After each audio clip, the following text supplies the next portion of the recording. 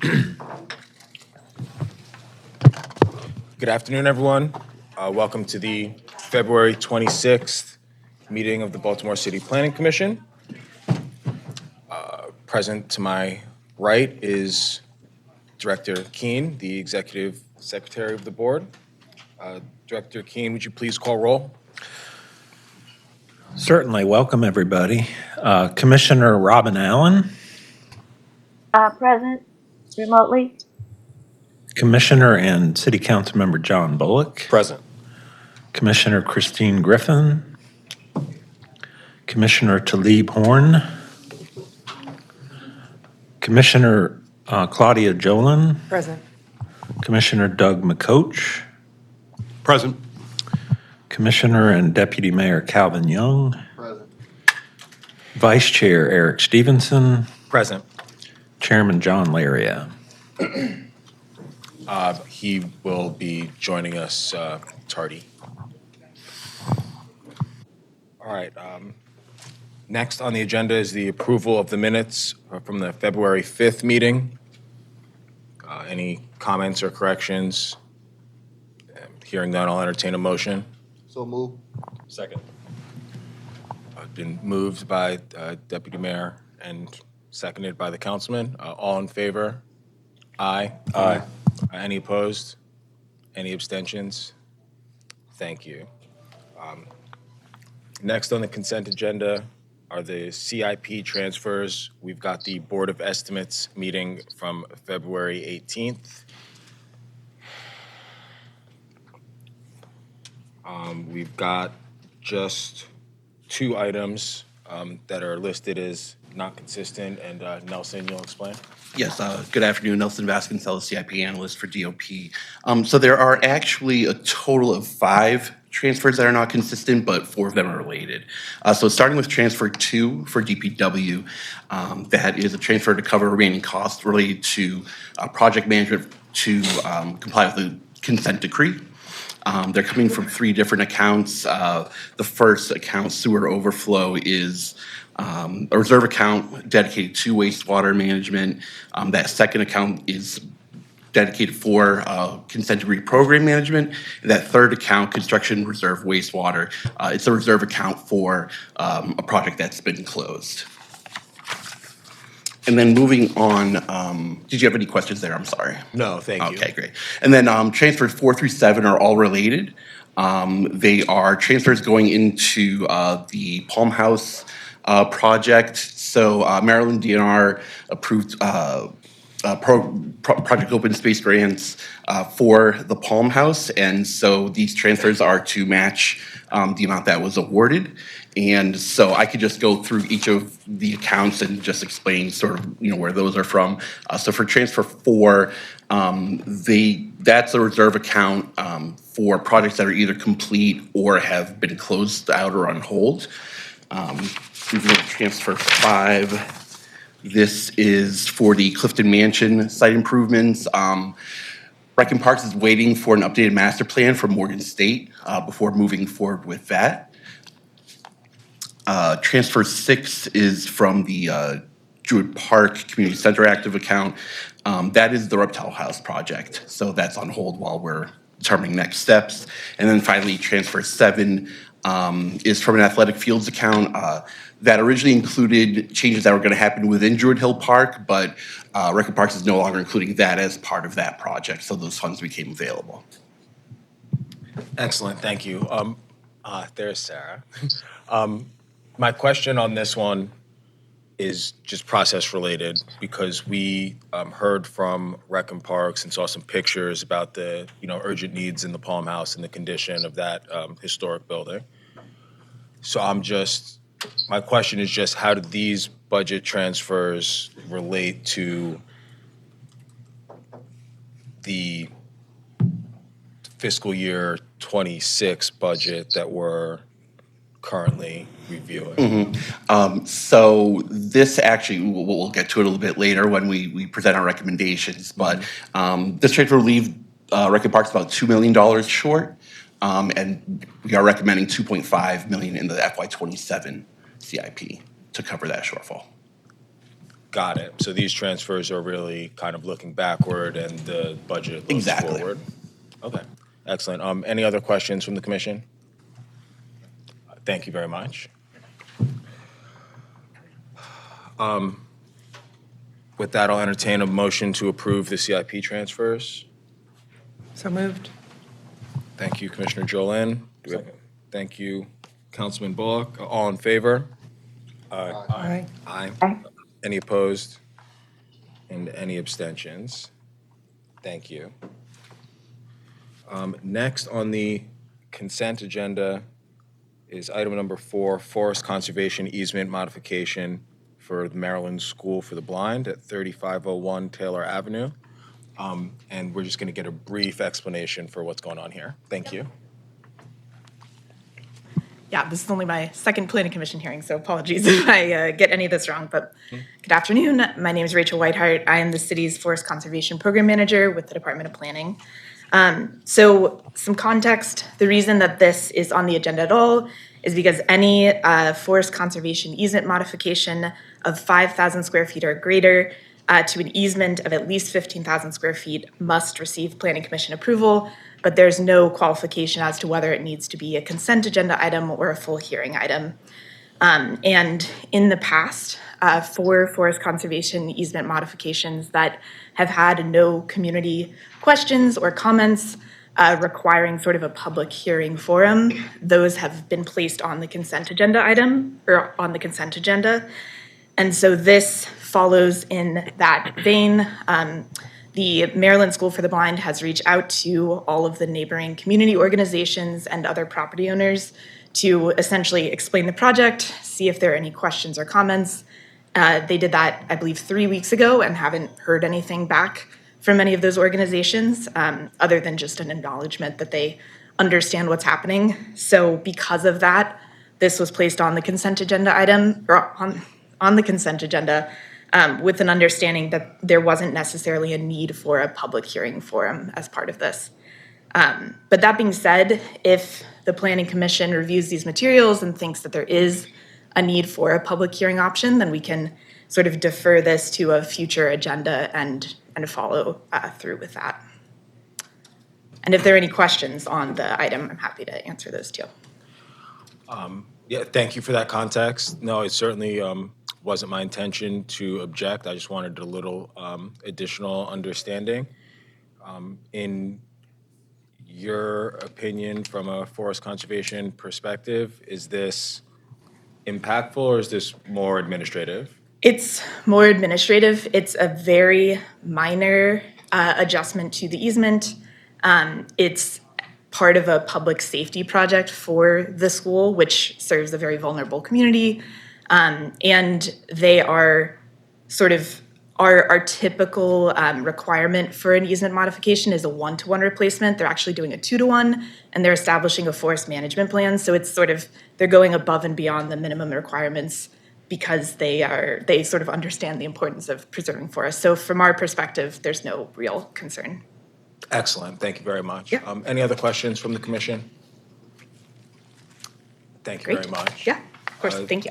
Do we have a motion to approve the consent agenda item? So moved. Thank you, Commissioner McCoach. Second. Thank you, Commissioner Jolin. All in favor? Aye.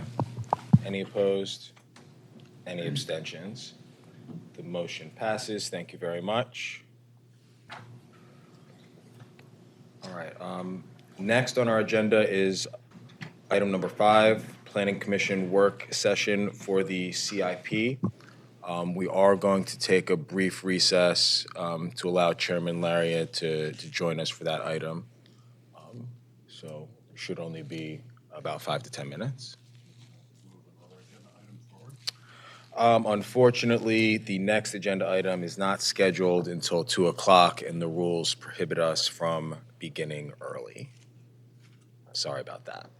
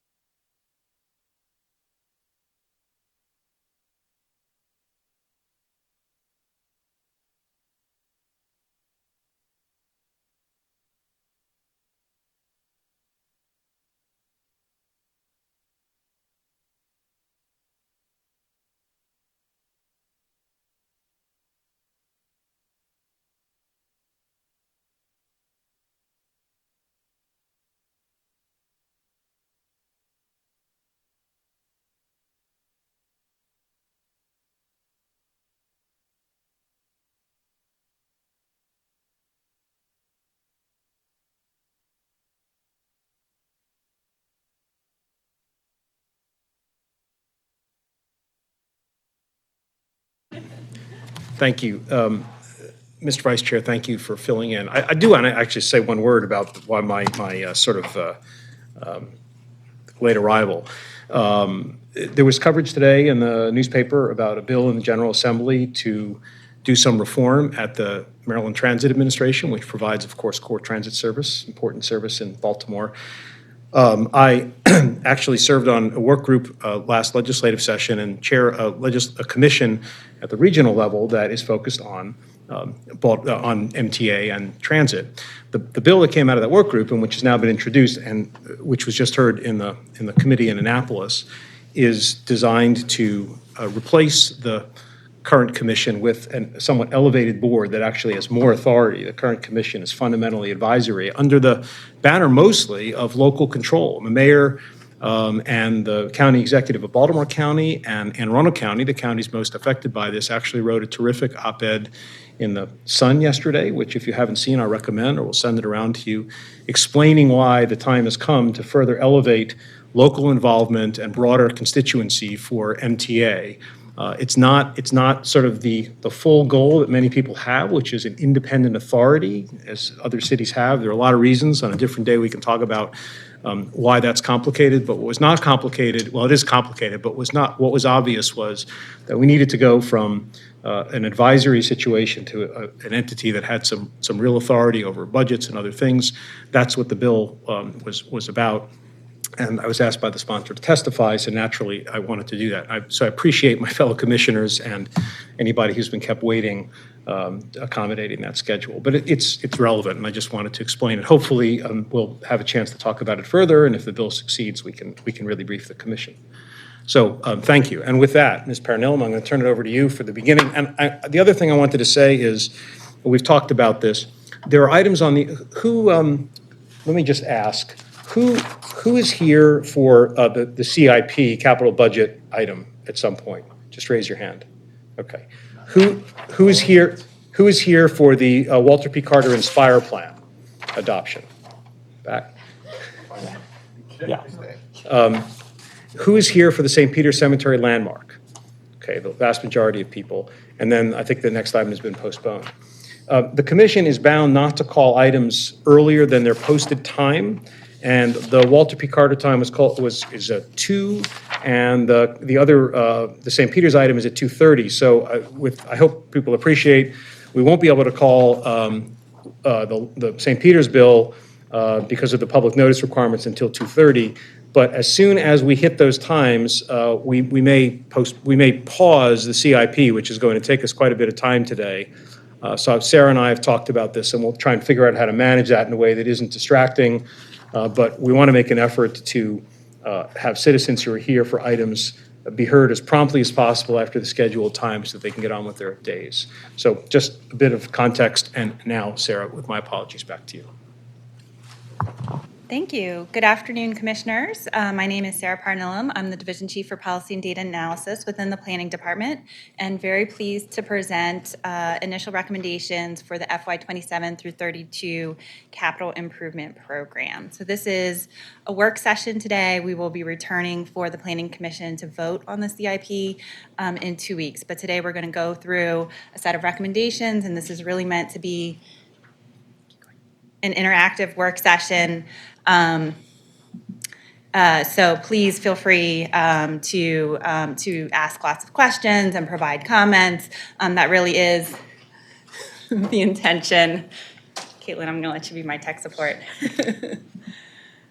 That really isn't the intention of today. So there is no vote today. This is really meant to be a true working session. We good? Yes. All right.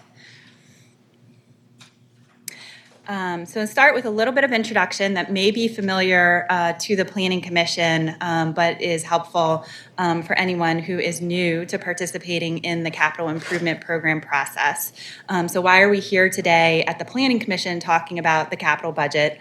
That is because the city charter requires the Planning Commission to annually submit a recommendation for a 6-year capital improvement program to the Board of Estimates. So this is where the development of that begins. And we do prepare every year a 6-year program, and then the first year, the budget year of that 6-year program becomes the basis for the capital component of the Ordinance of Estimates, which is the city's budget. So that includes both the operating budget and the capital budget, and that is adopted every year by the City Council. So that first year really does get allocated into the city's budget. The Board of Estimates has identified some project requirements for capital projects. Essentially a capital project is a physical betterment or improvement or any studies, related to those physical improvements. And then there's a few things that a capital improvement is not. So it's not improvements costing less than $50,000. It does not include in the City of Baltimore vehicular equipment. It doesn't include repairs or maintenance costing less than $100,000 or that are emergencies. And it only includes salaries that are directly related to delivering capital projects.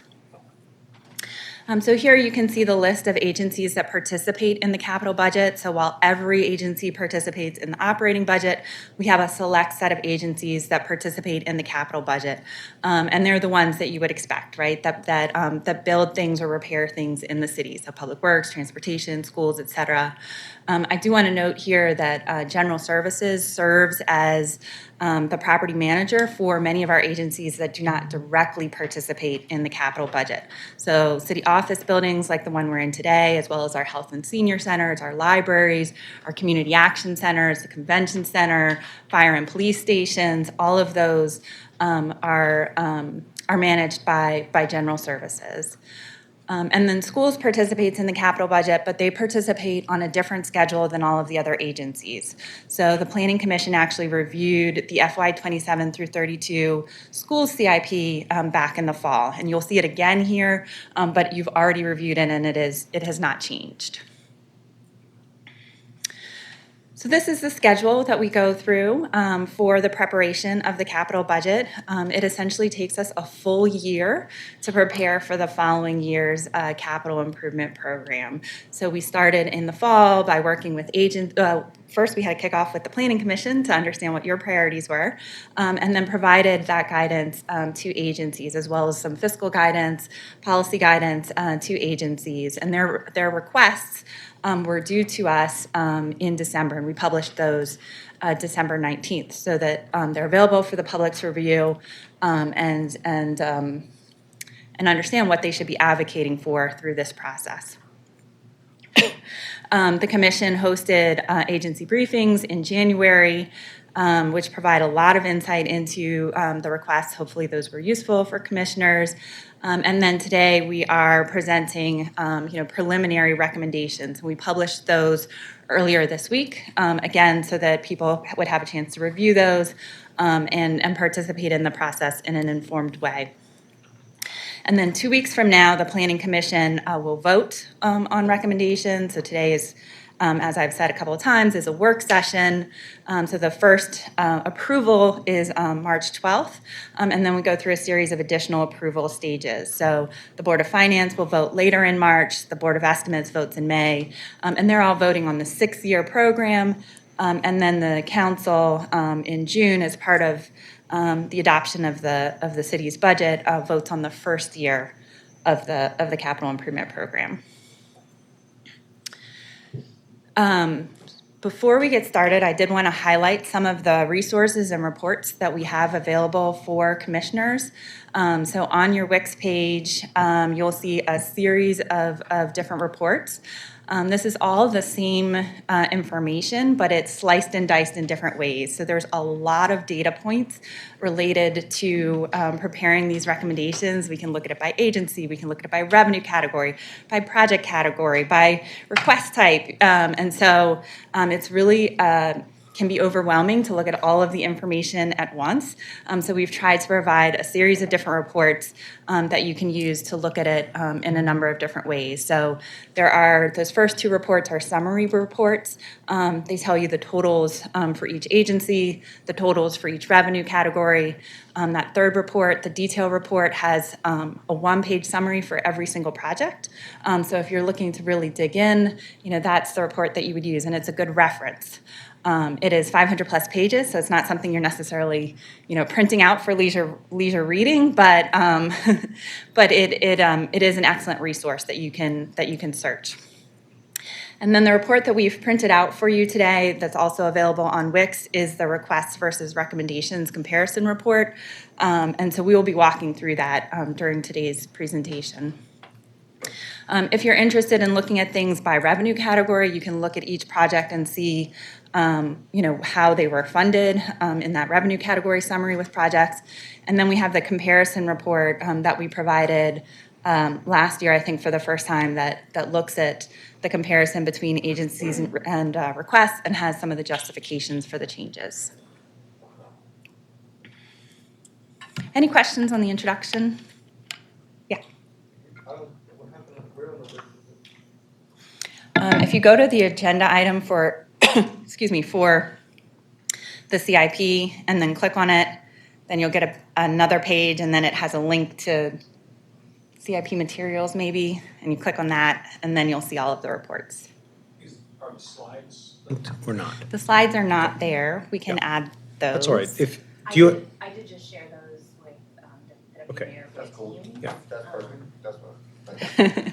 I think you're just having a problem seeing the screen just because of the links that she was just talking about. yeah, the links are all there, but the slides, great. I got it. Yep, thank you. Good. Thank you, Ms. Odette. All right. So next we're going to talk a little bit about the policy framework that we use to prepare the FY27 to 32 recommendations. So a little bit about the approach that we use to preparing the CIP.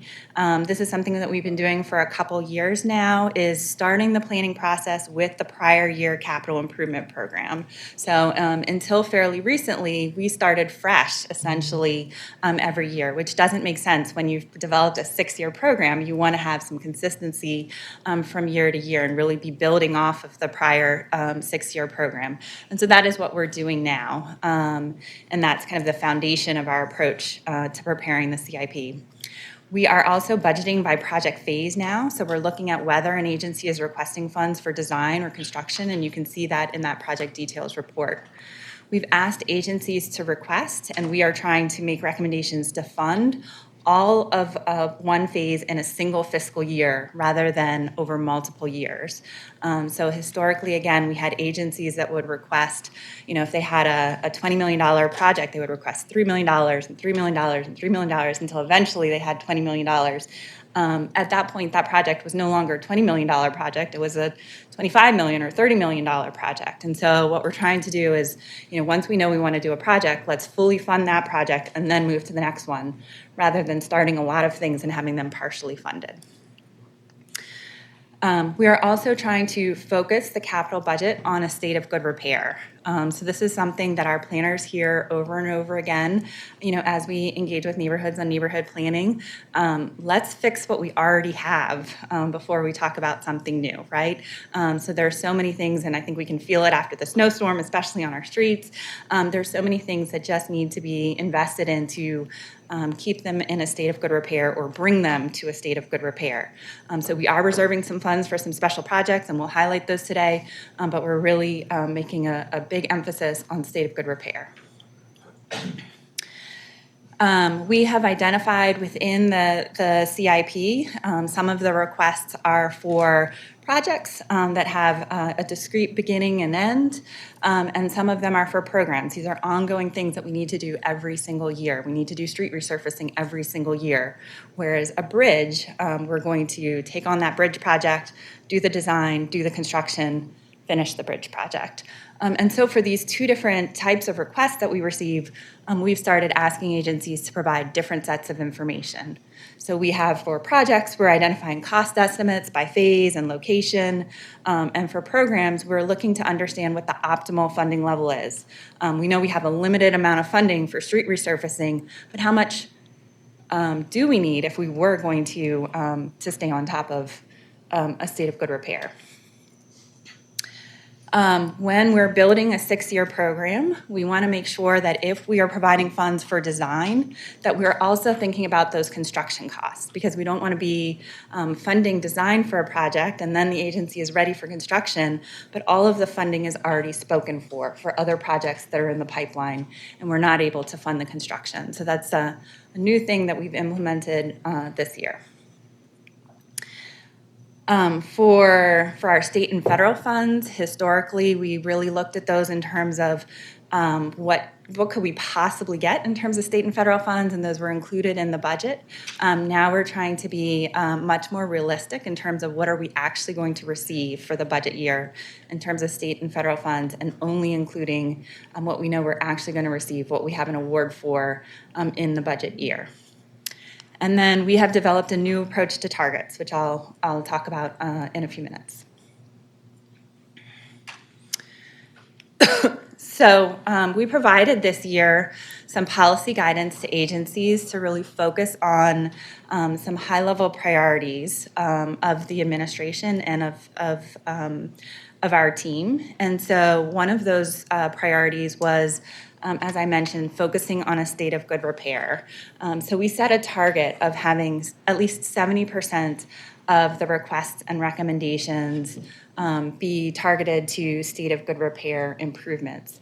And you can see here that for the Department of General Services and for the Department of Public Works, in terms of the percent of the number of projects, we were pretty much right at that 70% target.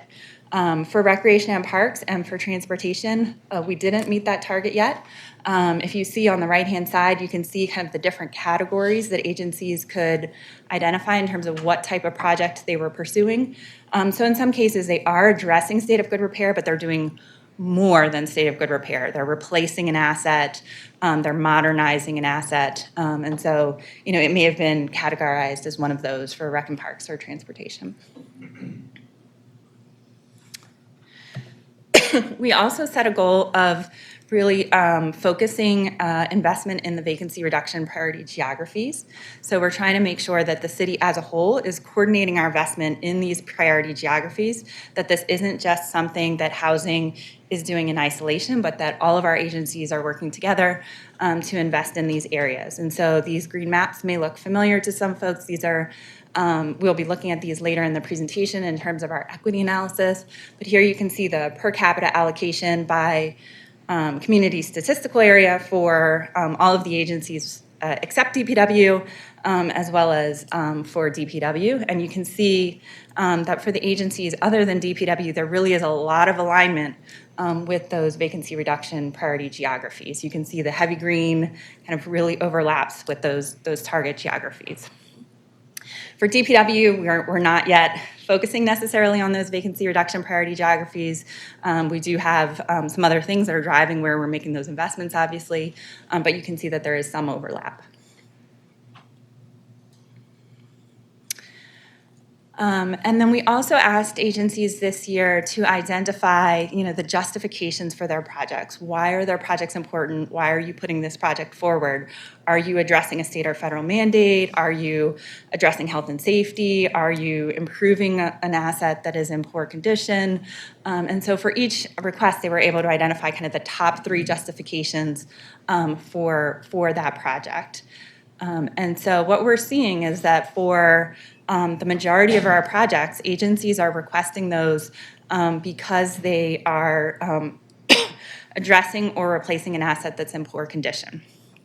And so, when we were looking at the kind of the other way of looking at state of good repair, we had some lower numbers, but here you can see even where they haven't identified the purpose of state of good repair, that is indeed, one of the top priorities of why an agency is pursuing a project is because there's a need to address the condition of the asset.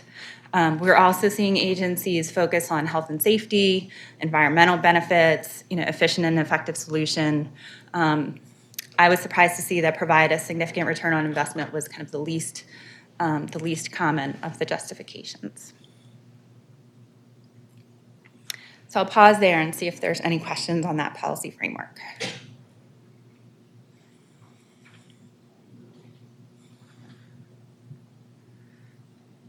All right, and we'll talk about source of funds and then it'll be 2:00 probably. I think what we're going to do is, we're going to wait till 2:30 so that Okay. we can take care of the folks who are here as quickly as possible. So the folks who are here for the cemetery item. And then we'll do take that block. Then we'll do the Walter P. Carter Inspire Plan. And then we'll be done with the regular items and we'll come back to you. So we're not breaking it up too much. Sounds 2:30, so 2:30 is your target for, if that works. If it doesn't, works. yeah, okay. Yeah. Thank you. So if there weren't any questions on the policy framework, we can look at the source of funds. You have a question? Quick one on the prior slide. Yeah. Excuse me, the one before this one that listed the criteria. How do you go from subjective to quantitative on these questions? Do you have a black box and, people are putting in codes and it's coming out with some sort of prioritization? So agencies are self-identifying when they make their request up to 3 of these justifications for their project. And then we looked at the dollar amounts for each of those, each of the justifications and looked at which ones had the highest occurrence. The human algorithm.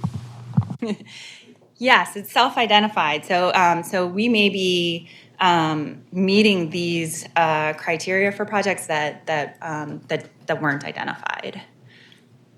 And we were just looking at the top 3. So some projects meet all of these criteria, but we asked agencies just to identify the top 3. Thanks, Sarah. I think it does also beg the question, how were the project justifications sort of determined? Is it like based on the mayor's priorities or some other sort of assessment? Yeah, so we used to use the same set of criteria for evaluation criteria for the Planning Commission. So trying to remember how long ago it was now, but we had some sessions with the Planning Commission at the time. This was maybe 4 or 5 years ago now, as well as some focus groups with members of the public. I think they were Planning Academy alumni mostly, to really look at what should be the criteria for prioritizing capital projects. And so we've had those as evaluation criteria, and then this year we shifted to having agencies identify them as project justifications. But we're happy if there's interest in looking at this list again. If there's anything that we're missing or things that should drop off, we're certainly open to that. Well, I think it sounds like the folks who did it put a lot of energy into it. I do think the administration is going through the mayor's priorities from the first term and what it should be for the second term, like right now. Mm-hmm. So it does present an opportunity for us if we wanted to dovetail to see if there is anything, any synergies to how we should change the justifications that would align with the administration. But I think generally, I think these do align with, it's very good, but we could take the time to see if there's anything that we want to change just based on what those changes may be from the administration. That sounds good. All right. So in terms of looking at the sources of funds that make up the capital budget, we organize them into several different categories of revenue category. So we have federal and state funds, we have highway user revenue, we have some funding sources that are discretionary at the local level. These are our most precious resources because we have the most flexibility for those funding sources. And then we have utility revenue revenue that is restricted just to the utilities. So those are for water, wastewater, stormwater, utilities, parking authority, and then a couple of things that fall into the other category, which they just don't fall into any of these. So here you can see the recommendations for all 6 years, across these categories. For anyone who wants to look at the specific numbers, I find it easier to look at it visually. So these are those same revenue categories, just looking at FY27. So in the greens, you can see all of the different revenue categories that are restricted for the utilities. So the revenue bonds, the county grants, these are the contributions that we get from other counties towards water, wastewater, and stormwater. And then the utility revenue. Those are completely restricted. We can't use them for any other types of projects. We also don't use our other revenue sources for those projects, so they're walled off. In the blues, we have our federal and state revenue categories. So this year we have an outsized proportion for federal grants. This is largely because of West Baltimore United. So that's what's largely driving that there. But these are also restricted, right? So we don't get funds from the federal and state level that say, here's a check. You can use it to meet the needs that you have. Those come in and they're restricted for federal highways or for program open space or for CDBG, something like that. In yellow here, you'll see the highway user revenue. So this is an important source for our transportation funding. It is restricted just to transportation-related projects. And then in the purples, these are those local discretionary funds that we have available to us. And so we have the general obligation bonds, which this commission is very familiar with. We went through the loan authorization process in the fall. So those are at an increased level for the FY27 budget compared to what it has been historically. And then we also have general fund revenue. And the general fund revenue, is typically kind of the baseline is about $15 million a year. So we have some one-time funds available for general funds this year. So it's very exciting. So you see that's $109 million for general funds for FY27. I just want to highlight that. So I want folks to understand that there's a bump this year in our ability to do some things, which we'll see, or you have seen, depending on how much of it you've reviewed in detail, because of this one-time infusion of funds, correct? And we want to use them because they are a one-time infusion of funds. We want to make sure that we're using them for things that are not going to require us to then have to spend more money the next year, which is often the problem with this process, which is that if you put money in year one and it's not going to get done in year one, then you're potentially obligating yourself or leaving people hanging. So I just want the commission to because what I'm trying to do, I guess, to some extent, is to surface like the most essential facts as we go forward, because there's a lot here. And so I'm highlighting for everyone that one of the important facts as we figure out how the money the recommendations actually work and get distributed is the fact that we do have a one-time source, if you will, that allows us to do certain things, which is terrific. And you should feel free to, Ms. Parnellum, to edit my remarks if I get that wrong. No, you're absolutely right. I was trying to see if I could figure out how to use a pointer. So this shows that maybe a little bit visually. So in the dark purple, kind of the base here, if you will, for those local discretionary and for the highway user revenue funds, you can see the general obligation bonds, and they just gradually step up every 2 years, right? So we're very methodically working with finance as part of the 10-year financial plan to increase the levels of GO bonds, with every loan authorization. So that's really exciting. You can see the difference between 2025, just a couple years ago, to 2032. It's more than doubled. And I'm sorry, I'm just trying to lead the witness a little bit here. Why do we have the extra money this year? So as part of the loan authorization, we increased the level of borrowing that we're authorizing.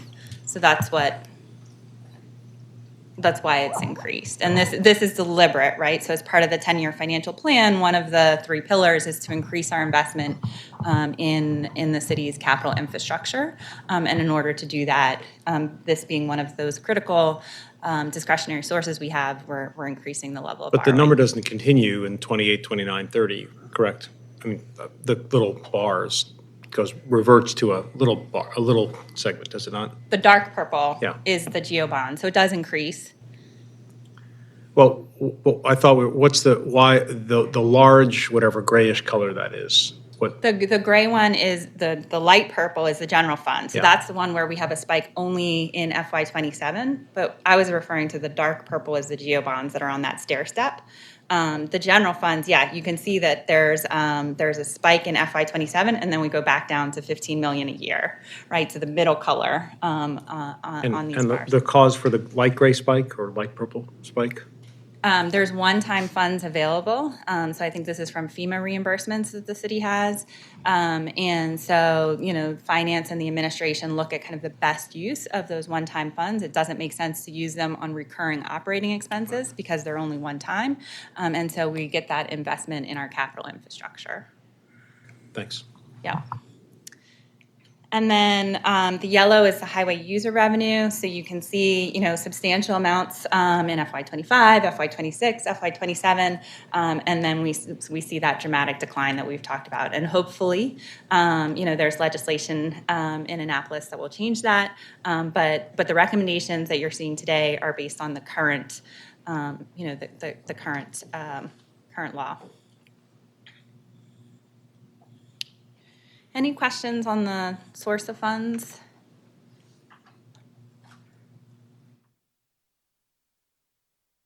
All right, let's talk about the uses of the funds. So these are the recommendations by agency.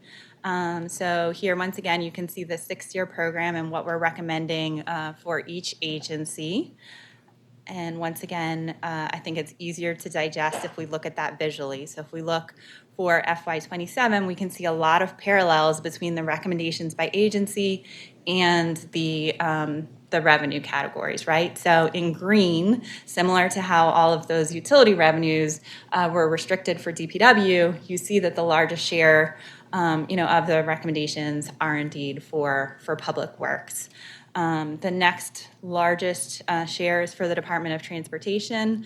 We saw the highway user revenue was a substantial portion of the revenue category chart, as well as federal funds, which most of those are for transportation projects. And so, we would expect to see transportation as the next largest proportion of the capital budget. Similarly, the Department of Housing and Community Development has access to federal funds as well as local funds, as well as some state funds, and so that's the next largest share.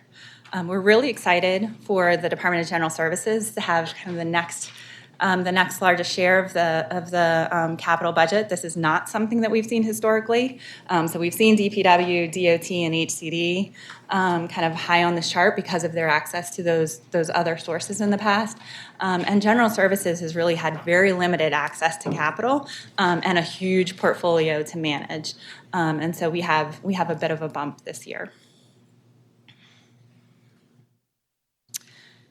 So what we were looking at on the previous slides was the total recommendations by agency.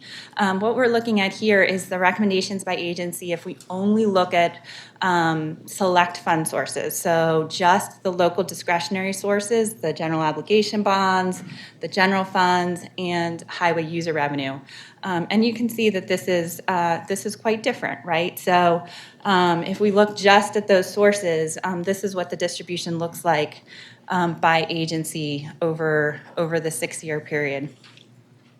And so you can see a couple of different things here, right? You can see how the agencies compare to each other. You can also see how the agencies vary from year to year.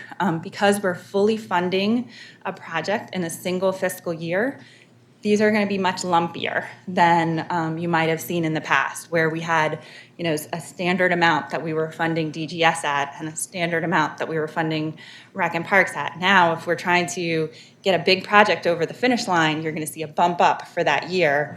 And then the next time there's another big project, you'll see another spike. And so you're seeing some of those spikes with DGS here, for example. For transportation, you see that, FY27 is a very high number. That's driven by West Baltimore United, and that's driven by the highway user revenue levels being much higher. And then when those two things are not in the budget in FY28 and future years, you can see that the recommendations for DOT plummet.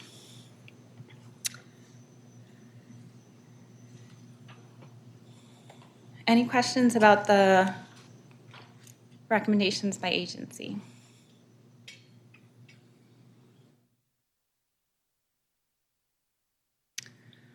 All right. So next we're going to talk a little bit about a new approach that we took to handling the requests this year. So we, instead of just giving agencies a target and saying, you can request up to this amount of funding and give us what you have. We asked agencies to segment their requests into 3 categories: base budget requests, special project requests, and additional priority requests. So I mentioned that we used the last 6-year program as the starting point for this year. And so when we started the process, we marked everything that was in last year's program as either base budget or special project. So anything that was already recommended for funding, we were assuming, unless something disastrous happened, we would have funding to be able to continue those recommendations this year. And so we marked those as base budget if they were kind of a typical amount of funding for that agency, or special projects if it was one of those large projects that was resulting in a spike for that agency for that particular year. And we assume that those things are going to be funded. Now, agencies could swap those out. So maybe, one project is no longer a priority and something else is more urgent. They might swap those out, but the totals needed to be the same. And this is particularly for the general obligation bonds, the general funds, and the highway user revenue. We wanted to have more insight into what the agency's needs were. We didn't just want to take last year's program and bring it forward. We wanted to see what other needs the agency has, what are other priorities that the agency might put forward if there were going to be additional funds. And as it turns out, there are additional funds for FY27, so it's really, really helpful that we invited agencies to submit some of those additional priorities. Are other people hearing that whistling too? Okay. Just want to make sure it wasn't just me. So we invited agencies to submit what we called additional priorities for up to 50% more than their base budget. Because when we give agencies just a target level, all that we are seeing, all that the commission is seeing, all that the administration is seeing or the public is seeing is a limited set of requests. But we know that the needs, all of the potential projects that the agency has, are much greater than that. And so what we're trying to do is get more of a window, maybe not into every single project that an agency needs, but into a much larger universe of what their needs are, so that we can use that to help make these recommendations. And so by allowing agencies to submit those additional priorities, that gives us that additional insight. So we have those included here. If you look at the request, you can see all of those additional priorities. We don't expect that we can fund those additional priorities. So except for the one-time general funds that we just spoke about, essentially we have the same amount of funding that we had in last year's program this year. So everything that is an additional priority, the baseline starting point for us in preparing the CIP is that none of the additional priorities are getting funded. All of the base budget and special projects are getting funded. So that's really important as we go through this process. The assumption is that if it's base budget or special project, we have funding available for that as long as it's something that makes sense, that is still a priority. If it's an additional priority, we have to find funding for it. So it's either coming out of those one-time funds or we're cutting something else in order to make it fit. So we're not cutting the additional priorities, if you will, we're adding those in to the program. So I want to show you what that looks like in terms of numbers. So these are the base budget recommendations by agency. And if we compare those to the 6-year requests, we can see that they're almost identical, right? So if you look agency by agency, the requests and the recommendations across the 6 years for the base budget are almost identical. We made very few changes in terms of the dollar amounts for those requests. And here you can see the recommendations for special projects. This is how we get those spikes that we saw. So when an agency has special projects, we'll see that the recommended funding for that agency, spikes up. In years where that agency doesn't have a special project, you'll see that the total funding for that agency is likely to be lower. And we'll walk through, what some of these are. But here again, you'll see that what we're recommending and what the agencies requested are almost identical for all of the agencies. You can see that the requests and the recommendations match each other. Where the real difference is for the additional priorities. So this is what we're recommending in terms of additional priorities. This is where we were able to fund something, above and beyond what was in last year's program. And you'll see that these are concentrated in FY27 because where we have the additional resources is in FY27. So where you see some of these additional priorities being funded in some of the future years, that's really because we were able to move something else forward and fund it in FY27, and then that freed up funding, in one of those future years. But by and large, that the additional priorities are really focused on what we can do in FY27. And so here you can see that there's a lot of difference between what agencies requested and what we're able to recommend. And so again, don't think of it as we're cutting things that an agency requested. Think of it as an opportunity to fund things that an agency put forward as a potential project. Did you have a question there? No. You were reaching for your I microphone. was. so- No, I was. I'm still thinking. Go ahead. I have Okay. a quick question, Sarah. Yes. So for the additional priorities, I know, obviously not all of them got selected for each agency. How did those, so if they submitted 25 additional priorities and 6 got funded, how were those chosen? Did the agency rank them, or how were they selected over others? Yeah, that's an excellent question. They did not rank them. So we worked with the agencies to understand kind of what their needs were, and through the presentations that the agencies gave to Planning Commission, meetings that we had with them internally, discussions with the administration, planning efforts that we're involved with, we use all of that information to put forward these recommendations. Let me, this is sort of where I was headed, Commissioner. And maybe you should explain this now. We've spoken about it separately. Maybe there's a better point to explain it. But in a number of instances, it's not a question of like, you think this is a good idea, we don't think it's a good idea, we think this is a better idea, you should do this. It's more complicated because in a number of instances, a 6-year request might require funds this year and also in the subsequent years. And the sort of luxury we have this year, if you want to call it that, is a this year only thing. So since the principle is we don't want to give people money for something that can't get done this year or that is going to require money in future years that we may not have, there may be a perfectly fine 6-year request. It's not that you're deprioritizing it. It's that it's not responsible to fund it. And so that, I think, is one way, my sense is one way that you may have made some choices in those additional priorities, including, and I think this is right, but make sure, including in some instances where you have even overfunded beyond the request in FY27 because you thought we do have some money in FY27 and rather than recommend against the project, it's sort of like, we have a better idea. Let's do the project, but let's do the project by giving you even more money than you asked for it in FY '27, with the hope that the project just gets done, and then we can worry about the future years and the future years. Is that accurate?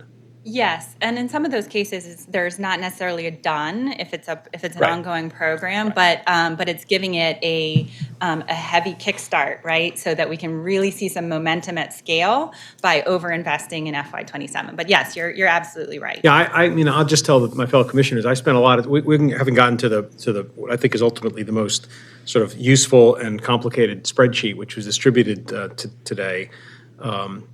But I was originally, my original questions to Sarah were, did you not like this? Did someone not like this idea? Like, did we de-emphasize this? Did we say that's a bad idea? And the answer is, no, it's, you really have to look at them project by project and look at the way the money was requested, because an FY '27 dollar isn't the same as an FY '28 dollar or FY '29 dollars. You have to think of them as different buckets. So, I'm just encourage you to think about that. And there are some examples I think that Sarah will give us where I've asked her some questions about, well, why did this, why did we put money in this? Why do we move money here? Why do we take money out? And they're not value judgments about the things. They're recognition of what the things cost and the way the money intersects with the projects. It's taken me a little while to get my hands around this, and perhaps you all be quicker than I was, but just trying to, Okay, thanks. All right, we're inching towards the spreadsheet, but a few more slides before we get there. So I wanted to give just some highlights, which are on the spreadsheet, but just to highlight some of the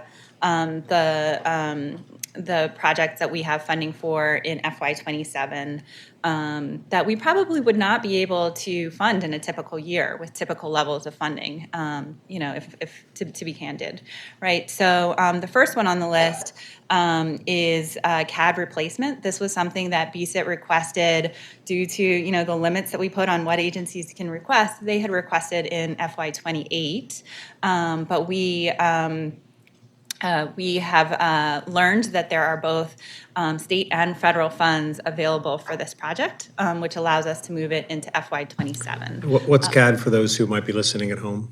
Computer-aided design. It's for public safety. I think it's deployment, Deployment, sorry. because it's for fire. Okay, thank you. It's like the Computer-aided design is a different meaning of CAD. Sorry. Thank Just you. for the people, because they probably didn't hear me, I think it's deployment is the D, because it's for fire and the deployment of like the fire trucks and medics and EMTs, et cetera. So making sure that things get to the right place at the right time, what's that sort of stuff, knowing where the equipment is and that sort of. Exactly. No, in real time, the chief can see in real time where all of his pieces of equipment and staff are around the city. Councilman, did you want to add anything? I was just going to say, when we talk about dispatching the equipment, and again, there was an issue over the summer when there was a challenge between the police and the fire being able to maintain that. So again, it's important to invest in that. Yeah. Dispatch. Okay, so the consensus Three is of the D us, is but for we dispatch. Thank you. Thank you all. Sometimes it takes a village. So Yes. we got there. So it's critical, obviously, and so we're very excited to be able to fund that in FY '27 rather than having to wait until FY '28. We also have $7 million in funding for youth sports complex. This is something that the mayor is really excited about. Recreation and Parks, I think, is really excited about developing a multi-sport indoor youth sports complex. The intention, I believe, is for this to go at the site of the Thurgood Marshall school that's being surplused. And so these funds are to demolish that building once the surplus occurs, and to begin developing the concept for the youth sports complex. Charm TV Incubator, this is one that the commission heard about during the agency presentations. So this is $7.4 million to close the gap for Charm TV Incubator. And then we have $7 million for Downtown Rise. And so Downtown Rise is a nearly $7 billion vision built on the pillars of economic development, infrastructure, arts and culture, and public safety. And BDC is the lead implementing partner for the economic development pillar. And so this is towards that initiative. I'd be happy to ask this later, but I mean, I think this is a good list of sort of like hot topics, right? Things where I think people thought we should really put some resources towards this. So I just wonder on Downtown Rise, and you may not know it now, but I know we're not approving specific expenditures, which is perfectly fine. But do we have a sense of what the Downtown Rise priorities are? I mean, we got $7 million built up from something that said we need $1 million for this and $1 million for that, and I just wonder if you could just get back to us with some insight. Yeah, I don't think it's built up from a list. There is a plan that is much bigger than this, and so this is kind of putting some resources at a significant scale to get started. Yeah, I mean, I asked that question in part because the commission approved Downtown Rise only recently. I feel like we have some ownership. We've asked Downtown Rise to come back to us I forget where we are in that cycle, but soon enough, they'll be back to talk about the implementation. I think they call it the tactics table at the end of that plan. So I just don't know whether this is addressing those things, which folks may remember who were here as kind of was a list at the end of, I think it was like 38, something like that. Remind me, Caitlin Odette is the expert on Downtown Rise. 38. So 38 items versus other stuff. So it would just be great if we could get an understanding. And I'm not asking for like it doesn't have to be these 12 projects, each of which costs exactly this amount, but I'm kind of curious to know where we're looking. Did you want to add anything, or we'll follow up on that? Okay. Great, thank you.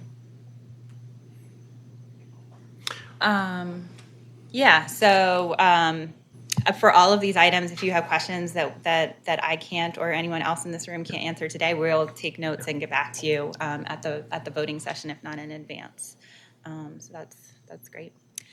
And then the next item is also for BDC. This is an economic development fund for $12 million. So I believe this was referenced in the agency briefing. The idea is to have a flexible capital tool that BDC can use to make investments and really become a revenue generator rather than necessarily participating as a recipient of funds, at some future point. So this is funds to kickstart that fund that would allow BDC to make those investments. I think of it sort of like a Shark Tank model, if you will, where they're investing in projects and having a stake in those and generating revenue that way. The next item is the Northeast Police District Station replacement. So in keeping with our policy of trying to get things fully funded, these are the last of the funds needed. We didn't have that policy in place when we started funding this project, but this is the last of the funds needed for construction of the replacement station that's in design now with previous funding. Similarly, Western Sanitation Yard renovation is also in design now, also has prior funds. This was a request for future years, but I think FY28, but because it is already in design and already partially funded, we wanted to bring this forward to FY27, and we did check with DPW. They can move forward with this. We have $6.5 million for affordable housing for Perkins Somerset Old Town, and then also $11 million for Southeast redevelopment. So this is also for Perkins Somerset Old Town to meet that federal obligation that we have. Can I just also say, I mean, again, this is just talking out loud so I can get my own thoughts in order about it. But what I'm trying to balance is the difference between like being planful and being opportunistic. And I guess being opportunistic, you can synthesize those because the idea is, well, we have a plan, we would like to do that, we can't do it, but all of a sudden we may have an opportunity to do it, or there's a reason to do it. But I'm just trying to keep track of, like, you know, why these things? And, you know, these are obviously, you know, by and large, I think, were presented. But now we're sort of saying, here's an opportunity. So, you know, there are so many angles on this about how we decide. So to the extent that you can help us, continue helping us understand, and I think what you're doing is great, sort of, you know, why this project right now, including describing, like, for example, you said, there's matching funds, there's funds, you know what I mean? That all of a sudden, that's opportunistic, something we need to do, and if we do it this year, we get sort of a multiplier effect, so we should make every effort to do it this year. And I know that there are categories of stories, there are probably individual stories for some of them, but where you can, if you can help us understand the backstory on some of those decisions, it would be Sure, useful. and in some cases, because there are available funds, additional available funds in FY27, it's really an opportunity to fund something that is essential that is not otherwise programmed. So in some of these cases, you know, the Northeast Police Station was already programmed. I didn't identify kind of on this list which ones were already programmed and which ones are kind of new this year. But the ones that were not already programmed, fitting them into the program in FY28 or 29 or FY30 is near impossible, right? It would require displacing something else. And so because we have an opportunity in FY27 with these additional funds without displacing anything to get these essential priorities funded, that is part of the equation here. Yeah, I mean, I guess someone could find an item in this very long budget and say that's a bad idea. I think I challenge most people to say that, because I don't think, it's hard to argue anything's a bad idea. It's just a question of allocation of resources. So, you know, it's hard to argue with any of these. The question is, you know, just helping us understand why this now is, for me, a very useful exercise. It is just about 2:30. Would it make sense for you to finish this slide? I don't know what slide is next. You can certainly have a few more minutes if you prefer. I'm finished the slide unless there are questions. There is another slide identical to it, but we can pick that up, you know, when we reconsume. So there's more budget highlights for FY27. Oh, I see. Good. Okay. But they'll take a little while to go through, so we can pause here. Okay. Does that make sense? Everybody okay with that? All right. So thank you very much. So what we're going to do is, trying to overcomplicate this, let's call the St. Peter's item, and then we'll. You want to go ahead and do it? Yeah, go ahead. Oh, you can. Yeah. Item number 7 on the agenda, City Council Bill number 260147. This is a landmark list item, St. Peter's Cemetery. If someone could turn those lights on too. I think we just never flipped the switch. Yeah, thanks.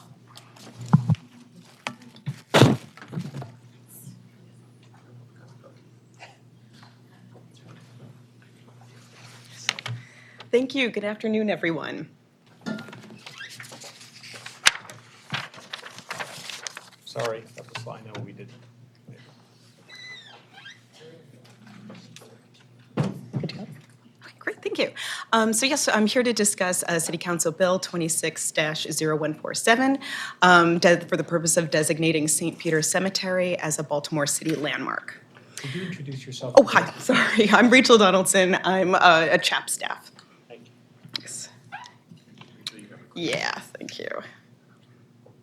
And the petitioner is Councilperson John Bullock. The owner is St. Peter's Cemetery and St. Peter's Cemetery Restoration. That's the owner on record. Western Planning District, and Tariq Bolden is the community planner. St. Peter's Cemetery is located in the Bridgeview Green Lawn neighborhood in West Baltimore. It sits on a higher elevation than the surrounding neighborhood, which is a common siting for cemeteries.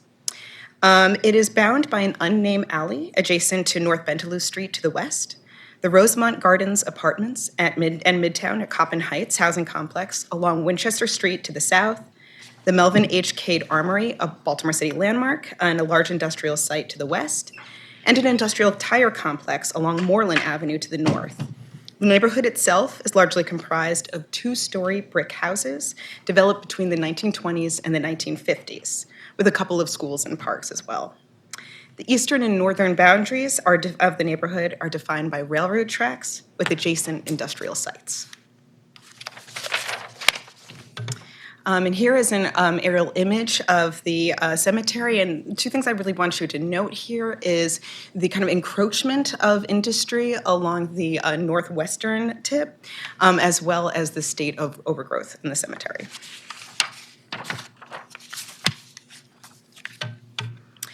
The boundaries of St. Peter's Cemetery have been chipped away over the course of the 20th century. And the first instance of land loss came in 1925 when the Board of Managers of St. Peter's Cemetery sold a portion of the northeastern edge of the cemetery to George W. Schoenhals, a major developer in this section of West Baltimore, who constructed 2 blocks of daylight row houses in the 1200 and 1300 blocks of North Bentaloo Street. And you can see this to the image on the left. That is from 1927, so right after the construction of those row houses. And the eastern edge of St. Peter's Cemetery is operated traditionally on a diagonal. So the tip of it, the northeastern tip, went all the way to North Bentaloo Street. So you can see how that was cut off. And in the image on the right shows you that in 1968, the Archdiocese of Baltimore sold 3.5 acres of land in the south and southwestern sections to Henry J. Knott, a private developer who constructed an apartment complex there. The agreement between the Archdiocese and Mr. Knott included the option to buy an additional 1.5 acres, which he subsequently did. The Warwick Arms Apartments was a lower-income development consisting of 164 units that was constructed in the original parcel, and that's now the Rosemont Garden Apartments that you could see along the southern edge. Now, despite the land loss, St. Peter's Cemetery still retains a strong degree of its historical integrity and association with its period of construction. So I want to give a little bit of a background of the historical significance and why this site is being designated. St. Peter's Cemetery is being designated for meeting 3 criteria of Baltimore City's CHAP's historic designation criteria. The first is association with events that made a significant contribution to broad patterns of Baltimore's history. Number 2 is association with the lives of persons significant to Baltimore history. And number 3 are sites that embody distinctive characteristics of a type, period, and method of construction. So established in 1851 by St. Peter the Apostle Church in southwest Baltimore, St. Peter's Cemetery illustrates key aspects of 19th century cemetery design. And it's really interesting because it kind of is at the nexus of 2 different periods of cemetery design, and it has elements of both. The earlier period was what's known as the rural cemetery movement, and cemeteries constructed in the rural cemetery ideal have like kind of a romantic landscape. They're kind of rolling hills, much more natural elements, waterways, things like that. So if you're familiar with like the Hudson River School of Art, like that style. And then you have a Gilded Age style that was called the lawn park ideal. And in the lawn park ideal, those kinds of natural elements fall by the wayside in favor of monumental statues.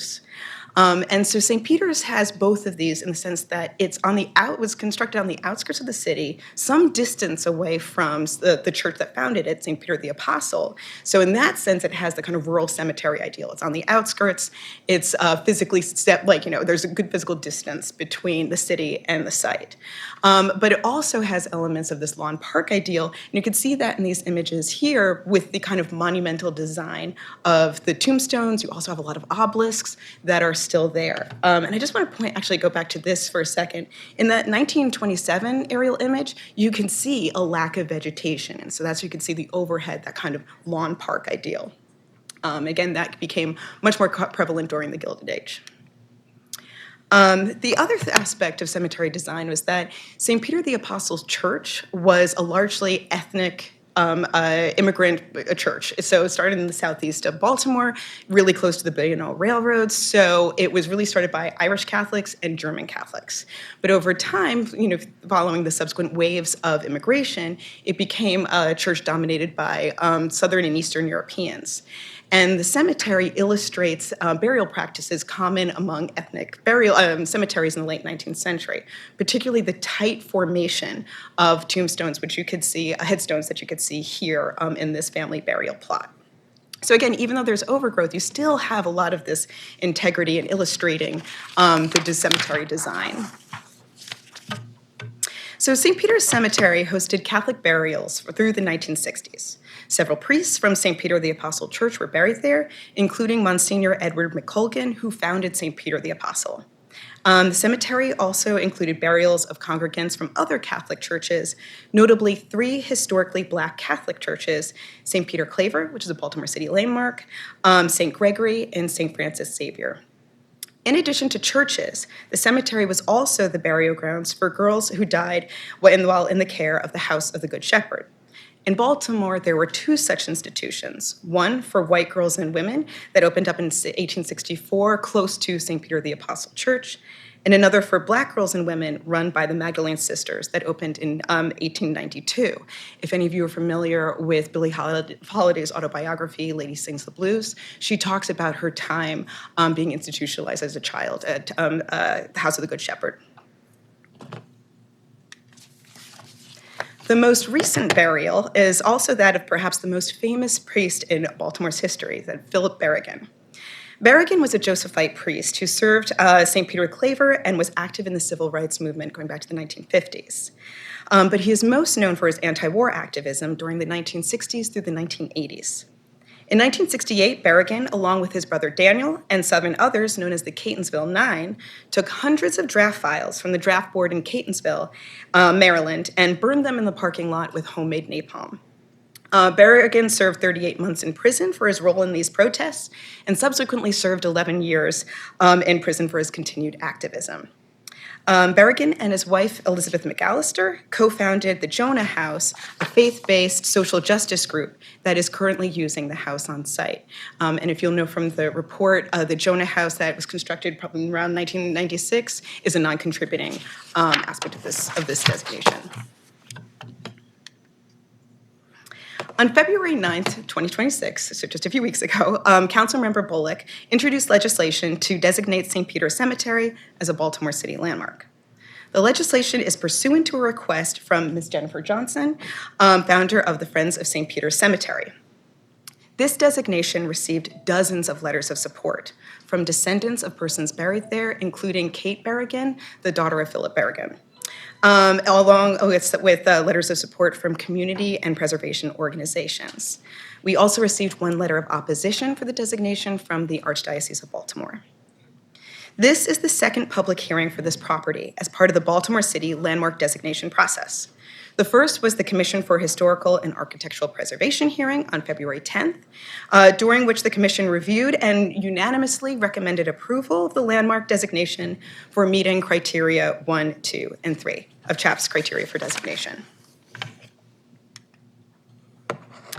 The crest also conforms to the goals and objectives of Baltimore City Comprehensive Master Plan. Specifically, Historic Resources Goal number 1, to expand the use of historic preservation programs and services across the city to revitalize neighborhoods and to better protect preservation programs and services across the city to revitalize neighborhoods and better protect more parts of our historic city. And Historic Resources Goal number 2, increase engagement with residents to tailor historic preservation programs and supports to community needs. This designation also satisfies the 4 elements of the equity analysis. And I want to run through these to give you a good sense exactly of how this fits all of these criteria. So in terms of the first one, a short and long-term impact on the surrounding community, the designation of this property as a Baltimore City landmark will have a physical impact on the surrounding community, as this designation generally results in the preservation of significant historic sites in perpetuity. It will also impede the encroachment of the property, this particular property, from adjacent industrial sites and lead to further efforts to rehabilitate the property, a fact that was noted during the public testimony during the CHAP hearing from a property owner whose house is adjacent to the site. It will also have an impact on Baltimore's existing patterns of inequality. Because St. Peter's Cemetery was an important burial location for Black Catholics in Baltimore, the preservation of it will help to address long-standing problems of neglect and destruction of Black burial sites that have occurred on both the local and national levels. And if you're look no further to the Laurel Cemetery, which is actually being considered for a National Register nomination, which we'll discuss at the next CHAP hearing.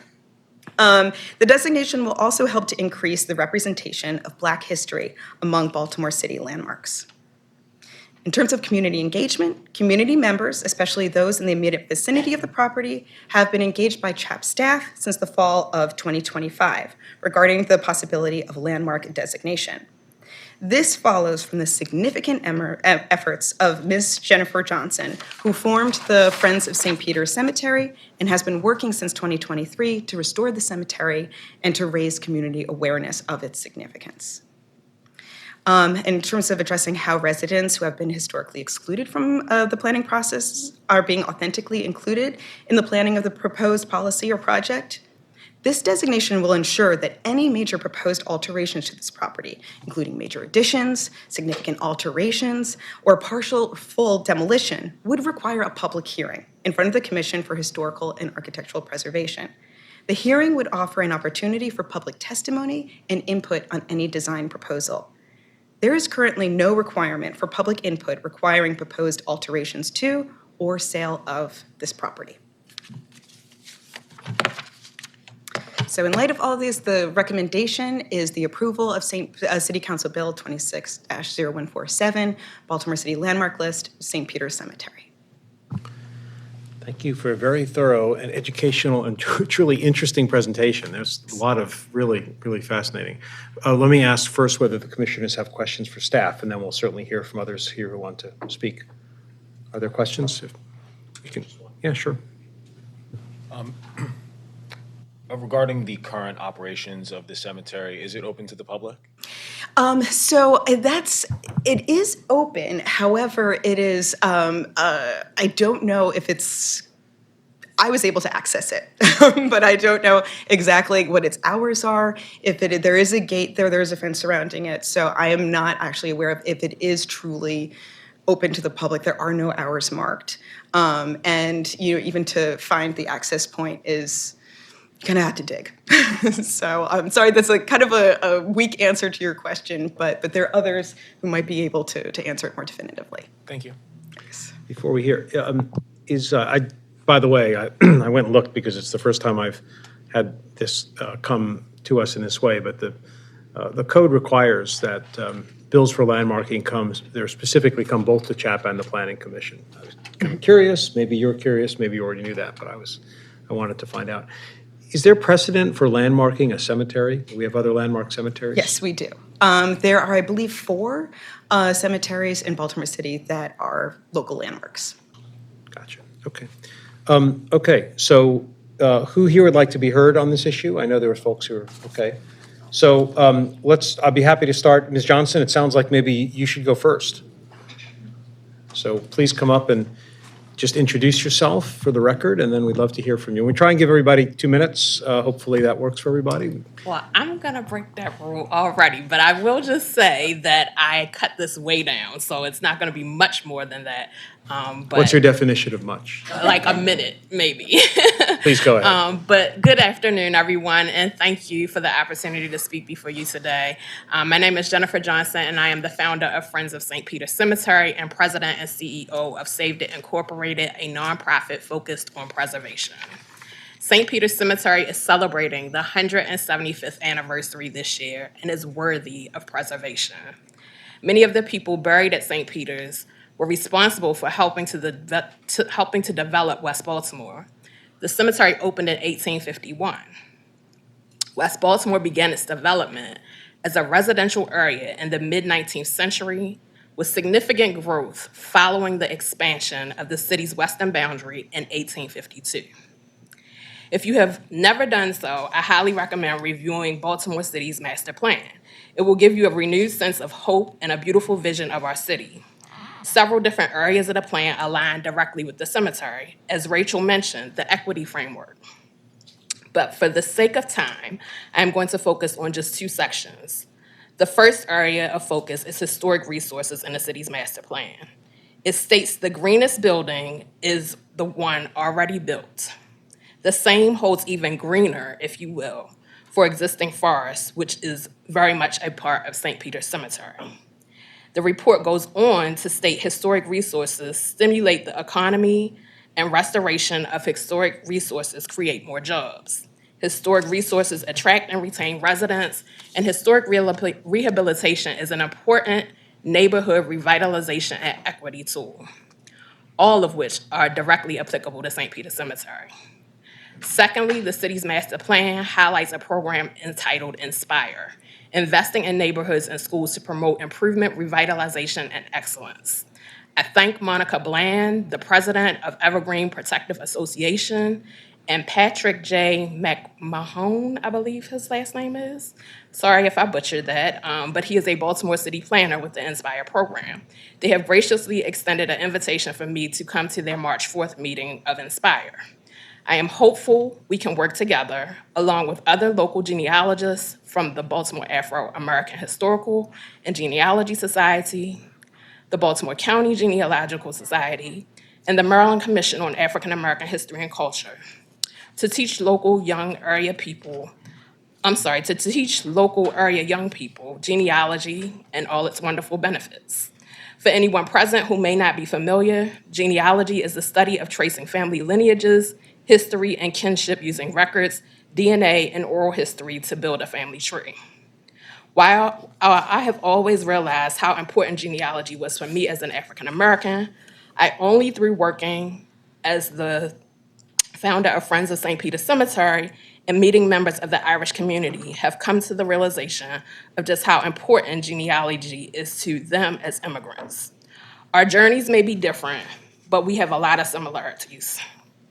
While Irish immigrants typically moved voluntarily seeking new opportunities or refuge or from the Great Famine, enslaved people, of which I descend, were captured, transported against their will, and considered property rather than people with rights.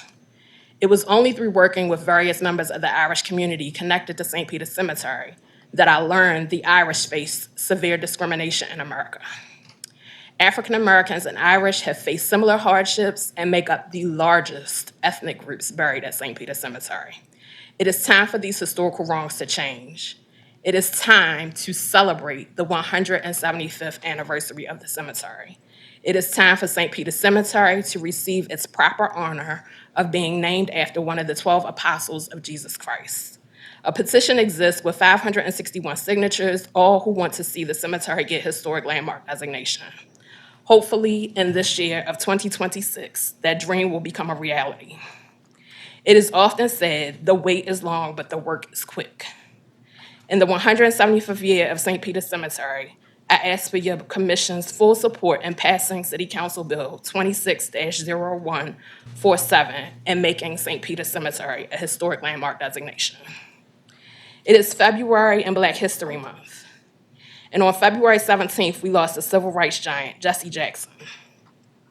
This morning, his visitation started, and a week-long services and 3-city memorial tour will kick off. I am going to close with words attributed to him, and also even more attributed to one known as, quote, the greatest, Muhammad Ali, who passed in 2016. If my mind can achieve it, and my heart can believe it, I know I can achieve it. Please make what is a dream for many in the descendant community a reality and make St. Peter's Cemetery a historic landmark designation. Thank you. Thank you very much. I'm truly in awe of the commitment you've made to this, and you barely went over the 2 minutes. So thank you very, very much. And, Thank you. I look forward to hearing from other folks. I do have one sort of technical question, which might be for you, might be for the staff. I can't think of any reason not to support this, but I'm just curious, why specifically? Is there a benefit that the cemetery will receive in some fashion? And what are we protecting it against, just so we understand? Truth.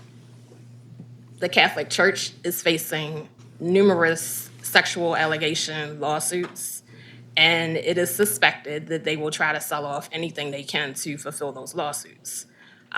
They are the only opposition to making a 175-year-old cemetery a historic landmark, and they are also mainly responsible for the neglect that exists at the cemetery. So, given their opposition, one can only suspect that there's not good intentions for the cemetery. Well, I certainly don't want to get into that, but I do want to ask, as a practical matter, is the cemetery fully used for burials? I mean, what value is it to anybody other than for the souls who are there and their descendants? Wow, you'll hear from many Okay. descendants today. Great. But it can be a living classroom. No, So I'm that- sorry, I meant what value is it that you're concerned that you need to avoid by landmarking it? I don't want it to be sold off. The Understood. church has already proven that they will do it. I thank the late Judge Thomas Ward, who was a very well-known and well-respected Irishman who blocked a lot of that, but Judge Ward is no longer here. And so I am, and many people with me, are standing here today and trying to make sure that this space is maintained and protected in perpetuity. Thank you. Did you have anything you wanted to add? No need, but if you have something, right. So yes, having a local designation is the highest form of protection that you have in preservation. So if you think about like National Historic Landmarks and being on the National Register, those only protect against action by the federal government. However, local designation, again, is the strongest form of protection that you can have. Yeah. The Archdiocese did have the property appraised in the late 1960s for the purposes of sale to not the developer. That is the only record that I could find of an official. They had the property as in whole appraised. They only sold off a portion of it, but there is a precedent for the potential sale of it. All right, thank you. I have Commissioner, yeah, please. Yes, question for you, please.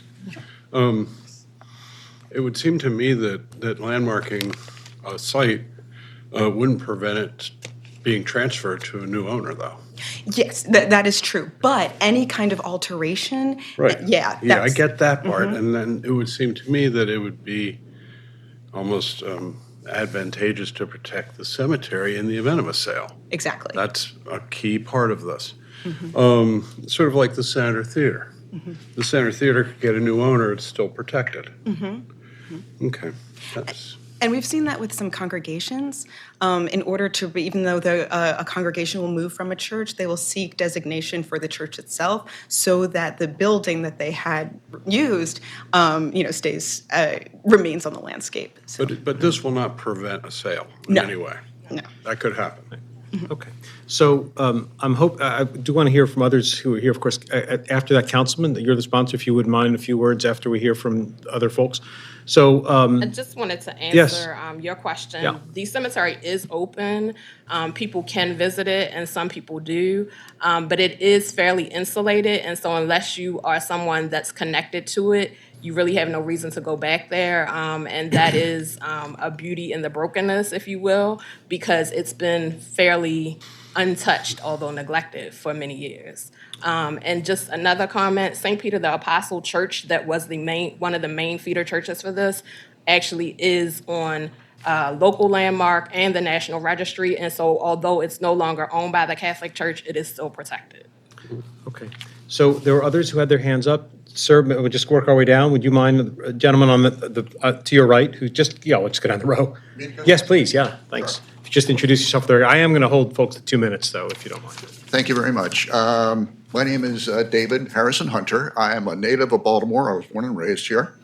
While I no longer live in the city, I still have family here, and I participate in local groups like the Friends of St. Peter Cemetery, Baltimore Heritage, Baltimore County Genealogical Society, the Maryland Genealogical Society, and the Maryland Historical Society. And I'm from a long line of proud Baltimore Catholics, all of whom helped build the city. These were all large families who I believed arrived here in wooden boats. I mean, that's been around for a long time. And they're all buried close by. I've often visited Baltimore cemeteries to honor my dead relatives, but I'm only going to talk about about a quarter of them, my paternal grandfather's family. My paternal grandfather, he is buried in New Cathedral. And unfortunately, at the time he was buried, my family and in-laws were unable to afford a marker for 6 of the 8 members there. But about 4 years ago, I discovered their graves. I wasn't aware of it until recently. My father was not very good about taking us to his family members. But I found the graves, and it was only because of his wife's sisters. They had small markers. Both of these had sunken and were in danger of being lost. Fortunately, when I contacted New Cathedral about it, they advised me that they were perpetual care would apply, and they fixed those. And shortly after that, one of my cousins and I basically paid to have a memorial made for my grandparents and my great-grandparents. Unfortunately, my grandfather's parents and both of his grandparents are buried in St. Peter's, which I've never been able to visit. One, because I'm not sure where the entrance is, how to find it, and it's not really marked on any maps. I only know of a location for 2 of these ancestors and a general location for 1.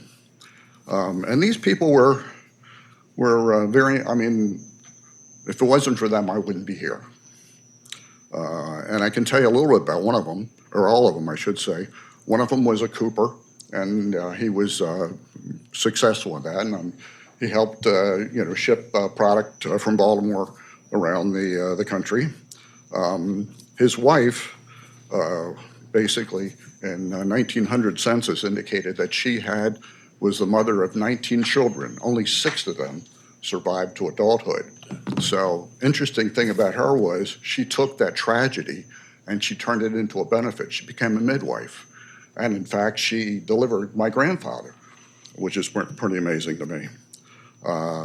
Their son was a plumber and a steam fitter. And he was also a drummer in the Civil War, served 3 years, and along with his brothers, one of whom was bayoneted in a POW for a period of time. They were buried in other cemeteries. His wife survived on a Civil War pension. So, as I say, these are important people to me. And I appreciate the fact that you're considering doing this. I'm sorry that the Archdiocese hasn't done more to protect and maintain it, because I definitely would like to go there and visit and honor my dead relatives there. Right. And I've got about 20 people that I'm related to that are buried in that cemetery, Irish and German ancestors. Good, thank you. Are there questions? Okay. And thank you for mentioning Senator. That was one of my first jobs growing. I was an usher there years ago. Sir? I'm not doing very well here, but I would ask you to keep it to 2 minutes if you could, please. This is more interesting than certain aspects of the capital budget. So I really want to hear this, but I'm also trying to manage the time a little bit, so please. Well, my name is Don Gavin. I am very grateful for the opportunity to speak to you today. I am from upstate New York. My grandfather was born in Baltimore in 1900. He didn't have any recollection of what his heritage was. He said that the Gavins came from a long line of kings in Ireland. My grandmother said it's more like sheep thieves. But it sparked my interest in genealogy, and there's an irrational drive that genealogists have. I eventually got in touch with the Irish Railroad Workers Museum on Lemon Street, which is where my grandfather was born. They directed me to St. Paul the Apostle Church, found all sorts of records, directed me to the St. Peter's the Apostle Church, St. Peter the Apostle Cemetery. And I found records that's where my great-great-great-grandfather and his son and my great-great-grandmother were all buried. Come to find that they came April of 1847, referred to as Black 47 in Irish history, the absolute epitome, the worst of the Irish famine. There's a little write-up in the Baltimore Sun at that time of the ships coming in, describing the deplorable conditions that these people had. Eventually, I found a map of St. Peter's Cemetery, which had all the sections laid out. Eventually, I found where the plots were. I knew where my grandparents, great-great-great-grandparents were buried. I knew where my relatives were. I came down. It took a while to find how to get into this place. I found a Jonah House worker, all enthused. I showed him my map. I was like, "Oh, can you direct me someplace here?" And he's like, he looked at it, he goes, "Well, this part is gone. It's no longer there, it's housing." My enthusiasm was a little dampened. And then he's like, "Yeah, you can go down there, but I don't know how far you're gonna get." I went all enthused. I had my camera, I had a measuring tape in case I had to figure it out. I really should have brought a chainsaw. It was horrible. The amount of brush, the growth of trees. There was no way I was going to find anything there. There's nothing marked. And this 2020, just made a pledge to myself that I would do what I could to find my relatives. Eventually, I found out about Jennifer. Thank you very much for all your work. It's being reclaimed. Nature has taken over certain segments of that, but it's being reclaimed. It is, at this point, I would say there are certain sections that are just forgotten and neglected when they should be remembered and honored. My relatives, according to the census, one was a candle maker, another owned a secondhand.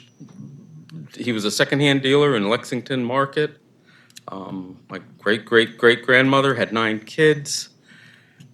People of significance, not specifically, but they were part of the whole fabric of a community that developed in West Baltimore that needs to be recognized. I think the historical designation lends itself to preserving and protecting the cemetery.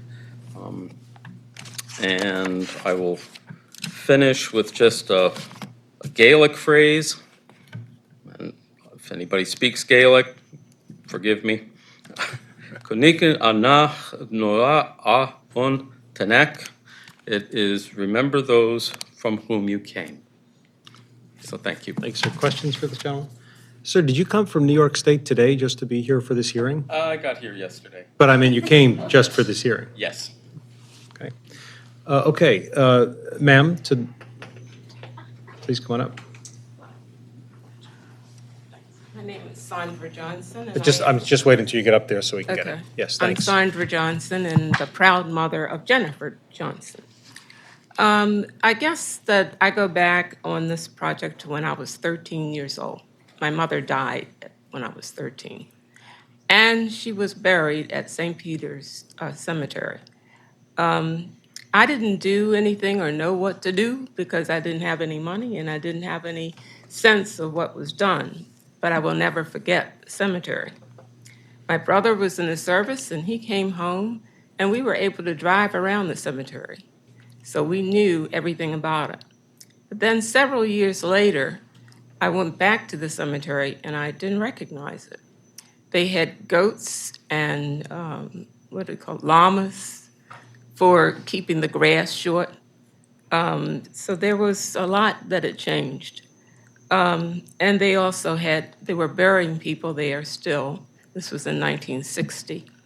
And today they're still burying people. They are people who are of honor. Several nuns are buried there. And also the priest who was in charge of coordinating things for the activities that went on in terms of the burning of blood and whatnot to protest the war. I have my mother there, my grandmother, my great-grandmother, 2 uncles, and other relatives that I know of. I don't know of all of them because that's it. I am a Catholic, will always be a Catholic, will die a Catholic. I will not probably go to St. Peter's Cemetery, but I will say that St. Peter's today is a part of the Catholic Church. It is a part of my church. I go to St. Bernardine's and St. Peter's merged as a result of things that aren't necessarily pleasant to talk about. I want to just point out a couple of things, the death records. I am working 2 days a week. I retired some years ago, as you can tell by looking at me, but I am 2 days a week going to the archives, Baltimore City Archives, which you all ought to be proud of if you have any interest in glorifying the dead and trying to make things well for them, for your memories of them. 2 days a week, I look at their records. They are digitized. Now, unfortunately, it takes me a long time because they are not just St. Peter's records. They are all the cemeteries in Maryland. So I'm going through them looking for St. Peter's. Some days it's not a happy time. I might find one person. Some days there are a lot of people. But it's something I will continue to do because our intent is to, at some point, be able to honor these people. So I just want to share that with you. Thank you, ma'am. Are there any questions? Okay, can we just remind me who else is, I'm sorry, thank you, ma'am. Who else is here to testify on this item? Ma'am, would you mind? Can we just work our way across? Please, yeah, yes. Thank you.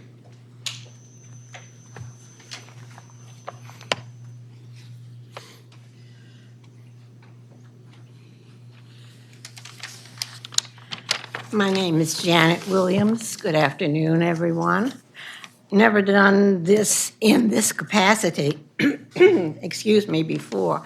And I probably really don't have any real tie to what's being said. But as I listened to and through my association with Ms. Johnson, and years ago, I also started to research on my family genealogy. I was born, and as they say, born and bred in Baltimore. And I am definitely a senior citizen, so I've been around a long time. I know a lot about the city and whatnot. And as I listen to these stories today, just now when you ask about someone to say something, I just felt compelled. And I have to say that one of the things that this cemetery apparently will do for the citizens of Baltimore is to preserve its history, particularly its Black history. As I remember as a child, and about the fact that there were several cemeteries in the city of Baltimore owned and operated by Black churches because that's the only place they could be buried. When I traced my father's genealogy out of Savannah, Georgia, I spent a whole day going through burial records, going through the census, which was divided. Here was the Black census over here. Here was the white census over here. I eventually did locate the family burial site, and I cannot tell you how valuable it was to me to find that, to be able to take a picture of it, and to be able to begin to outline my genealogy, because it's mixed with a whole lot of things, which I won't mention. I spent 35 years in the city of Baltimore in the Department of Education as a teacher. I know a lot about the history even of the segregation of the schools here in Baltimore. When Ms. Johnson took us on a tour and showed us where this cemetery was, I was absolutely appalled. There's several high schools in that section of Baltimore. And I'll bet you all those houses around there, and I'll bet you that no child in any of those schools knows anything about the fact that this cemetery is back there. I'm going to stop and just say, this young lady has taken on a terrific task, and I urge you to give consideration not only to her efforts, but to the fact that you will be contributing, if you sponsor this, you will be contributing to the history of Baltimore City itself. Thank you. I think we had one other, oh, Mr. Hopkins. Oh, I'm sorry. Of course, please. Yes, I'm sorry. Someone's dropped perhaps a pen or something there? Oh, it's the pointer, the clicker, yeah, I'm sorry. Oh, ma'am, no need. Thank you. Good afternoon. Afternoon. My name is Irene Sims Henderson, and I have several family members buried at St. Peter Cemetery. The cemetery turns 175 years this year, 175 years old this year. And I cannot think of a more fitting anniversary gift than a historic landmark designation. This vital piece of Baltimore's history should be valued, honored, and protected. Thank you in advance for your favorable support of the City Council Bill 26-0147 and for making St. Peter's Cemetery a historic landmark designation. Thank you, ma'am.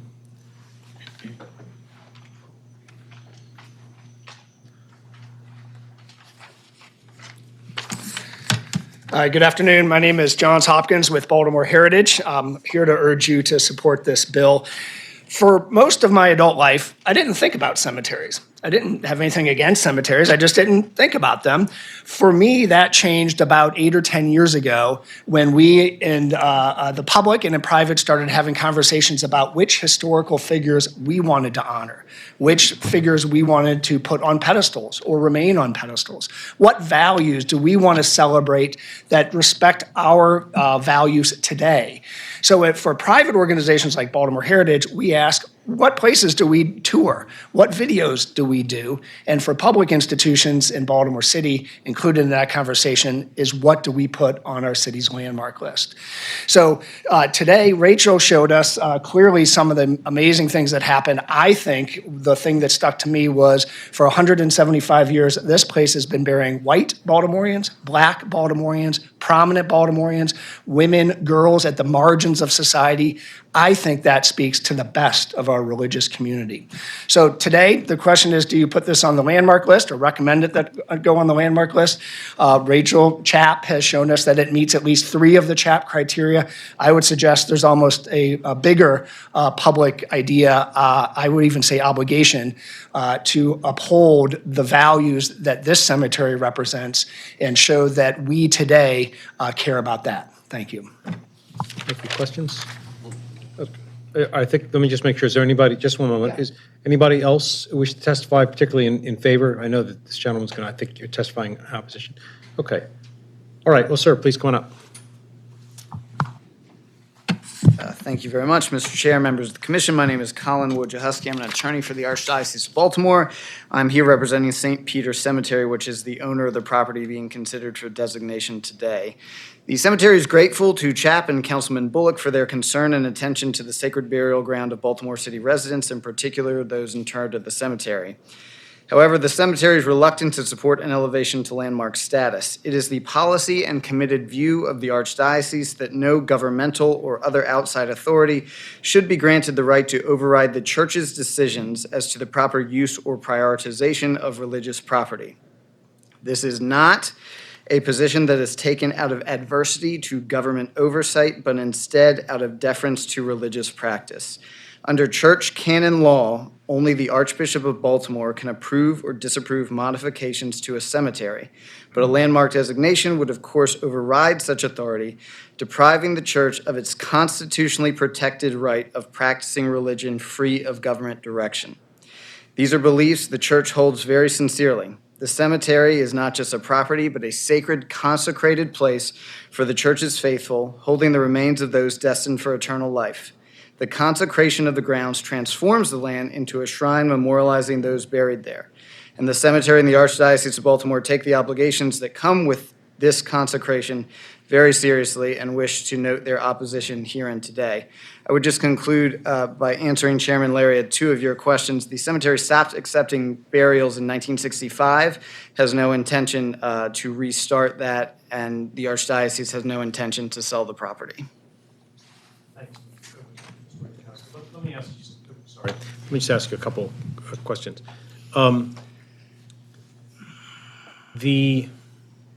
I've read your letter, and I'm a lawyer. I don't know much about the law that you're citing here, which is a longer version of what you've just said. But are you aware of instances in which this has happened and the Archdiocese has objected? Has it gone to court, or is it just sort of like you think it's a terrible idea, but if it happens, it happens? I'm just wondering what's the end game here in terms of your opposition here today? Yeah, I think that's a very fair question. As you had noted earlier, there are 4 cemeteries in the city already that have landmark designation. None of those are Catholic cemeteries, so this is a first for the Archdiocese of Baltimore in terms of how we're dealing with this. We have a lot of practical concerns about how this actually works. As I stated a different law later in my letter, we don't own the headstones in these cemeteries. Under state law, those are owned by the family of the individual who's interred there, and we have a lot of concern about how, practically speaking, CHAP oversight is going to work if somebody wants to go in and change what is a very personal and very, sacred site to them. They're going to have to get CHAP oversight to come in and do that. And I will say, to CHAP's full credit, we had a very spirited discussion about this at the CHAP hearing, and there was a decision at the end to ask the law department to consider whether it would be feasible for the cemetery and CHAP to enter into an MOU as to how this is going to work in practicality. But those will be the concerns that we come in with. How does this actually work in practicality? You've just answered a little bit by talking about the headstones, but who is responsible for the condition of the cemetery itself? Is the owner, I know it's a separate corporation, but is a separate corporation responsible in some way for the overall condition of the cemetery? I don't know where the dividing line is between that entity versus individual ownership of a headstone and so on. Yeah, so the physical property, which is owned by St. Peter's Cemetery, which is a standalone, is actually overseen by New Cathedral Cemetery, which is a different cemetery of the Archdiocese of Baltimore. But it's a long way to say that the church is responsible for the grounds of the cemetery and individuals own and are responsible for the actual markers within the cemetery. So is there anything that you can say? I haven't seen it, of course, I've just heard about it. Is there anything you can say about what seems to be a pretty deteriorated state of the grounds? Yeah, I would certainly concede that the grounds are not in the state that we would like them to be. There is endowment, a modest endowment that we have that goes towards cemetery maintenance here. This cemetery is unique, as was shown, as compared to a lot of others, because it has kind of this overbrush, this green canopy. It's actually a green canopy that biologists come in and study because it's one of the largest in Baltimore City. And so we're very deliberately going about, as we clear the canopy, we need to make sure that we have the resources and the funding and the time available to, maintain what is actually what we've cleared and what we actually go out and get there. And so I would certainly concede there's more work to be done. There's always more work to be done. There's always more work that we would like to deliberately carry out. To that point, I would respectfully submit that I'm not sure that landmark designation is the proper answer to disrepair. Yeah. Okay. All right. Thank you. Are there questions for Mr. Wojciechowski? No, I actually wanted to ask our CHAP representative a question related to your testimony. Could you come up? Okay, yeah, just going to stand aside for a second in case we need you. Come on up, please. I just wanted to confirm, is the Basilica landmarked here in town? I'm going to have to double Somebody check in that. CHAP needs to be able to answer that question because it's a big deal, because that's a consecrated space and presumably the operation of that occurs under a landmark designation. So please confirm. Yeah, because we also have other churches, again, that have landmark designation that still operate as churches. I also just wanted to add something about the question of ownership of individual plots and who's, not necessarily ownership, but responsibility. So the cemetery had faced issues of kind of declining conditions going back to the 1920s. This is one of the first times it was noted. And the problem was because plots were sold without the stipulation of perpetual care.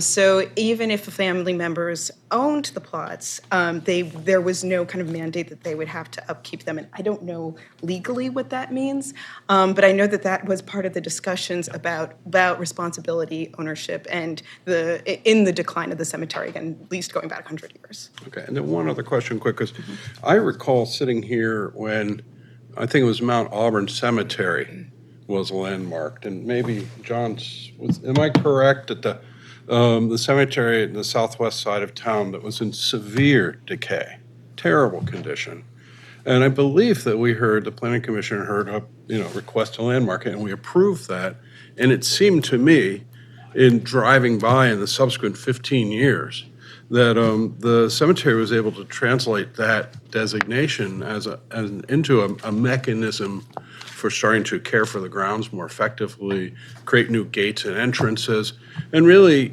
bring that cemetery back into a more active kind of management scheme. So again, I believe that was all related in some way to a historic designation. Again, it's a question of whether that can be confirmed. But just to note, the Basilica is a local landmark, and actually there's at least a handful, if not more, of local Catholic churches that are landmarks, and several of them are the ones that were not abandoned, but are no longer serving as churches.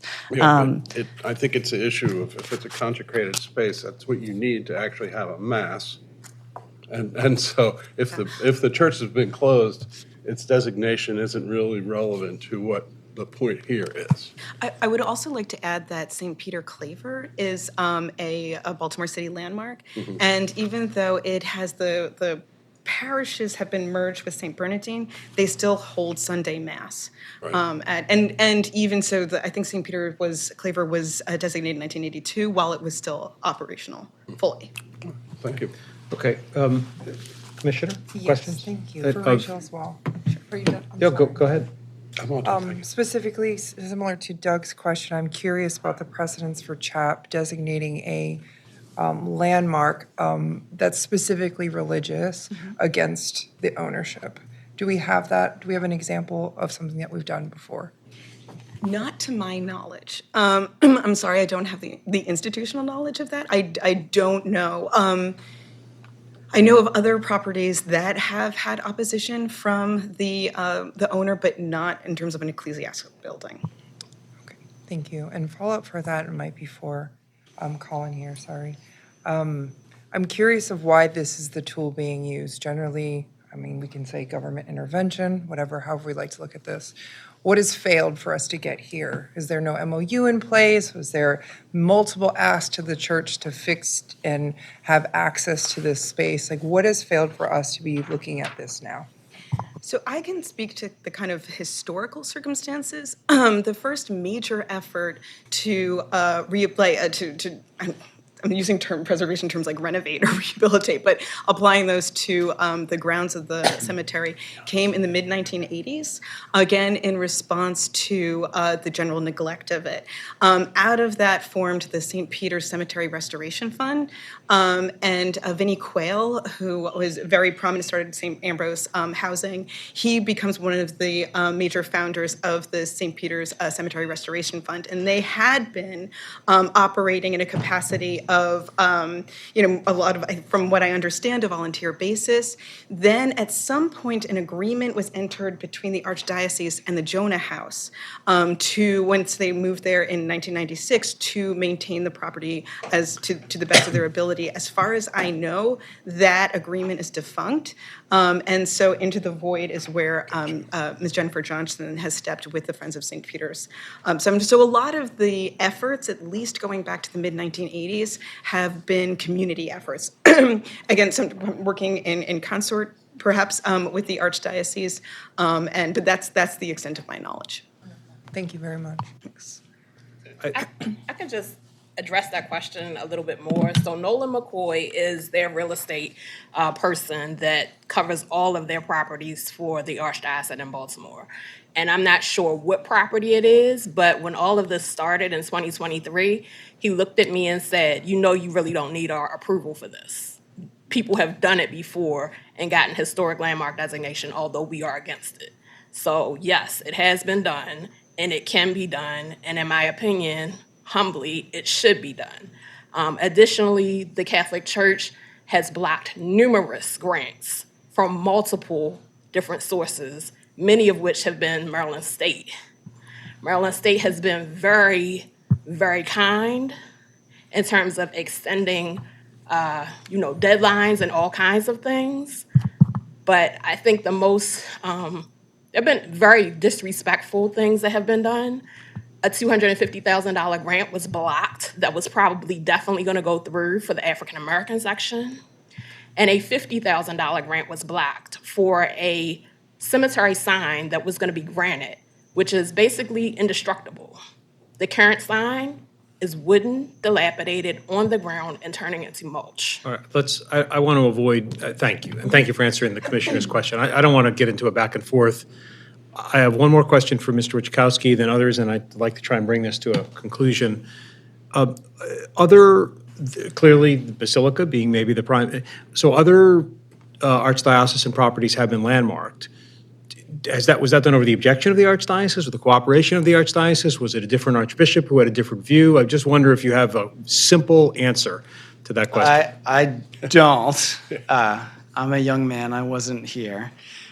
What I would say is that what I would consider the distinction, and I think why we are so concerned, is that unlike all of those designations where it's pretty cut and dry, right? A building gets designated and changes to the exterior of the building are submitted to CHAP for oversight. That's a pretty straightforward and understandable process. This is very different. This is outside. This is a living, thing outside where there is a complicated legal structure as to who owns all of these individual parts of it. And in that legal sense, I think it's actually drastically different from the designation of the Basilica. Okay. All right. We do have one person online who'd like to testify. That would be fine. Councilman, should we let that person online speak first, and then we can come to you? Please. Mr. Young, you've been unmuted.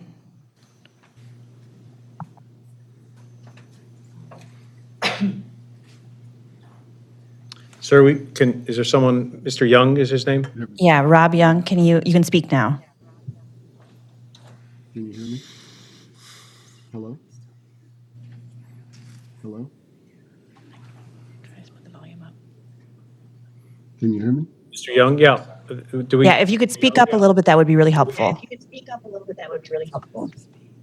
I'm sorry, can you hear me? We can, but you just need to speak up a bit, but please go ahead. Okay, my name is Robert Young. I'm watching from Tampa, Florida today. My mother's side of my family is from Baltimore. Actually, my father's as well. I was up there recently visiting numerous cemeteries, finding relatives, and found most of them in very good repair. Portions of St. Peter's looked terrific, but the others are in deplorable shape, and I could not find any of almost a dozen family members who are buried there. I would look at Chapter 176 of the 1860 Laws of Maryland, where an act to incorporate the proprietors of St. Peter's Cemetery, which includes a directive to secure to the living the continued protection of the remains of their dead. So from the very foundation of the cemetery was the obligation to take care of it, which is not being done right now. The beautiful tree canopy is overgrowth because it has not been maintained, and the roots and falling limbs are damaging tombstones. So I am really hoping that you will approve this landmark designation with the hopes that it will open doors to funding grants made available that will help us clean up and maintain the cemetery in perpetuity. And I, for one, will be on a plane to help in those efforts as often as I can. Thank you. Thank you, sir. Okay, so what I'm going to ask is the councilman, it's your bill, and of course, so why don't you speak? And I'll ask, we'll just come down the row. People can offer any comments, and then we'll try and reach a conclusion for the commission. Councilman, please. Good afternoon, Chair and Commissioners. I usually don't stand in front of you, but I had to shake my legs out and stand up and sit down too long. But as you know, I did introduce this bill, and the impetus was the work of Ms. Jennifer Johnson. To Commissioner Jolin's question, you kind of heard really what brought us to this point. I will just say just a couple points of privilege. Live not too far away from the area. I'm also a lifelong member of the Catholic Church. Actually, shared earlier with someone else that the confirmation name I chose was actually Peter, and my mother was actually a member of the Knights of St. Peter Claver, the auxiliary, Lay's Auxiliary, and so St. Peter Claver was one of the patron saints for African Americans, particularly those enslaved in the United States. Now, as we look at the location, I think we had a productive conversation, I believe, as related to the archdiocese and the representation. One of the things that came out in that conversation, particularly around the headstones, and CHAP staff was able to confirm that CHAP staff would not be asking for individuals to come to them to get approval to do any changes with headstones. Essentially, what the only thing that would be part of this oversight would really be around the grounds and any of the contributing structures. So you see that Jonah House is not a contributing structure, but there are other contributing structures. I generally, I get lobbied in lots of places. This is the first time I ever got lobbied in church. So I used to attend St. Edward's Church, which is in the proximity. You've also heard conversation around the merger of churches. So I attend New All Saints, but you do see that St. Peter Claver, St. Bernardine's, these churches on the west side and around the city have been closed. Archdiocese seek the city to come process. So that has also stirred up a number of concerns and hurt feelings as well in terms of the recognition of some of these historic entities and also the parishes that have been connected to them. Again, St. Peter Claver is still in operation, but the same or is still a contributing part of our community. And as you mentioned, there are limited services that happen there. But at the end of the day, we look at some of the great things that are happening in the community.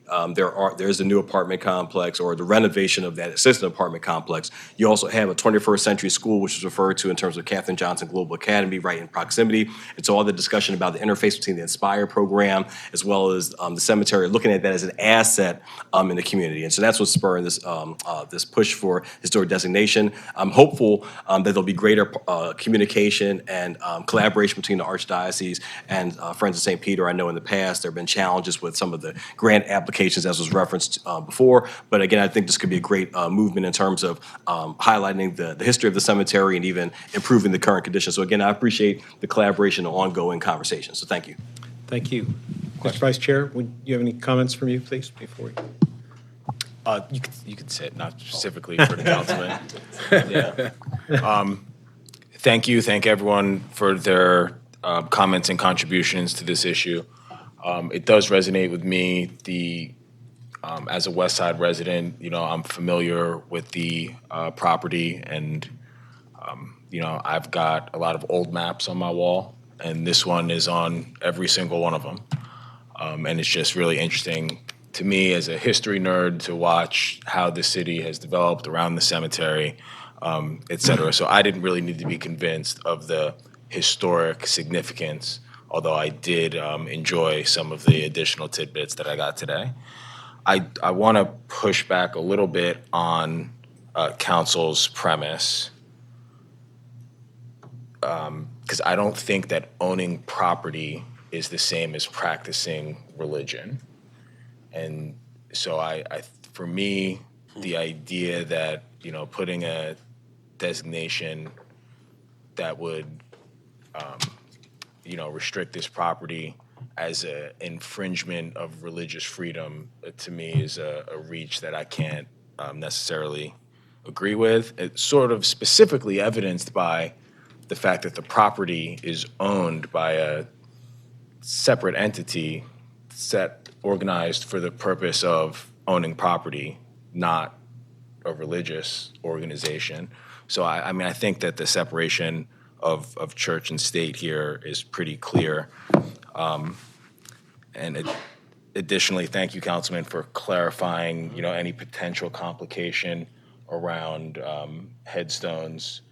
But the representative from the diocese concedes that they're not the owners of the headstone. So I wasn't really convinced that would be a hardship for them.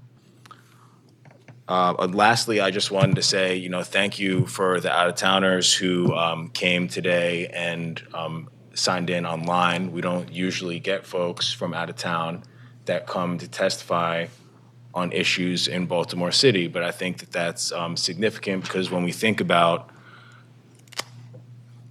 our holistic strategy for growth as a city and for improvement as a city, keeping our connections to families and folks who have moved out of the city is actually an important piece of it. And so it's, to me, interesting and encouraging to hear that, folks travel to Baltimore from all over the country to visit these cemeteries and maintain a connection to Baltimore. And I think that that's important.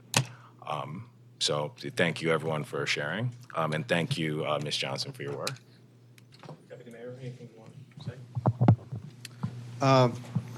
I do want to say thank you to everybody who came as well. I found a lot of the testimony quite moving. I do find it troubling in this particular case that the owner of a particular part of a particular thing is opposed to a thing, to a designation. That feels very unusual to me. I don't know. I'm the newest person on the commission. I'm assuming this is not a thing we see often. With that said, I'm also extremely disappointed in the Archdiocese and the state of disrepair of this cemetery. In this city that has 17,000 vacant properties, or had 17,000 when this mayor took office, now has less than 12,000. This administration has the hard undertaking of getting that 12,000 number down to zero, right? Any properties that are left in significant disrepair for so long, we identify for acquisition, so that way we can bring it back online and bring it and invest in it as we invest in the rest of the city. So I think the Archdiocese has an obligation going forward from what we've heard, and assuming this passes, to really think about the properties that you own in this town, and if this isn't something that you're going to put investment into, maybe giving it to folks who will. Now, with that said, I'm really appreciative of the councilman's commentary as well, and I think that for us going forward, we do need to think about what the future is going to be, not just for this parcel of land, but just to the north of it. As I look at the overhead from Google from 2026, so in the last 2 months, there's a huge industrial site that is clearly a fire hazard with tires everywhere, right? Yeah. So we got work to do, Councilman, so we can follow up on that. But those are my thoughts, Mr. Chair. And just to give context to some of that, you also have another massive project happening in terms of the Frederick Douglass replacement project, tunnel project. And so you're also seeing some of the debris as well in that area. So there's a lot that's happening, to your point. So thank you. Commissioner Jolin? Oh, no additional comments, thank you. Commissioner McCoach? Sure, quick comment. Years ago, Loyola University wanted to expand, and they wanted to expand on the site of one of Baltimore City's landfills over in Druid Hill Park. And at the time I was on the commission, and I thought, who better to protect, who else has a longer term view than the Catholic Church, really?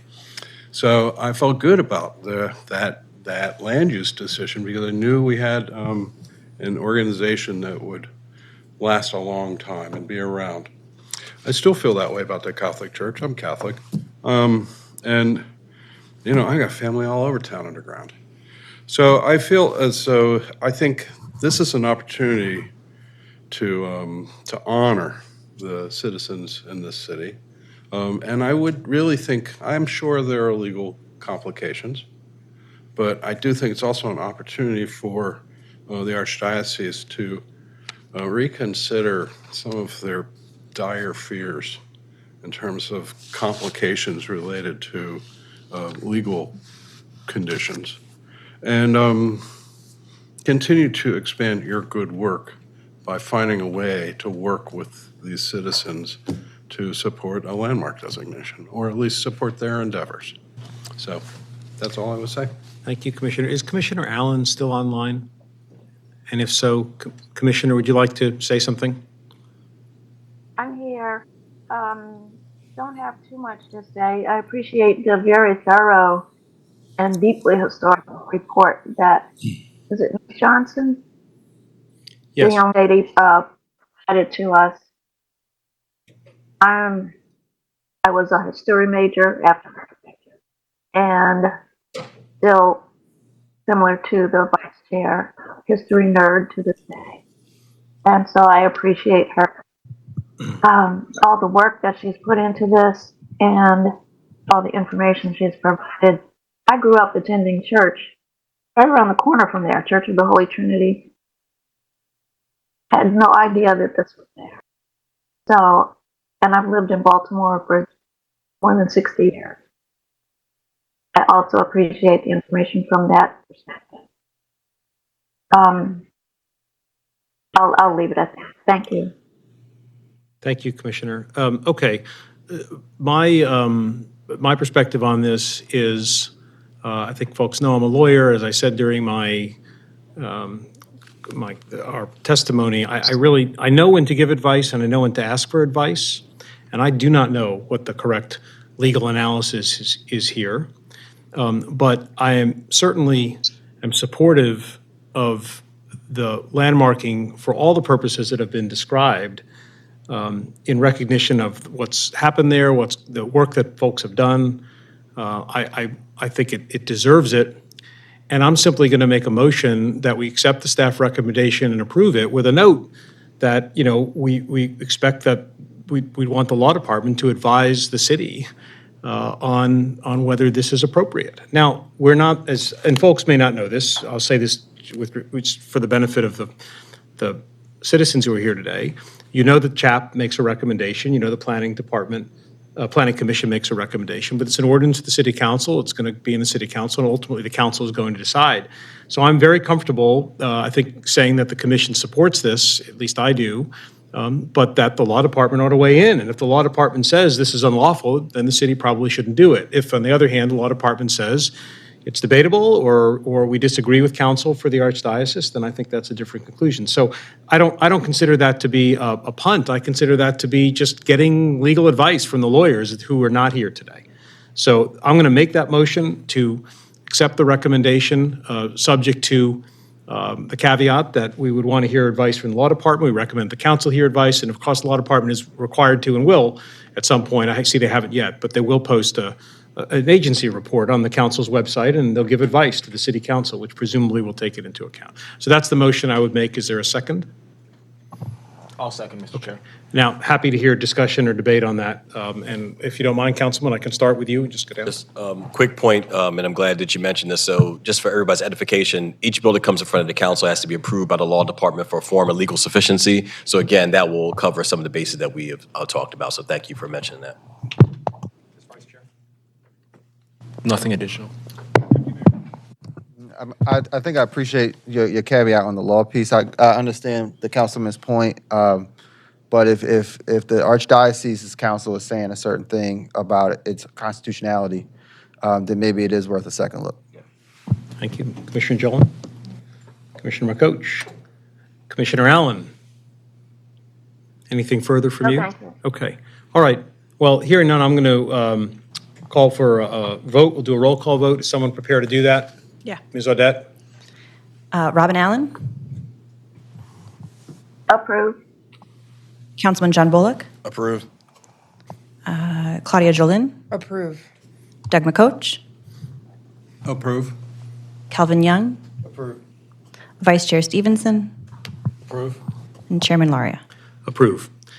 Folks, thank you very, very much. This was, I think, longer than people thought it might take, but what an extraordinarily interesting discussion and so many important issues, and congratulations on the dedication you're showing to this community. It's really remarkable, so thank you. Okay, we're going to turn our attention to the other regular agenda item, which is the Inspire plan for the Walter P. Carter Inspire plan, and welcome up our professional staff.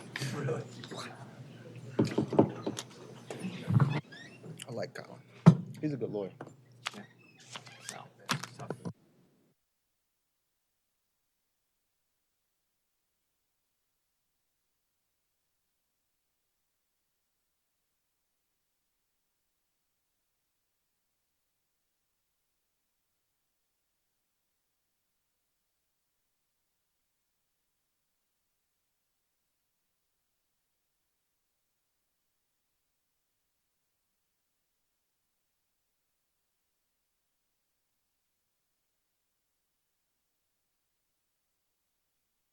Are we ready to begin? Yeah, ready when you are. Introductions for the record, and please proceed. Good afternoon, everyone. My name is Yafa Weiss. I'm one of the two Inspire program planners for Baltimore City's Department of Planning, and I'm here with my colleague Marie Anderson to present the Walter P. Carter Elementary Middle School Inspire Plan for adoption. And this is our last plan together. I know. And It's not my last plan, though. I'll be back. Nor mine. It has been a great run. It's taken a few years. We're just going to begin with a quick introduction of the program, a review of the targeted Inspire area, planning area for this particular plan, a quick review about our overall planning process, and a review of pertinent action items, as well as concluding next steps. I know most folks here are familiar with the Inspire program. For anyone who is not, Inspire stands for Investing in Neighborhoods and Schools to Promote Improvement, Revitalization, and Excellence. The Department of Planning will prioritize communities in the half-mile area, or about a 10-minute walk, around every new 21st century school development within Baltimore City to create a plan that will guide new public and private investments within each area. The scope for each Inspire plan is trifold. The first involves primary walking route improvements to better direct and create pathways for students to connect from their homes to the schools and other third-party resources. Our area-specific recommendations report, which we are presenting today, and the community improvement project. While we are still in conversation with the Walter P. Carter community about expending some of their community project funding, this presentation will focus primarily on the recommendations report and some on the primary walking route improvements. Excuse me. Walter P. Carter Elementary Middle School is located on East 43rd Street near the York Road corridor. The Inspire planning process for Walter P. Carter launched prior to 2020 with initial community outreach and the development of the primary walking routes. Because of COVID and other departmental priorities, given that in that time frame the plan was shelved, the community was re-engaged in late 2024 for participation in the planning process, and we are happy to present our findings and our plan with you today. And I'm also just excited that we're doing this during Black History Month because we know that Walter P. Carter was such an important Black Baltimorean. So as Yafa mentioned, the school site is located at the southeast corner of York and Cold Spring. It's off of 43rd Street. And this is actually the site of a co-located school. So folks remember Lois T. Murray used to be located over on Morgan's campus. This is a school for severely disabled students. They only have about 40 students at the school, but they are bused in from all over the city. But on the campus, it's from kindergarten through 8th grade. There are 850 students who come on a daily basis to Walter P. Carter. Also on that site is the Walter P. Carter Pool, which just reopened last year. So the neighborhoods in this area include Wilson Park and Penn Lucy. Many folks know Wilson Park is one of the oldest historically Black neighborhoods, developed by Harry O. Wilson, which was a Black developer and builder. And this housing was built predominantly for Morgan State professors and professionals. So there's a mix currently of apartment buildings, row homes, and single-family homes. And there is the York Road commercial corridor directly adjacent, as well as a historic commercial corridor on Old York Road as well. So residents of this area are predominantly African American, and this area, Yeah, this area has a higher ownership percentage than renter population, and the median household income is just below the city average, and the age range is in alignment with the city as a whole. We'd like to turn now to speak a little bit about our overall planning process for this particular plan.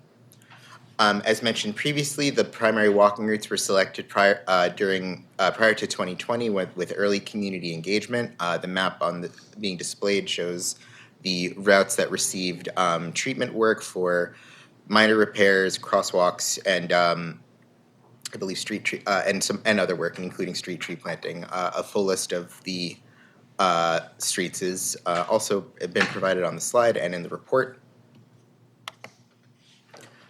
As mentioned previously, our engagement began in late 2024 with re-engagement with with the relevant community associations and some of our other contacts within the York Road corridor and the Walter P. Carter area.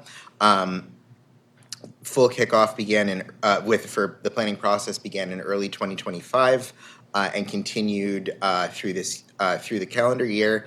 We were initially planning on making this presentation in December of 2025. Due to some additional community input we received, we deemed it prudent to be able to include that in our final project. Yeah, and I'll just add, it's taken us a long time to get here. It's been 10 years of planning, and the important piece of this is Guilford Elementary School shut down and then merged with Walter P. Carter. And so there's a lot of historic kind of angst and tension that really has been mediated by both of the schools merging at Walter P. And oftentimes we think of COVID as a really tough time, but it was also a time when students didn't know where they were coming from. They didn't know if they were Walter P. kids or Guilford kids. And so really when the school came together, it merged together as one school. In addition to our research and engagement with the community, Marie and I engaged with some of the previously completed and adopted plans for the area, including 3 York Road corridor plans, the Penn Lucie Area Master Plan, a non-adopted but still community-approved Wilson Park and Penn Lucie Community Plan, as well as the Baltimore Green Network Plan. So this will be Plan 7 covering this area, right? Yes, correct. Okay. Most of them really have to do more with the commercial corridor. Okay, I have not looked at all 6 of them. Yeah, the Penn Lucie Action Plan is from 2006, so needed updating anyways. Do we still consider the Penn Lucie Action Plan to be a viable plan if it's 20 years old? So part of this was reviewing, and then a lot of the plan has been implemented. So this was an important next step of evaluating what is still left to do. And so that's part of the recommendations. But to give you an example, part of the Old York Road commercial corridor was rezoned due to the Penn Lucie Action Plan. Okay, thanks. And at this point, Marie and I would both like to share some of the more pertinent action items from the recommendation report. The recommendation report itself, like the rest of our Inspire plans, is delineated into 5 key areas or goal categories, focusing on things like the housing market, community connectivity, and overall safety, health, and well-being. Yep, so we have 9 strategies and 20 recommended actions. So we've taken one from each of the different categories, and we'll go through some of them with you today.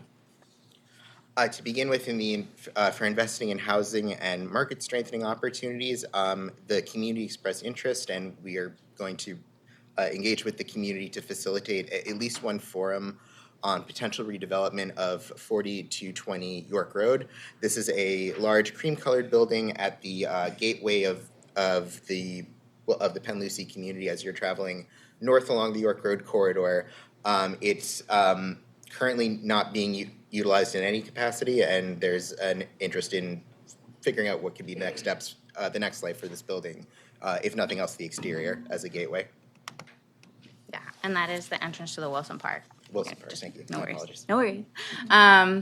We really want to thank our partners at DOT. We knew kind of coming into this that there would be a lot of concern around traffic and traffic calming, particularly because the school is located just south of Cold Spring and to the east of York Road. And so students who are coming, especially to the north of Cold Spring, or the few that are coming from the west side of York Road, really have to deal with several lanes of traffic. But there's also a lot of mitigation that needs to happen internal to the neighborhood because of the large volume of students coming on a daily basis to the school. So we've had 2 community meetings, or 2 community engagement walks, and then DOT also had one separately in November. And so part of the DOT CIP ask for this year is specifically for Inspire funding. And I heard a little rumor that it might be supplemented by the council, which would be really cool.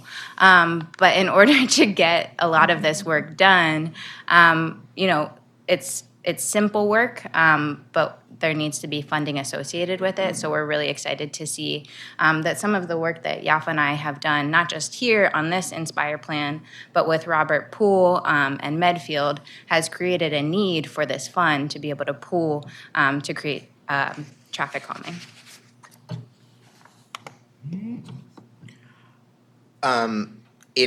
First, I think actually for the 3 plans we've worked on, we're using this plan to address needs for the local food environment for the community. The engagement sort of exposed that there's an interest in creating at least one workshop in conjunction with our in-house food policy and planning staff to explore options for developing long-term strategies to improve food access. I believe this is one of the communities we worked in that is in a healthy food, or at least Healthy food priority area. Thank you. Is partly composed of or overlaid with that. Yes, and a little bit of historic context on that. So there was a carryout on Old York Road that in my previous role at Loyola, I worked with to create a healthy corner store network, of which that was a part. But because the store changed ownership, the new store owner no longer wanted the food, right? So there needs to be like a more sustainable project there. But anyways, fun parts of working in neighborhoods for a really long time.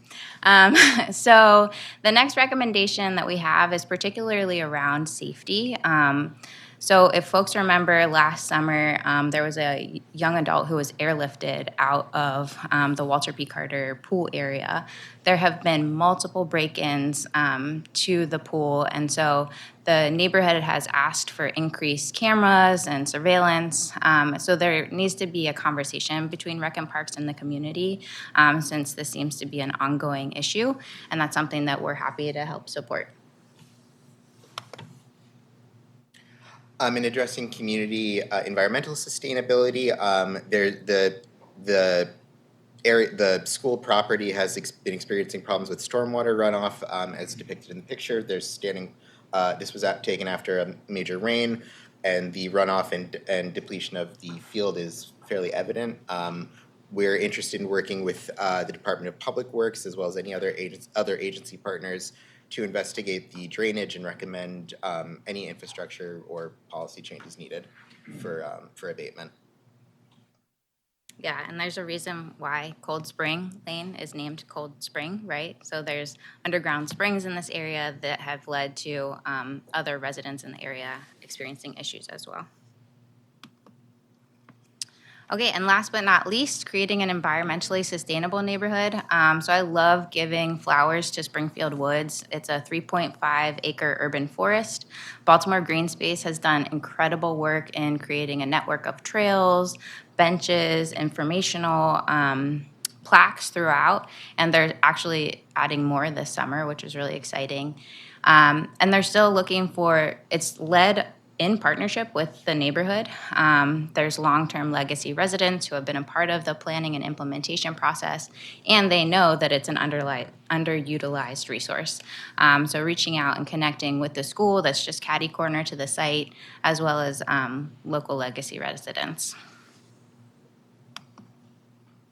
So next steps. So similar to the model that we have implemented with other Inspire areas, as I mentioned, Robert Pool and Medfield. Medfield is just to the north of 41st. Robert Pool is to the south. Similarly, we just passed the Govins plan not too long ago here, and with the adoption of this plan, we'll also be able to merge to create a steering committee for almost like an east side of York Road implementation committee. So together we are stronger, but also issues are shared across borders. And so, like I mentioned before, a lot of the work that we have done has really helped to inform CIP processes, which has been great and exciting. That's kind of next steps, more medium term. In the short term, we have $100,000 to spend, right? Which is really exciting for this school. There have been 2 murals that have been put in on the York Road corridor in partnership. Is it called BOPA anymore? No. Create Baltimore. Create Baltimore, sorry. I'm like, oh, shoot. There's a lot of energy in Penn Lucie and Wilson Park, particularly about their local green spaces. And so how do we improve those green spaces, help them create plans, maybe in partnership with NDC, get some street furniture, and really make them beautiful and active sites for the neighborhood. Happy to take questions. And we propose that this plan be adopted by the Planning Commission as an official Baltimore City document. And you have recommendation letters from Penn Lucie in your WIC sites. We were waiting on one from Wilson Park, but associations be busy, okay? But one might be coming. Well, thank you very much. It's excellent job as always. But let's start with seeing a couple of questions or comments. And I'll start with you. Go ahead. Excellent work. Congratulations. No comment specifically for you, but in the context of CIP, of course, the Inspire program and funding is drawing to a close. We collectively have to find a way to continue to make these investments, period. And, specifically you mentioned the pool and the security concerns and the challenges. Many of our city pools have those challenges. We recently went through the community process with Rec and Parks around the William Maccabee Pool near Gilmore Homes, which is in the CIP budget to be redone next year.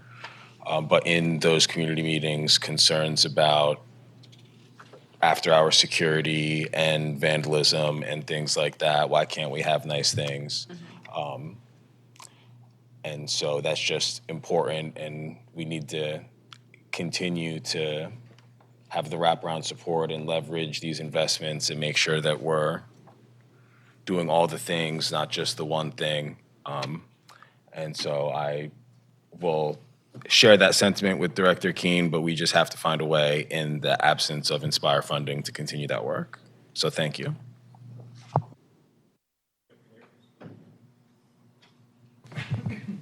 No comments. Great work. Just a quick comment that I think the Inspire plans always reflect the best type of local planning. And it's also, for years, is always a priority to look for ways to integrate different types of social services into planning and into the school redevelopment. And I just think, once again, you've accomplished that very well. I agree. I hope we're able to find a means to do more of this. It's stuff that touches residents directly, and that really matters. So thank you. Commissioner Allen, are you online? Do you have any questions or comments? I want to thank them for their work and the report. I also want to thank Marie for mentioning that Walter P. Carter is critical to Baltimore's Black history, and I would like to add the fact that he only died 55 years ago. So what we call Black history and also local history and American history is not always 100 years old. It's, within our lifetimes. And I encourage everyone to look up information about it. I'll take a bit of time. But I appreciate you mentioning that.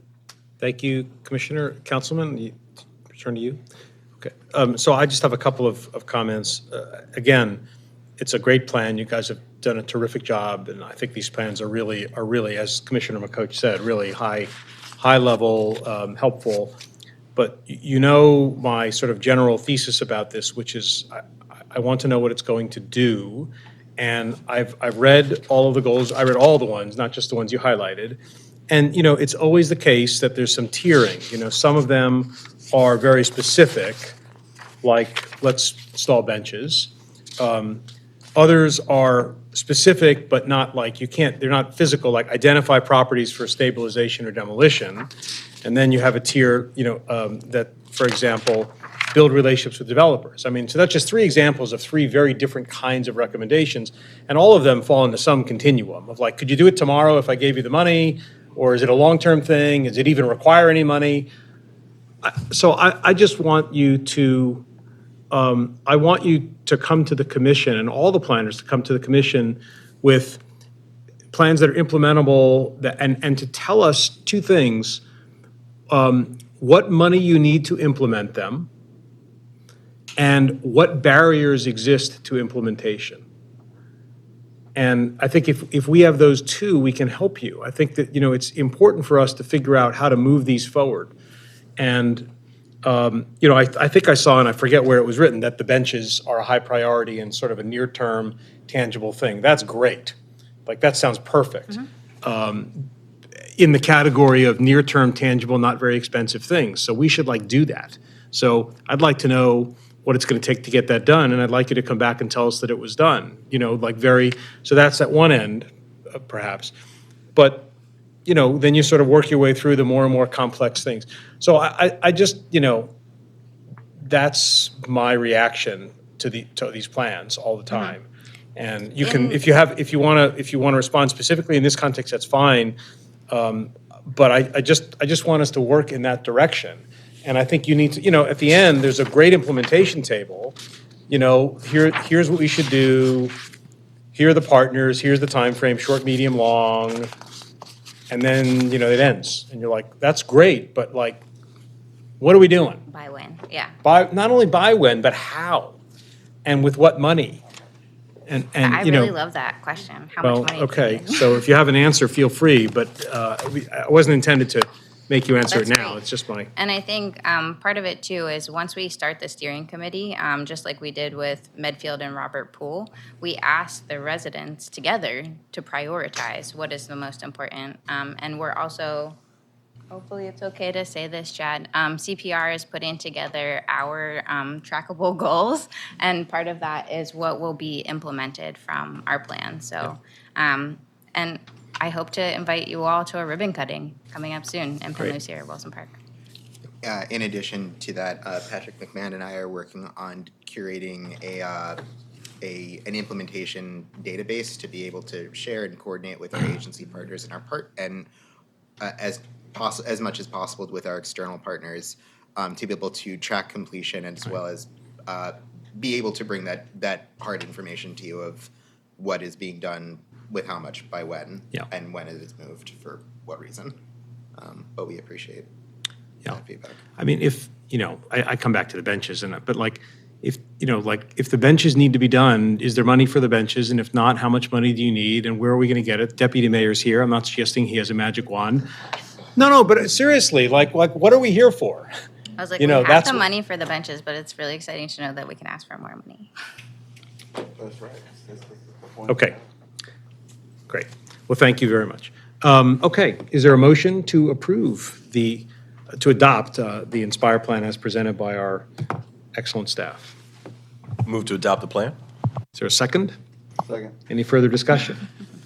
Hearing none, all those in favor, I'll do a roll call, I suppose. Ms. Audette, please. Robin Allen, Approve. Councilman John Bullock, Approve. Claudia Jolin, Approve. Doug McCoach, Approve. Calvin Young, Approve. Vice Chair Stevenson, Approve. and Chairman Laria. Approve. Thank you. Awesome, we're good?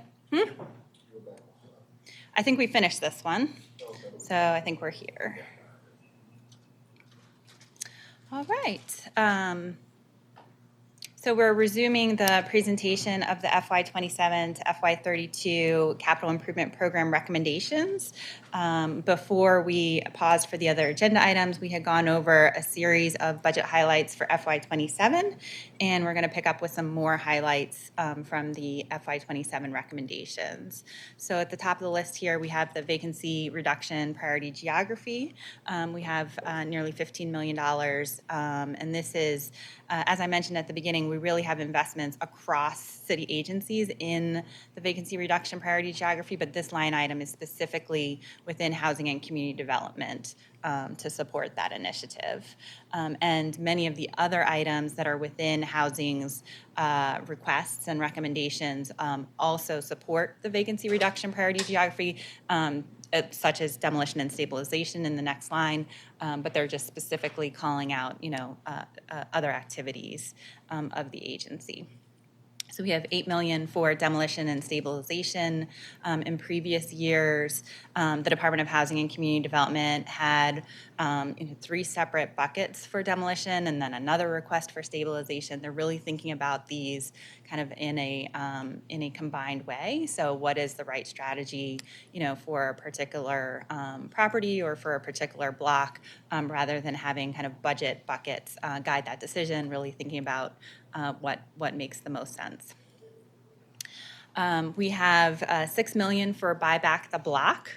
This is one of the projects that we're able to fund at a higher level in kind of front load to what we were discussing before in FY27 with the additional funds.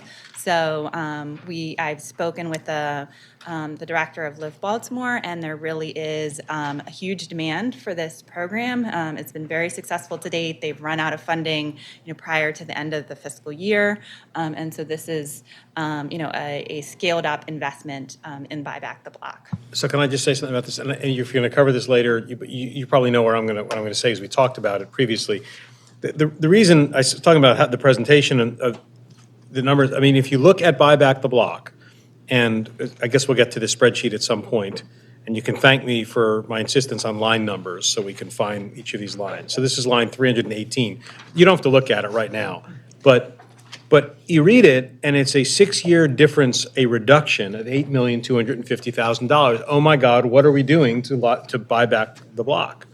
But what's happening is that they asked for $3 million of the original request in 27, and we're giving them $6 million. At least that's the staff's recommendation. So that's my point about the context. It's you really have to sort of look at these things to appreciate what's going on here, because I'll tell you, my first reaction was, why are we cutting Buy Back the Block in half? Right. And I guess to some extent we are cutting it to the extent that the planning years are part of the CIP, but the real money for the next budget year, we're actually doubling the amount that Live Baltimore requested.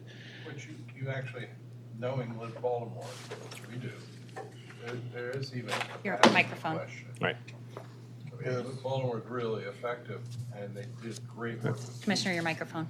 with $2 million. $3 million, I'm sure they can handle 6. That requires an increase in staff and an increase in outreach that I don't know that we've ever actually heard about. Well, I don't want to get stuck on Live Baltimore's question of Live Baltimore's capacity. I'm assuming, hopefully, someone has evaluated that. But I was just making the broader point about how, each of these, I shouldn't say each, but many of these budget lines sort of require an understanding of what the intent was behind the change. Because if you look at them superficially, they can be quite sort of confusing or misleading, not intentionally, of course. Yeah. Anyway, I'm just trying to. If I can just add another nuance, another layer to that. Just one No, second. go ahead. I'm asking you. Sorry. Buy Back the Block, the requests that you're mentioning are all additional priority requests. So this is not included in DHCD's base budget request. It's additional priorities. So it's not that we're cutting it from the 6-year request. It's that we're programming, for this additional priority. Does Buy Back the Block have a base budget line? I don't believe so. So I'm not sure I understand the point. You're So the agency didn't include it in their base budget at all. I see. Okay, all right. Mr. Chair. Oh, yes, I'm sorry, Councilman. No. Since Mr. Chair mentioned line 318, I did have a question around line 317, and thinking about context, just seeing what was going on in terms of the middle neighborhood piece. Looks like that got significantly reduced. Just curious about the rationale. Do you want to, I'm just going to ask Sarah, do you want us to hold that? I'm sure the councilman wouldn't mind if you want to wait until we get to that part of the, I don't want to bounce you around more than necessary because I'm sure there'll be some of that anyway, but would you like to wait on the line 317? Apologize, I was talking to staff and I missed the question. Go ahead, Councilman. No, the question was around the change in the middle neighborhood strategy implementation, line 317. I was just curious about the change. So there is, for middle neighborhood strategy implementation, there is a base budget request, which we are fully funding, which is on line 311. So we're fully funding that request. And then there is on top of that, an additional priority request, which is line 317, and we're not recommending funding for that additional priority. But if that's a priority of the commission, we did receive a letter, that's something that can be considered. But in these recommendations, we're not recommending the additional priority portion of that request. I do want to ask, go ahead. I do want to ask about that because we got one of the very few specific letters we got, so I think we want to address it. And I do want to make sure we understand, and if we have a recommendation to make, we'll make it. But my question for you is, do you want us to wait on that so that we can let you get through? We're going to go into the spreadsheet, so that might make sense. Okay, so we're going to put a pin in it, Yeah. but we'll come back to it. Deputy Mayor, did you also want to? Well, we can wait till the end because it will be on the buyback process. Okay. But when we go through this, we'll do it. All right. Thank you. And then wanted to highlight one of the large investments in FY27 is for Phase 2 of the Greenway Middle Branch Network. We see in the 6-year program, last year we discussed that there was not a lot of investment in the trail network.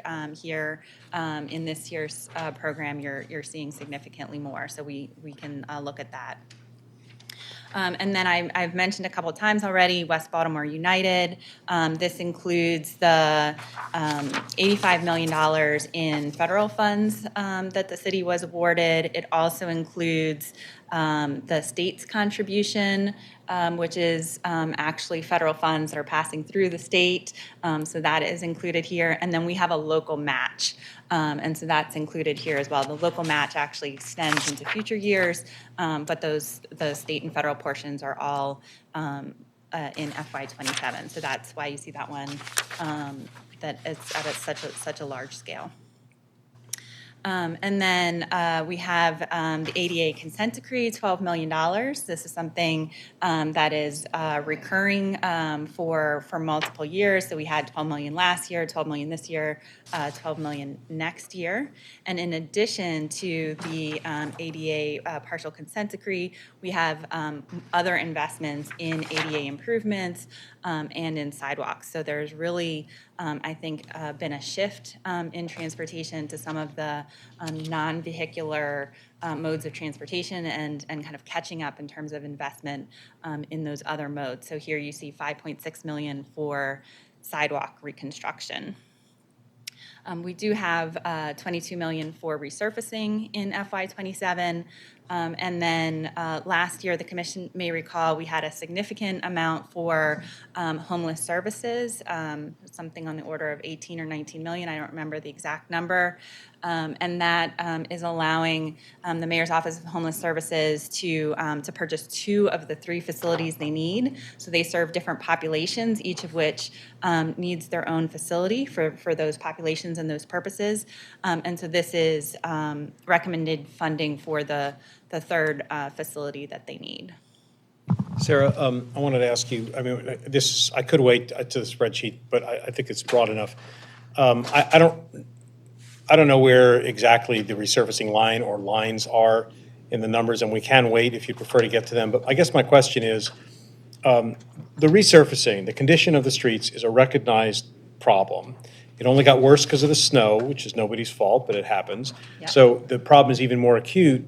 It's a citywide problem. We always hear there's not enough money to do it. We now have some money. potentially to accelerate that or to do it, strategically. I don't know whether this is a sort of an upgrade in that number or what, but I guess the way I should ask the question is, what are we doing in this capital budget year, not in the 6-year necessarily, but certainly not in the end of the 6 years, but in 27, to actually give DOT the resources to do this? Because I assume it's all third-party contracts, isn't it? I mean, for the most part, isn't it? It's a combination. So there's some in-house, and there are third-party contracts as well. Right, but to the extent that third-party vendors are available to do it, like, to oversimplify, as much money as you have, you can spend on this as long as there are contractors out there with capacity to do it. And I'm going to stipulate that by and large, there are contractors out there. So theoretically, you could spend, whatever someone has a number that says to repave all the streets in the city this year, it would be $1 billion. You'd say, well, we could put $1 billion towards it, but that doesn't make any sense. But what's the sort of right number? And do we have our foot on the gas, or whatever analogy, to try and expedite that issue? So that is a question I have generally about resurfacing and sort of street infrastructure stuff. I'm not sure what can you repeat the question? Yeah, part of no, it? I'm sorry. Sorry. The question is, can you walk me through, and again, we can put a pin in this too, if it's easier to do later, but when I see resurfacing, I immediately think, how much resurfacing are we gonna get done? Can we do more than we thought we were gonna do? What really, are we giving DOT resources to do as much as we reasonably can do, considering that there are other needs? We Yeah. can't give all the money to DOT for street resurfacing. Right. So that's what I'm asking. So there is existing funding from prior years for resurfacing. So I think this is in line with kind of what there is third-party vendor capacity, agency capacity to do. But we can explore that further and get back That's to you. fine. I don't want to get you hung up on it. So thank you for that. Yep. Anything else from the FY27 budget highlights? Councilman, did I cut you off at some point? Do you have more to say on it? No, that was the question. Now I have another one around solid waste, but we'll get there. Okay. And then we have some highlights from FY28 to 32 as well. So we have 2 recreation centers in the queue, Lillian Jones Recreation Center construction in FY28 and Madison Square Recreation Center renovation in FY30. We have major enhancements for Druid Hill Park Reservoir. That is one where we had to split the funding over FY30 and 31, but I think that project is big enough that there's phases that can be done in each of those years. And then one of the things that we have done is you'll notice that the projects are organized into project categories. And this was not the prior approach. It was just kind of a list of projects by agency, right? And we think that this is really important to kind of look at the collective impact of these projects. So we can look individually, at those 2 recreation centers, for example, but we can also think collectively, how much are we investing in pools? How much are we investing in police stations? How much are we investing in courthouses? And so you can see some of those numbers here. And I think to the chairman's question, if I understand on the resurfacing, part of what we can do is look over time, now that we've established these categories, and say, how much were we investing in resurfacing last year and the year before? And are we improving upon that? Are we going backwards? So even though we have spikes for some of the larger projects with some of the special projects that we have, we do want to be having routine investment in some of these categories of capital projects. Can I, one more, just to sort of press the point, I guess, a bit. Like, there's, do you want to do project A or project B? Maybe there are competing reasons, but there's also this sort of a choice between a specific thing and a general thing. And by that, what I mean is, you could say, we're going to take this $10 million that's pegged for this one thing, and we're instead going to take $10 million more and do resurfacing. And how many lane miles of resurfacing is that going to give you? And, different people would feel differently. First, you have to conclude that resurfacing is important. Then you have to conclude that there isn't enough money in the resurfacing budget. You have to conclude there's capacity to do the resurfacing and sort of whatever else. And once you're done with all that, then you say, all right, now if I gave you $10 million, how much more resurfacing could you do?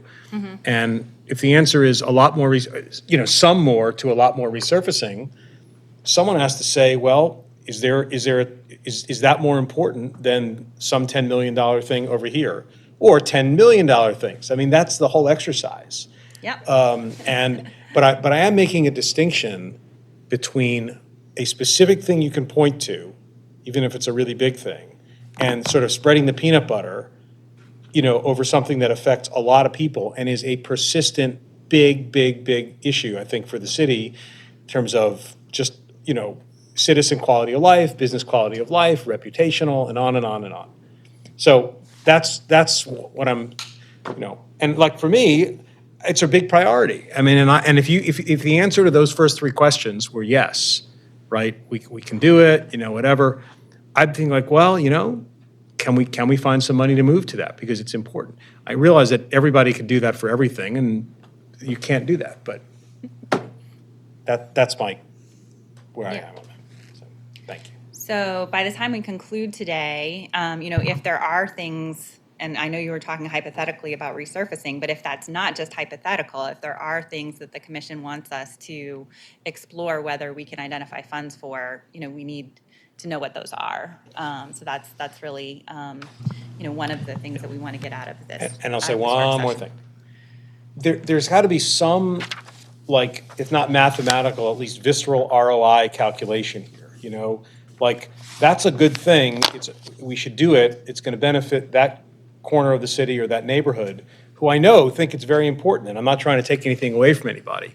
But if you did something, resurfacing, and you said, next year the mayor is going to take responsibility and get credit for resurfacing a lot of stuff that we wouldn't have otherwise resurfaced, I'll tell you that I think that's a high ROI investment. I may not feel that way if I happen to live in a particular neighborhood and I'm being somehow deprived or you're delaying something that I really, really, really care about. I realize we're making tough choices, but I do think there has to be some sort of sense of, what's the bang for the buck? ROI, pick your thing. So. Okay. So the most, if not all of the investments listed here are in specific line items in the CIP. So it doesn't just say 24 million for pools. It lists, 3 pools at $8 million each. And the same is true for the other ones. But I thought it was helpful just to provide kind of these high-level summaries so you could see, that we're making big investments in the downtown campus or proposing to, big investments in libraries, big investments in pools. So you could see, what's on the horizon for FY 28 through 32. We have, kind of getting more specific now, we have over the 5 years, $15 million for POHOME public right-of-way infrastructure. We have a combination of 3 different projects related to how we're handling waste. We have $60 million for the East Side Sanitation Complex, a waste diversion facility, and then DPW talked about how they're doing a long-haul study to look at what the best solutions are, if we should be investing in the landfill or if we should be thinking, in a different way. And so there's funds in an outer year to implement whatever the results of that study are.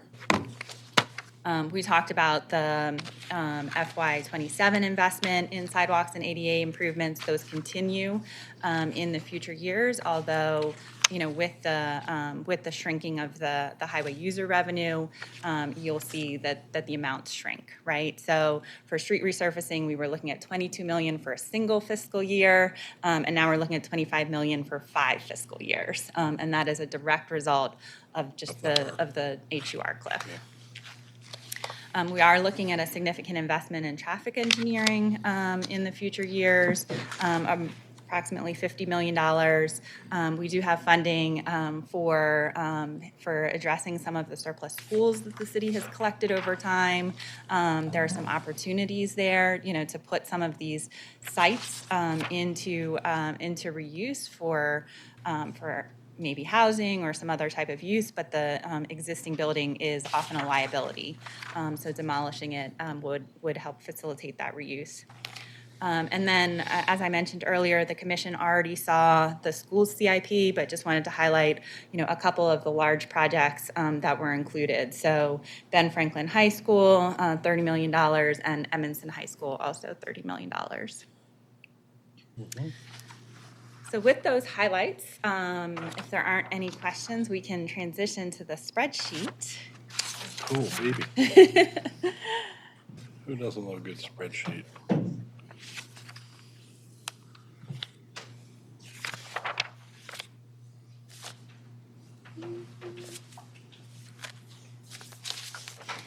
I love this.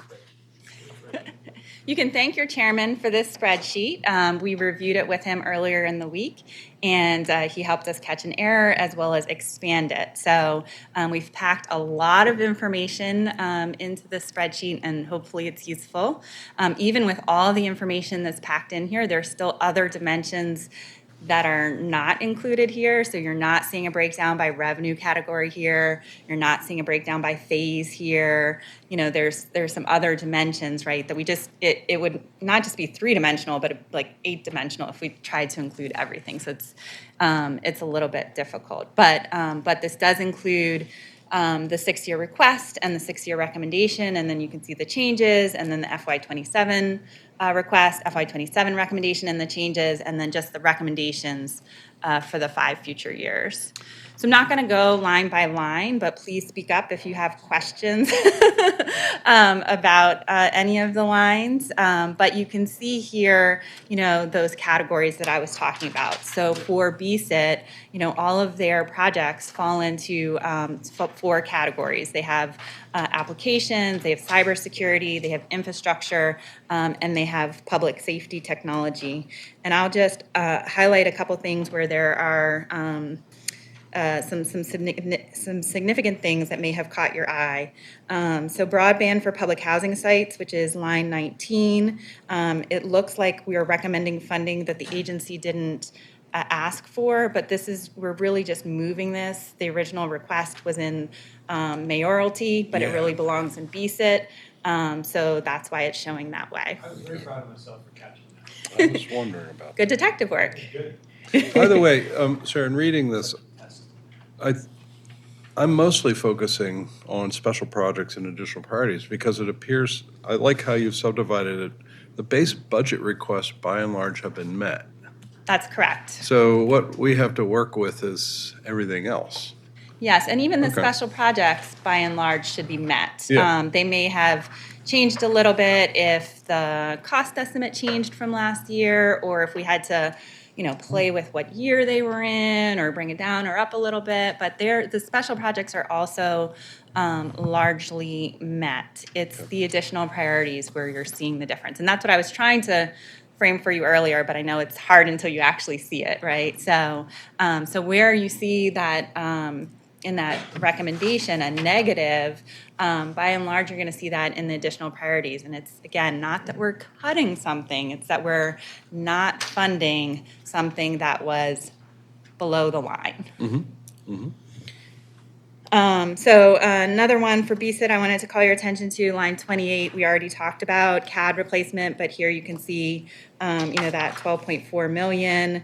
And then line 33, City Watch infrastructure investments. This was an additional priority, which for the most part we were not able to fund, or we didn't recommend funding for BSIT. But we do have partial funding recommended for that one in FY31. So they had a base budget request for the cameras themselves, and then this is for the infrastructure that will eventually need to be refreshed in order for the cameras to function. Any questions on BSIT? It's not the most exciting one to start with necessarily, but I guess alphabetically. So let's go to an exciting one. Alphabetically, it came first. Schools you've already seen, so that one's also maybe not the most exciting, but we do have 3 large projects on the horizon. I already mentioned Ben Franklin and Edmondson. Another large one is Southeast renovation on line 40. I assume these are all 21st century school program projects? They are not 21st century schools. So the 21st century schools initiative, that formal name is funded outside of the CIP, and then these complement the 21st century schools initiative.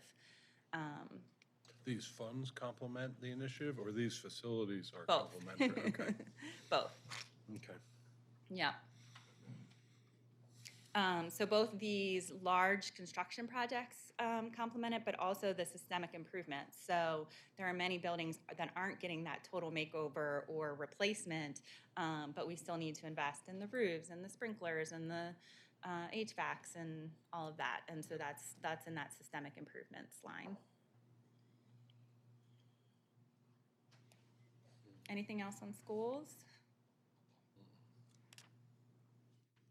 All right, so we will flip to recreation and parks. So starting with the field houses and recreation centers, I mentioned Madison Square Recreation Center. We have funding for construction in FY30. And Lillian Jones, we have funding for construction in FY28. And then in the additional priorities, we were able to fund several of the additional priorities for recreation and parks in FY27. And part of why these were prioritized is they have projects that have gaps, where they're already partially funded, but they can't bid the project because the bid has come in higher, or that type of thing. And so we're trying to get those projects over the finish line. In the case of this one, they have, if I can remember correctly, they have funding for the field improvements, but they want to relocate the field because of a flooding issue, and so they need funds to design for the relocated site. I'm sorry, line 59, the Irvington Field at Fred Leidig Recreation Center.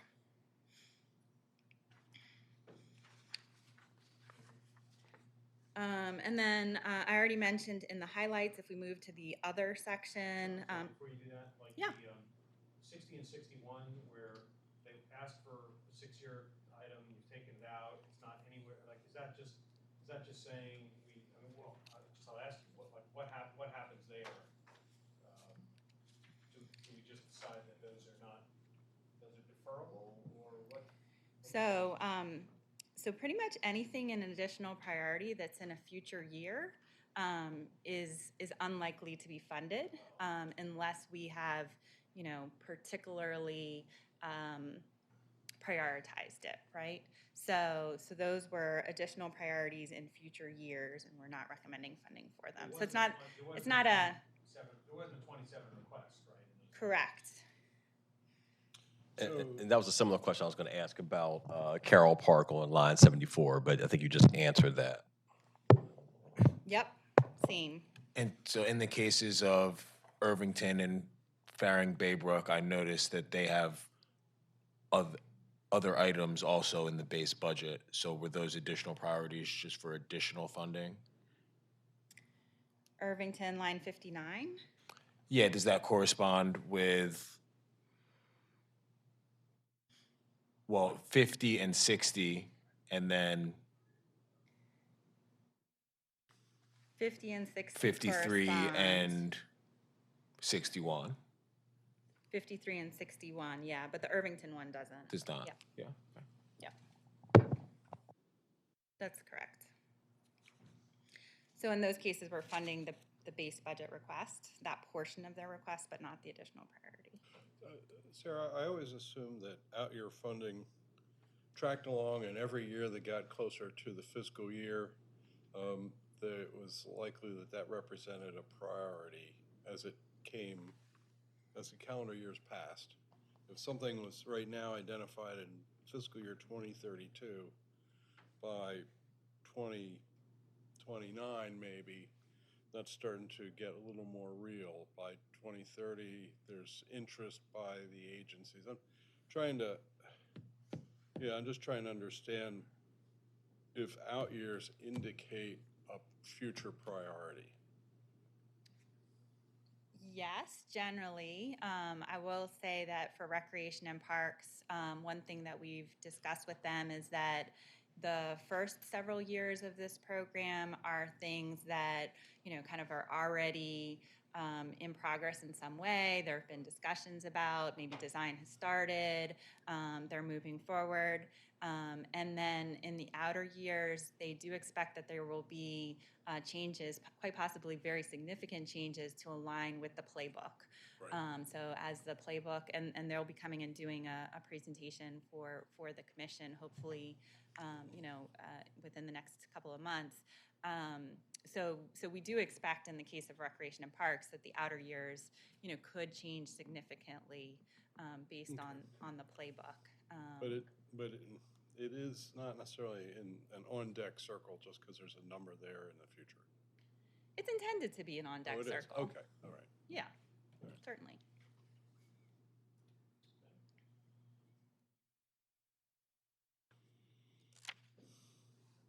It's an on-deck circle, but the coach, maintains the right to make a change in what player shows up at bat. But yes, it is intended to be an on-deck circle. Can't have too many baseball analogies. Sticking with Rec and Parks, I can move us to another line. Yes. So I was going to ask about the Patterson Park ice rink, because I remember folks talking about that during the presentation. I see it here on line 68 for $50,000. I was just wondering if that, like, what does They're doing a $50,000 study. do? So they're doing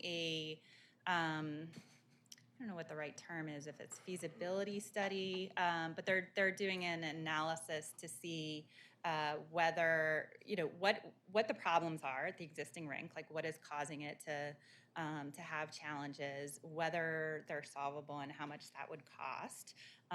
There's concerns about the stability of it, whether it makes sense to rebuild in the same location and what that would look like. Right. Are there alternative locations that would be appropriate for the facility? So that $50,000 is really to kind of answer those questions. We have not, though you'll see, we haven't programmed, funds in the outer years for implementing that study, which is a challenge for sure. We're trying not to go as far as designing things without having them somewhere in the pipeline for construction. But since this one was kind of a very high level study, we went ahead and funded the study without having funds for the next steps. Well, in line 76, they asked for 10.75 million, and we've said you're recommending not funding that because presumably you don't really know where it's going, right? So I just wanted to call that to your attention. But I'm sorry, I thought that's what you were asking he was about. he was talking about, well, both. I mean, 68 is the study, and 76 is presumably construction, right? So we've said, hold on a second. We're going to commit $50,000 to it in 2027 and see what happens next, and then we'll talk about it next year. I think that's what you're saying. And I'm actually fine with that because I think it's responsible. I don't have any idea what the outcome is, the right outcome is, but I do think, and I don't want us to start like voting on these things because I think it'd just be too complicated. But from my perspective, I think it's worth saying people came here. They were very serious about the ice rink. It's a community asset. It's sort of beloved, for a lot of reasons. We should be doing everything possible to figure out a solution. But I also accept the fact that a $50,000 FY27 solution may be the right thing to do right now because I don't know what else we'd spend the money on right now. That's kind of how I process that item. I don't want it to be like no worries. I want to be responsive to folks, not just because they came out, because it's compelling. So I don't know, does that make sense to you guys? Do you feel differently about that? That's exactly what you want. No, I don't feel differently. I think that works. But to Commissioner McCoach's question and on process, this is what I've been trying to wrap my head around as long as I've been on the commission. If we don't put it in the 6-year budget this year, that doesn't mean that it has to wait until fiscal year 33. Correct. Next year, we could decide to put it in the 28 budget. Right. And while that is great and offers us a ton of flexibility and is maybe like a very practical way to work, it process-wise, sometimes it feels like some projects are jumping the line because we're doing a 6-year budget. It does not have $10 million for an ice rink. And then next year, we're gonna find $10 million somewhere and fund that ahead of something else that maybe is in this 6-year plan.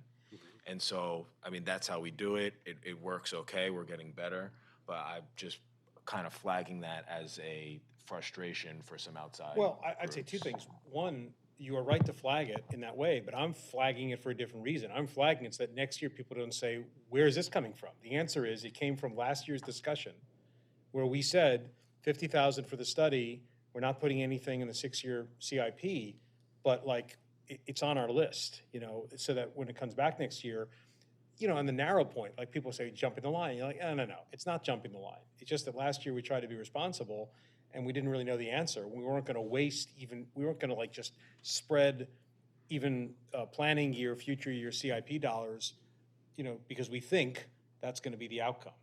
So I think there are two reasons that we're flagging it. And when I'm raising these things now, and I don't know how many of these we'll have, but I think the point is, you know, there should be a list of, we agree with your recommendation, but don't take that to mean it's not a priority. Just take that to mean that we accept the fact that you have recommended putting the money in the right years in a responsible way, but, you know, let's not forget about it. Yeah. That's all.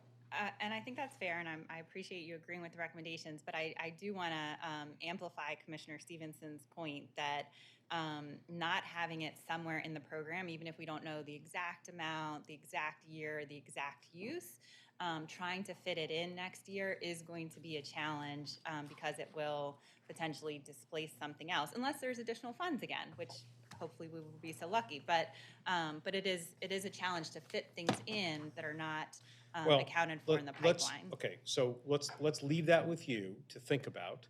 If you come back in 3 weeks and say, look, we've thought about this, and if you guys really want us to have some future planning for the Patterson Park Ice Rink, we think we need to put some money in those years, just because the way the world works, and the system works, and here's how we might be able to do that. There's no point in debating it now, but, is that right, Eric? Yeah, absolutely. Okay. Anything else in the other section of Recreation and Parks?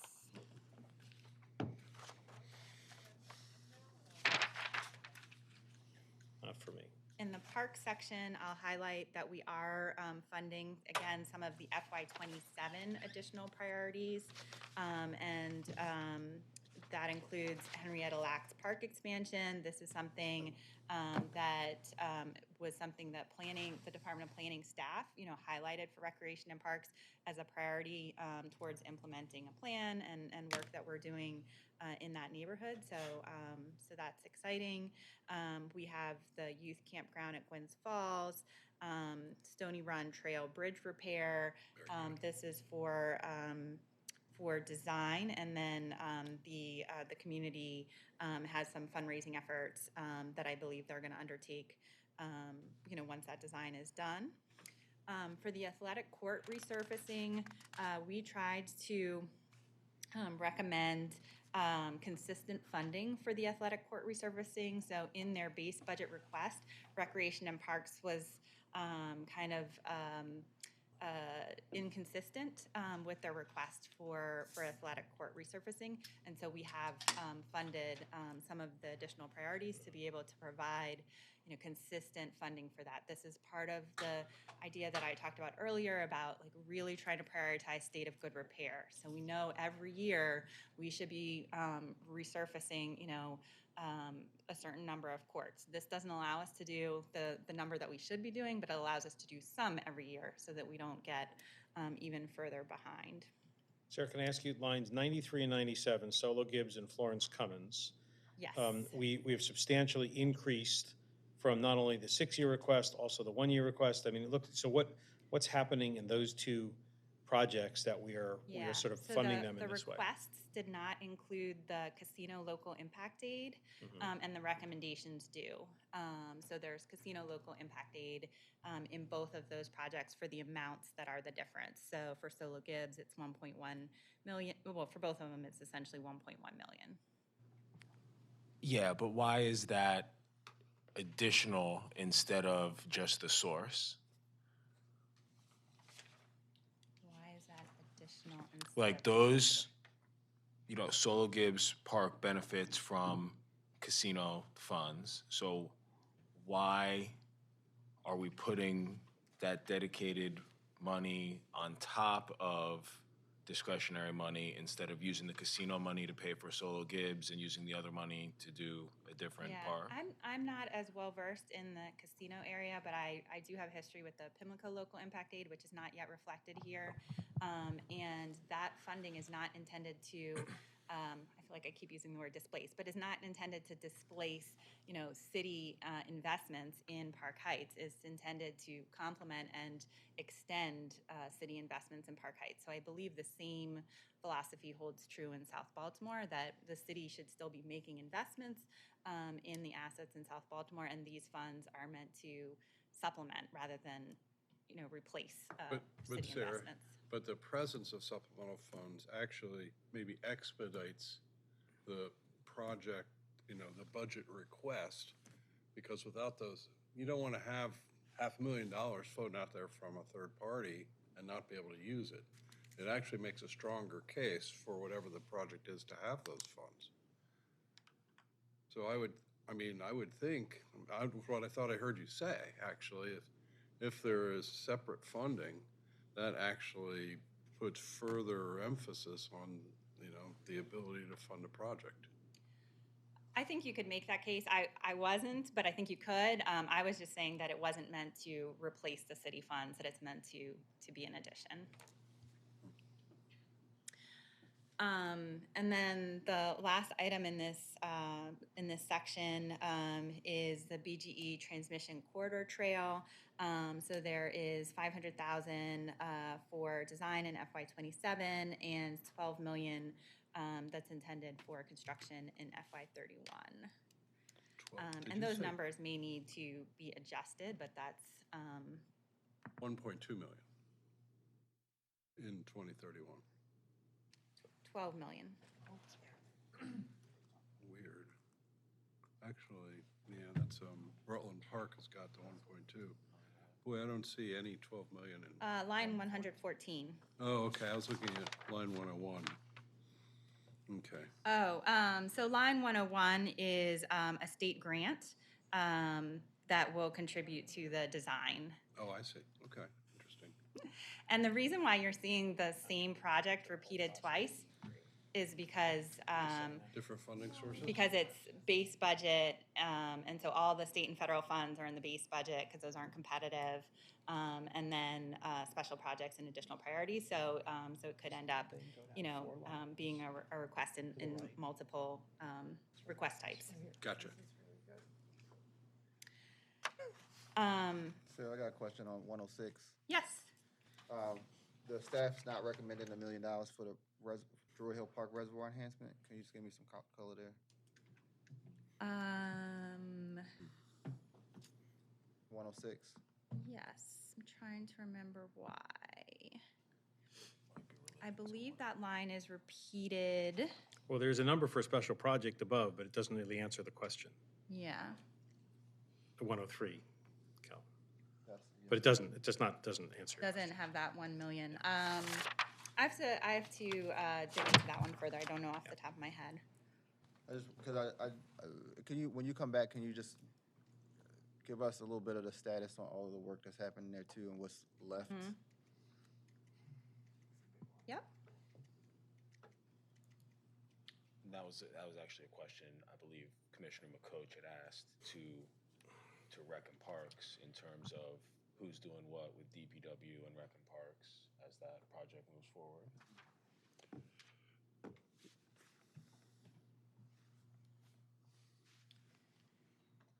And then in terms of the playgrounds, it's a similar story to the athletic courts. We're trying to make sure that we're investing a consistent amount every year in playgrounds rather than some years no investment and then some years just a small investment that doesn't really get us even one playground. So that's the story there. I like what they did with the reptile house transfer. Hats off to Mr. Borman. That was very strategic of him. Okay. And then the pools. Here's another example of something that was an FY27 request for Choice City Spring park improvements, but I think that should be a pool. It cuts off, but I think that's a pool. We're recommending the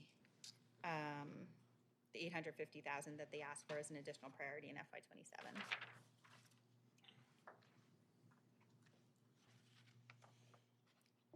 Anything else on recreation and parks?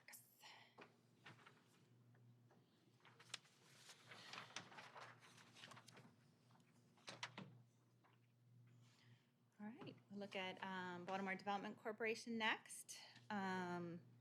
So the three large projects here are the Charm TV Community Incubator, Downtown Rise, and the Economic Development Fund, all of which were mentioned earlier when we went over the highlights, but we can talk about further now if there are any questions. I was wondering about the 12 million, even as John was talking about it earlier, because I recognize the need for seed money, and I'm really psyched that Otis is here and we have all these moving the right people in the right places, but it's extremely open-ended. And for all of this discussion about having something tangible, how do you know 12 million is the right number versus 10 or 15? I mean, I guess this is simply just a fund used to support, the development groups' negotiations and studies and, a variety of tasks. But it's just a big bucket of money. Yeah, and I think the question earlier was about Downtown Rise, but we can ask for more details about both of them. Mm-hmm. I did get a little bit more information that I can share if you don't mind me reading it. The Economic Development Fund provides BDC with capital resources to respond strategically to economic development opportunities across the city, including site acquisition, infrastructure investment, business incentives, and public-private partnerships. The fund gives Baltimore a tool that pure cities already have. So cities competing for investment from Richmond to Pittsburgh to Philadelphia deploy flexible economic development capital to close deals, incentivize location decisions, and catalyze private investment, and Baltimore has lacked this capacity. The fund will be governed by clear criteria aligned with Baltimore Together's equity goals, ensuring investments prioritize historically underserved communities, small and minority-owned businesses, and sectors with strong job creation potential. And every dollar is designed to leverage multiples of private investment. So this is not a spending program, it's an investment vehicle with measurable returns in jobs, tax revenue, and neighborhood vitality. It doesn't necessarily have like a specific line item, but it gives you, I think, a little bit more of the information about the intention. What I would expect to have been written about that line item. That's all good. It's just sometimes I guess we want more specifics, and this is just available resources for BDC. I think the idea is partially to take advantage of opportunities that present themselves, particularly, with maybe some challenges in the downtown real estate market now. So it may be hard to itemize those up front, but yeah. Yeah, not only is it hard, it's probably not recommended. This is what I would say, my background is investing, right? Mm-hmm. Raising a fund, deploying it. And this is what we would call dry powder for the BDC, to be able to move things. So I do think that we can ask BDC if they could, well, you have a document, so if we can look at that some more, but to codify sort of the criteria. But I think what the goal here is really about them having the tools to move things. And this isn't going to be like a grant program to developers. This is this is going to be at-risk capital that can have a yield that the city can benefit from. And that's, I think, what Otis's thought is here. And to your first question around how much and is this the right number, I would contend that this is not nearly as much as we need, and that we should, over time, to sort of to our earlier question, we may be thinking about continued investment here. But it allows for us, 12 million is a small enough number where they can do some things and put some wins on the board that gives us confidence in potentially what the future could look like. It also allows for us to think about some of the investments that the city is currently making directly. Should we be making them through BDC? And when through BDC, does it produce a better yield than us just doing grants into different programs or projects? Yeah, So- I can think of a half dozen places immediately where investment seed money, and it's not all bricks and mortar either. It's not all bricks and mortar. It can Right. be. It could but, be businesses, right? It could be direct investments, equity investments into high growth startups, for example. We gave a grant, Otis always used the example of us putting a grant into a large company that is in town that before wasn't, and if we would have done that as equity, the equity would be paying for everything that we do at BDC right now and then some, right?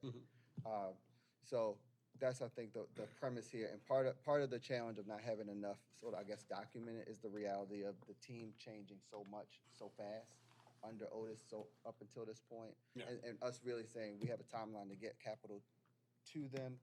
Let's do it responsibly, but also give them the grace of the fact that they haven't had the time yet. I think we as a city just want to communicate, whenever we have an open number like that, communicate that really clearly, because it's so easy to be misinterpreted. You're absolutely right. Mayor's Children and Youth Fund, misinterpreted or whatever. It's, this is important, and every good economic development agency would want to do this. But we just have to be clear about its purpose and how it's managed. There are a lot of numbers in the capital budget that relate more to programs and projects, right? Because a project, theoretically, you get a bid, this is what it costs, here's the thing. Programs are fundamentally, like, the number's never right, because how do you know what the number's supposed to be, And, I'm looking at, like, we'll get there, of course. DHCD has a lot of programs. A lot of the capital money in DHCD is not going to projects, it's going to programs. Not to get in, you don't have to turn the page, but like Affordable Housing Trust Fund, 41.5 million, Housing Repair Assistance Program, 12.3 million, Home Invest Partnerships Program, 26.2 million, et cetera. Like, why? But I don't mean why critically. I mean, what are you going to do? And I do think, and we can get there when we get there, I do think it makes sense to make agencies justify those programmatic numbers based upon prior performance. Buy Back the Block is a good example where I think they've said, we have this much money and this many applications, we need this much more, can you give us some, and we can deploy it immediately with this return on investment. I do not know, and I'm not criticizing, I do not know whether, for example, DHCD can do the same thing for those programs. I mean, in all the numbers I just read, you have in every case recommended the request for either the year or for the 6-year period, I think, if I have it correctly. And I have no objection to that. I mean, at some point, I have to trust, frankly, the DHCD commissioner, or ultimately, frankly, I have to trust the mayor, that the mayor or Otis kind of knows what that number is going to be. But it can't be a sort of unmanaged, and if we had and this is probably old terms now, but if we had like a zero-based budgeting system, right, you'd be like, I don't care if we gave you $24 million last year, tell me why you need $24 million. There's a certain amount, this base budget approach to some extent, I think, gives you a little bit of that sort of like free pass on the money from last year, not because, and it goes back to the bigger question, have they deployed it, which is a whole thing we're all talking about, because if they haven't deployed it, we're not going to give them more. I actually think all of this leads me to say that I think with respect to BDC, it doesn't trouble me because it is not that big a number, it's compared to these other numbers. And frankly, I'm going to trust the new CEO at BDC that this is how much money he thinks he needs. Next year, I'm going to say to the CEO at BDC, what'd you do with that? How did you do? And, and he'll say, well, I can only get $4 million out the door. And we'd say, well, why did we do 12? Or he might say, look, I mean, I could have used 5 times that amount. Here are the applications, and here are all the letters I wrote to people saying, I'm sorry, we're out of money. That to me is persuasive in the other, so I'm trying to get us into that sort of mode where there's some evaluation because for the programs in particular. Yeah, and the challenge of doing that in just 1 year is that the money will be available July 1st, and they'll come and do their presentation in January, so they will have had the money 6 months basically at that point. Yeah, So, I get it, so but it takes a little longer, but it's a good idea. somebody has to be able to evaluate what the return on the investment in those programs is in some way. And if you can't look at the prior 6 months, then look at the past 18 months. We can't just kind of hand out, we can't just continue to use the same numbers. Oddly, it really doesn't apply to BDC because it'll apply next year. But right now, I'm like, all right, I mean, you're not asking for $1 billion. You're asking for what seems like a reasonable amount of money in the scheme of things. So, all right, here it is. But I will say to your point, Sarah, maybe the recommendation as we do this for BDC is that they start the work now of finding those deals, right? Next year, them not getting it till July 1st, I say this admittedly as the new chair of BDC, but them not getting it until July 1st is not a reason why we shouldn't have that information that we're asking for, right? So we can be doing that work now to build the cases, to build the deals that will get deployed on July 1. As long as it's contingent, right? Because the council won't pass the budget until June. Well, of course, Yeah. right. But So, I mean, what I but mean yes. is like they should be bird dogging deals. Right, getting now. them all lined up. Yeah, that makes sense. And there was some of what you're talking about at a much, much, much smaller scale, but some of that was a self-recognition by BDC where they said we have a balance in, I forget which one it was, I think maybe commercial and industrial. We're not going to make a request in FY27 because we know we have, funds that we haven't deployed yet. So we are trying to look at that with our team as well, but some, in that case, the agency was self-aware.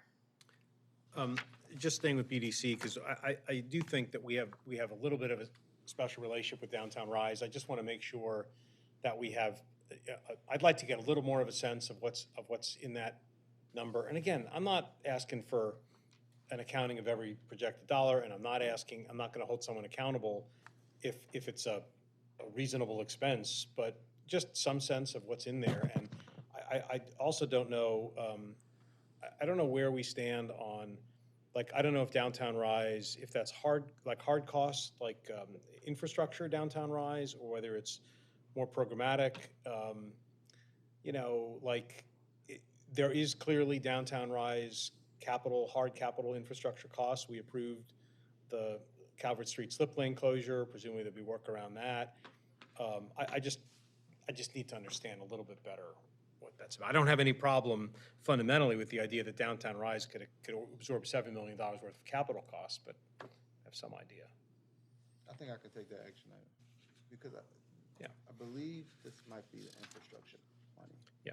But I can find out. I mean, the request was $250,000 in FY27, and we're, so anyway, okay. I know that there have been discussions recently around the timeline for, to your point, some of the infrastructure stuff and, and the need for DOT to move within the year on certain things. Yeah. Okay. Okay. Thank you. Anything else on BDC? All right, we'll move to general services. And so you can see here the recommendations are organized into their client agencies for the most part. So you'll see, we're recommending the base budget requests for general services, and then a little bit different than recreation and parks, we're not necessarily able to fund additional priorities in FY27, but we are able to fund some of their additional priorities in future years. So getting them into the program, recognizing their importance, and then they will be in that on deck circle as we move forward. So trying to get a lot of those additional priorities absorbed into future years. want to highlight one of the special projects. This is one of the largest items that we have in the CIP this year, which is the Northeast Police District Station replacement. And then we do have a lot of investments programmed for the other stations. So for systemic improvements at other stations across the city. Some of those were base budget. Some of those are additional priorities that we've tried to program in future years, FY31 and FY32. If you'll recall, the police department does have some needs in addition to these district stations, but those were not included in the formal requests that we got. There's some more planning that is needed. And so one of the recommendations here is for a facilities master plan initiative, and that's actually in planning's budget, but it's something that we plan to do in close coordination with the Department of General Services, Mayor's Office of Infrastructure Development, Police and Fire, and Emergency Services. We'd like to look, to the extent that funds are available, at a series of clusters of different types of facilities, but the intention is to start with public safety facilities. So to look at those needs that the police department identified as, hey, we have this need, okay, let's really make a plan for how we would accommodate that, and how does that relate to the rest of the police department's inventory, as well as these other emergency service operators. Is, on the police, is Yeah. the police training facility up off of Northern Parkway, Mhm. which for years has just been in desperately bad shape, did that make it onto this list?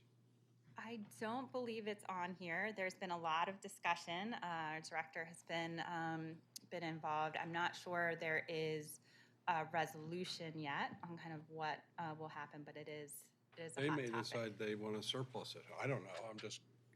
It's good to hear this discussion about it. Mhm.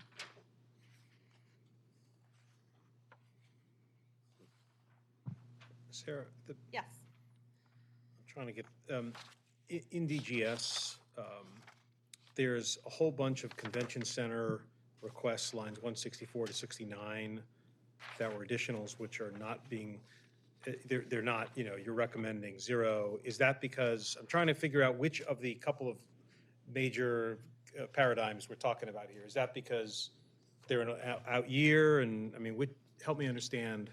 Yeah, so, and Deputy Mayor, feel free to jump in, but the convention center is looking to do a much bigger set of improvements. Mhm. So these are kind of like smaller systemic improvements that are urgent in nature, and so we're recommending funding for the base budget ones, because those need to happen probably yesterday.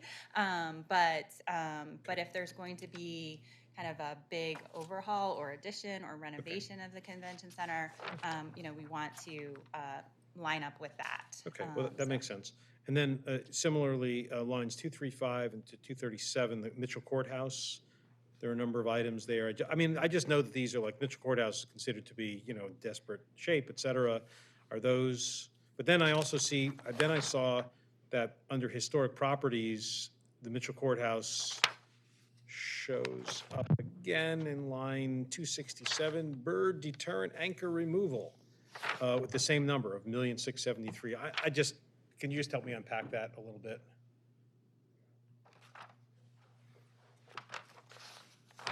It is both a historic property and a court, but it seems to be, I think it's in two places. It doesn't really matter if we're not funding it. We are funding improvements to you can not fund it as courthouses. many times as you want. Lines 238 and 239. Say So again, please? We are funding restroom renovations. Yeah, I see that. We are not funding the bird netting addition and removal. So those are just, it just didn't make the cut. I mean, is Yeah. that right? I mean, that's okay. There's nothing wrong with that. I would several point of out, the- I do think that 268 and 237 might be duplicates. I don't really know. I'm not sure how that works, but you can check it out. John, one I will thought check that out. about the convention center funds is I was looking to see if any of the base budget improvements would be impacted by future improvements. I mean, I don't want to spend money twice. If I'm doing a sprinkler system one year and I'm going to do the controls next year, I've got to go back and replace sprinklers. Yeah. It would appear that this is a good partitioning of immediate needs and future implementation. This man knows more about the convention center than anybody, so I'm assuming that that's the case. I mean, what you're saying makes total sense. Is that? Yeah, I think that Mac and team are doing the delicate dance right now of making sure that we know exactly what they need to be able to have a functioning building that can still win business, right, whilst obviously putting their eggs in the basket of a renovation or a rebuild of the facility, You have to keep it flying as you repair it. That's right. That's right. So I think what they've asked for here, I'm assuming that the team has obviously talked to them and that these are the core things that they're requiring. But they're also asking for dollars right now to do the design work on what a new facility would look like. Mm-hmm. But that's separate from here. And the wax yourself. I do have a question as well about line 247. Benton Building elevator upgrade. Gotta wait another 5 Charity years. begins at home. I question not putting it in the recommendations because I think our 8-bay system has 2 elevators that work and one just broke down like maybe a week ago of the 3 that were working. So we're going to be very soon at a point where if we don't have funding budgeted, that if one more goes down, Yeah, you have to have two. I'm just really concerned about the employees. There are 14 levels of employees. This is a full building. And to only have 2, I think is problematic. So I just wonder, I mean, obviously when we were doing this, we had 3, right?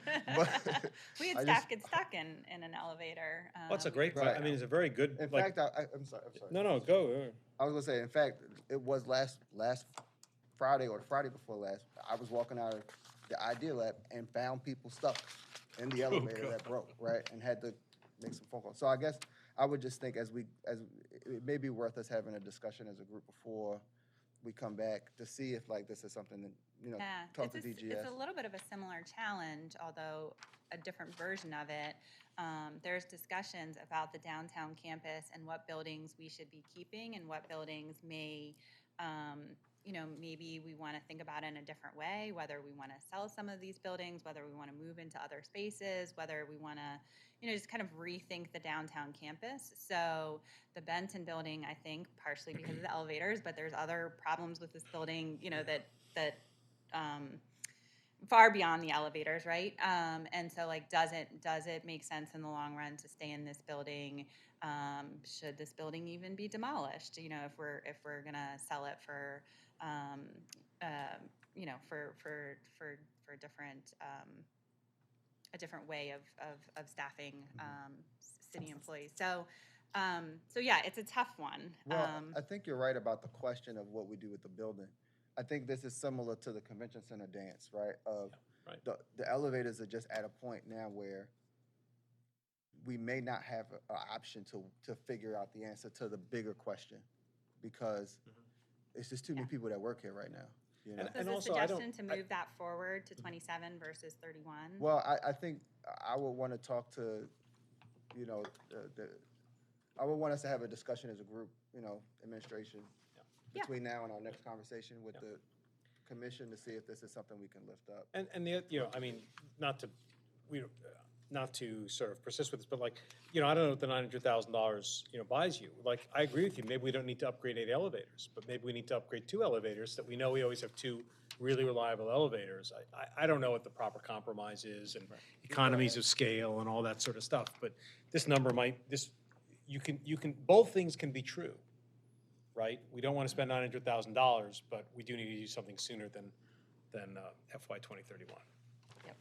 And not to belabor this, but just to agree, and Berkey and them can work out the details, but the elevator shouldn't be considered a luxury item. It's just as critical as HVAC. And, we're constantly doing new roofs and new HVAC in buildings that have, probably short lives left. So I don't see this as any different. Yeah.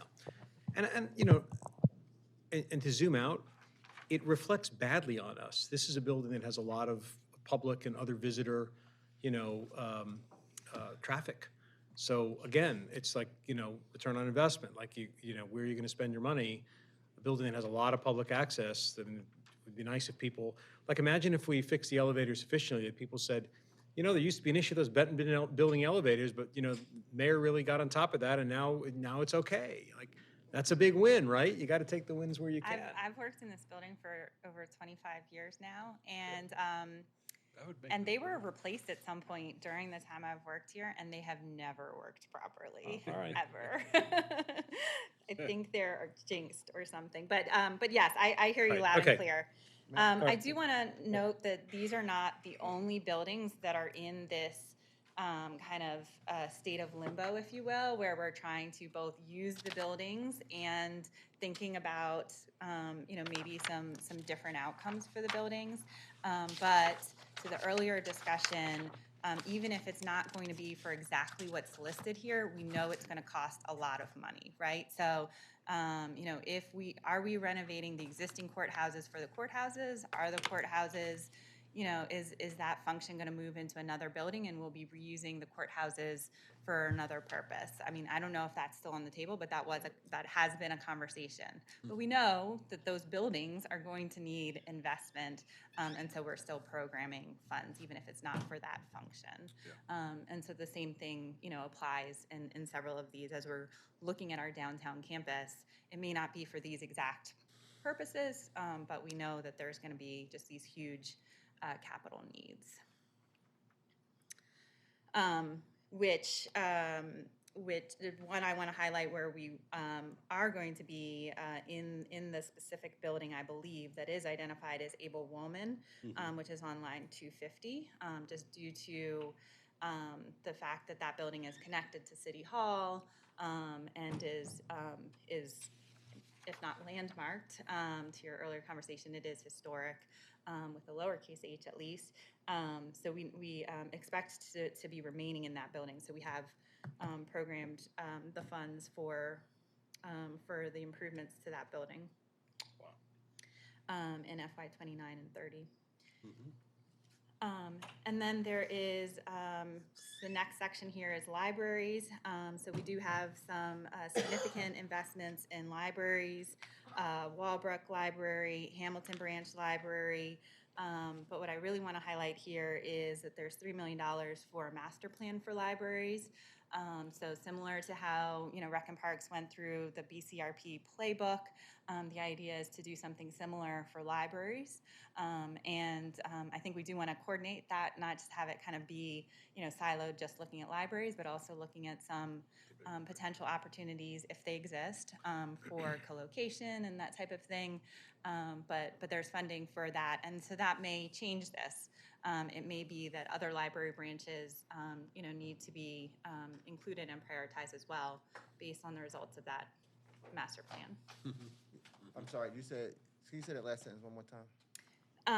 Some of the recommendations in the outer years for libraries could change depending on the facilities master plan. So Walbrook and Hamilton are on deck, but if the facility master plan looks at it and says, oh my goodness, there's, this urgent thing that we need to do somewhere else because it's not a safe building, it may change. Why is 3 million the number to do a plan? That is the amount that was provided to me. So if it ends up being less than that, we can, reallocate those. There's a whole, like everything in this world, there's specialists. There's a whole sort of community of people who worry about what makes libraries function. And it's not just books, it's a lot of technology. So then you have to figure out where are we putting this stuff? How do we handle the future changes? It adds up. Well, this is actually a good illustrative discussion because that's a reasonable question and a reasonable answer, but like has someone, Is your mic on? Yeah, this mic's Oh, Sorry. I was Sorry, looking should at I, the I'll other get one. I didn't closer. see yours. No, I'm sorry. Good. I was going to say it's a reasonable question, reasonable answer, but like, the question is, has someone vetted that? Because again, like, this is intuitive when you're talking about a hard construction project. I mean, we get it as right as you can get it. It's never perfect. It's as you go along a continuum, like a program, it's not intuitive. It's like, how much money can you spend giving out home ownership grants? Someone has to figure it out. This is somewhere in the middle. It's a study. You can figure out how much it costs because someone can give you an estimate of how much it costs. There is a fixed number. But I also want to make sure someone didn't just say, that sounds like about a $3 million study. Because you know what? If it's a $2 million study, I got another use for the $1 million. Right. So we should figure it out, right? Before we just kind of. So in the absence of being able to have like a documented number in 2 weeks when the commission is voting on this, we can, if the commission agrees, we can put the 3 million towards the library master plan. If when they do an RFP and get responses and it comes back in at 2 million, as you said, then we would expect to see a transfer come, to the commission, and that $1 million move to. I know there's plenty of needs in the libraries, right? So it would have to stay within libraries, but if it could be used for another purpose. A more aggressive, and I'm not recommending this, but a more aggressive approach would be to call them up tomorrow and say, if it was 2 million, not 3 million, could you do this study? Yeah. You said the transfer has to stay in the libraries? Is that what you mean? It has to stay in DGS, actually. I don't know, libraries is its own fund. I'd have to talk to the law department, but generally it has to stay in the same agency once it is allocated in the budget, unless we did a city council bill to move it between agencies. Because you get, to your point, right? I wouldn't want to have a $1 million random, just move it to something else, because that $1 million, there's other things that are probably, it's got to be, every dollar as we're doing right now is being ranked against everything else. Mm-hmm. And we would want to be able to move that $1 million somewhere else. So if the number truly is 2 million, they should be able to give us, if they're asking for 3, why 3? Right. Yeah, and I'm not trying to take the money away from them. If it's a $3 million study, it's worth doing a master plan for the libraries.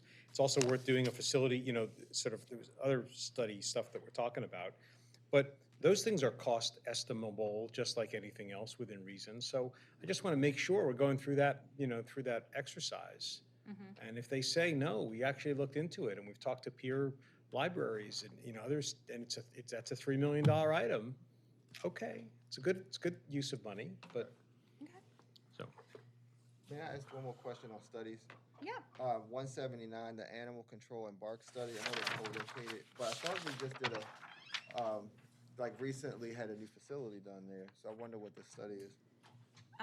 When they came and did their presentation to Planning Commission, they explained that there was a drainage issue. I don't remember all of the details, but the study is looking at the solution to that. So it is a new building, and I was surprised as well. But yeah, I can refresh my memory and get that to you. No problem. It was a runoff issue that was impacting the neighbor. That sounds Because right. there's a steep slope on the property. Okay. Yeah. Got it. That makes sense. And we did follow up and ask DGS whether the developer was liable, and it wasn't something that was their fault. It was the use of the property that caused the issue, not the way the construction was done. So it's the city's issue. Mm-hmm. The last thing I wanted to highlight for DGS is the last line item is line 284 for city facilities urgent needs. So it came up that, there are things like if we didn't have funding for the Benton Building elevator and we reached a point where, we needed to have functioning elevators, the DGS needs to have a source to be able to handle things like that. Yeah. Also, if they get bids in that are higher than what they had requested and was programmed, we don't want them to have to wait a whole nother year to ask for more funds to be able to, move forward with that project. DGS, compared to some of our other agencies, is very diligent about assigning every dollar to a specific project. So there is no fluff. There is no, extra kind of vague projects that they can take from. So we are designating a project for those urgent needs to be able to address those. And this is something that we will see how it's used and can, reallocate if it isn't being used, in future years. We can top it off in future years if they've, needed to spend it down. Anything else on DGS?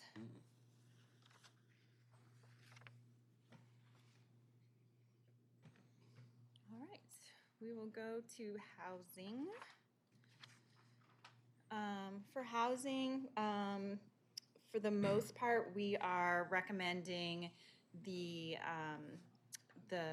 base budget requests.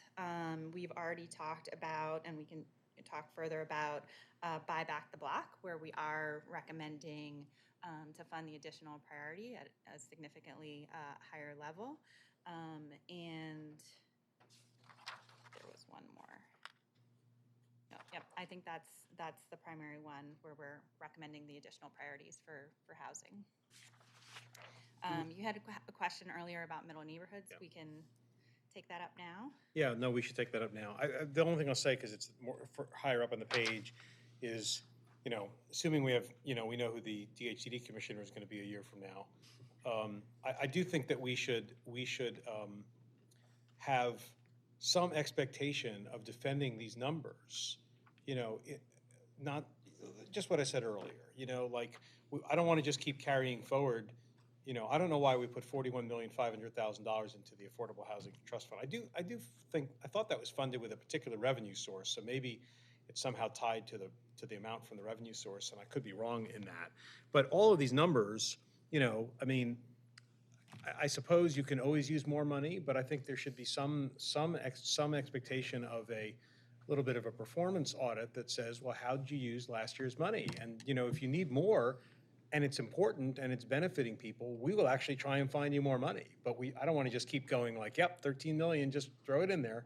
So, and I would make that argument for your benefit for all of those kinds of things that are sort of programmatic pass-through kinds of things where we're providing that kind of a service. I don't have any basis to object to these numbers, but I couldn't defend them.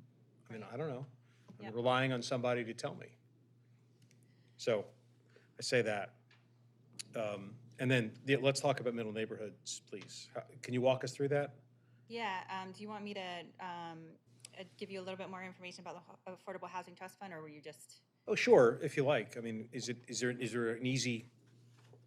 So there is an MOU that provides a recommended level of funding for the Affordable Housing Trust Fund that includes general obligation bonds, and so that's what this is, but it also includes other sources as well. So I believe it's the recordation tax and right, that's what it was. Something else. So there's multiple sources that are contributing to the Affordable Housing Trust Fund, but the other ones, have a lot of variation depending on what's happening with the housing market and interest rates and all of that, whereas this one's a more stable source. So yeah, I mean, I could ask a lot of questions about that, and I don't think it's going to help right now to do that, but has the Affordable Housing Trust Fund spent all of its money? I mean, it's the same. Well, if they haven't spent all of their money, then why are we giving them more money? And I'm willing to offer some grace in that regard, but at some point, the chickens have to come home, right? I mean, at some point, we have to say, these are precious dollars. Oh, we have, I don't have to relay the message. We have our future commissioner right here. Well, I hope you don't disagree. Now you're going to do this. Great. Anyway, okay, so middle neighborhoods? Yeah, middle neighborhoods. So middle neighborhoods is showing on line 311 for the base budget request, which is $750,000 and then $800,000 a year, which we're fully recommending to fund. And then on top of that, there was a request for there was a request for additional priorities, 317. line 317, and we're not recommending that. But you did receive a letter, advocating for that. I don't, we do have this posted. It was an email to me from Bob Pippick, many of you know, he's the CEO at Healthy Neighborhoods. But I can't figure out his number. He says it was dropped from DHED's proposal of $1 million to $750, further reduction from one. Did you look at these numbers and did they make sense to you when you read So, them? yeah, the total FY27 request was $1 million, so $750,000 in a base budget and $250,000 in additional Oh, I see. priorities. And we recommended the base budget of $750, but not the $250 I of see. additional priority. I see. So he's right. His numbers are right. I think so. Yeah, okay. Just while we're on the subject, can you clarify how that money gets spent? Like what is that money specifically for? How does it get used in the middle neighborhood strategy? I can tell you what I think, but I will confirm for you.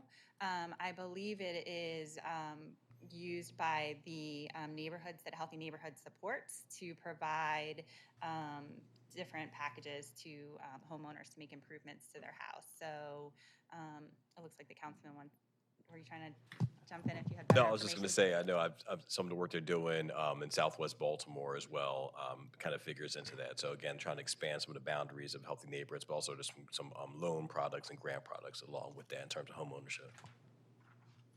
Well, I just want to say, full disclosure, I'm on the board of Healthy Neighborhoods. I have been basically forever. So I don't think I really should be involved in this conversation, but the commission, if it wants, can have a discussion about whether, this is one of very few direct, it's like this time's version of the skating rink, So the question is, do people think this is something worth going back with? And I don't know how to evaluate it, and I frankly want to leave that to others. Yeah, I'd be curious to have that conversation too. I'm just wondering about the rationale why the 250 or rationale around not having the 250 along with the additional 250 along with the original. So we're not recommending funding for, as a starting point, any of the additional priorities. So it wasn't one that was pulled out to fund among the additional priorities. But yeah, so the starting point was not recommending the additional priorities in general. So it's not just for that one. You can see all of the other items there that were additional priorities are also not recommended for funding.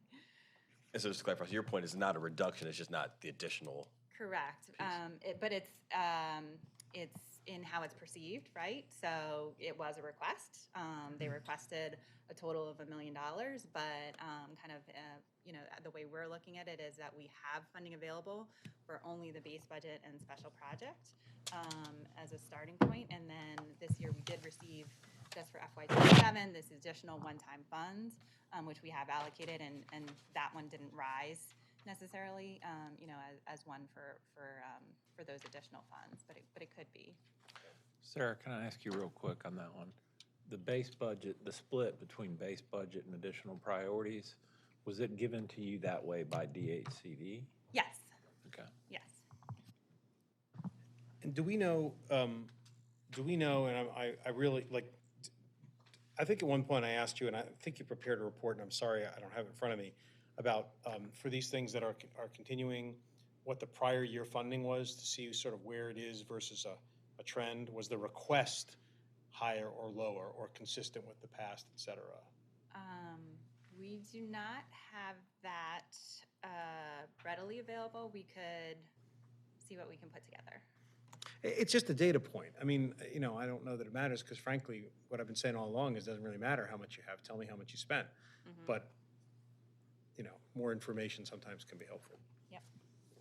So, Mr. Vice Chair, however you want to handle that is fine with me.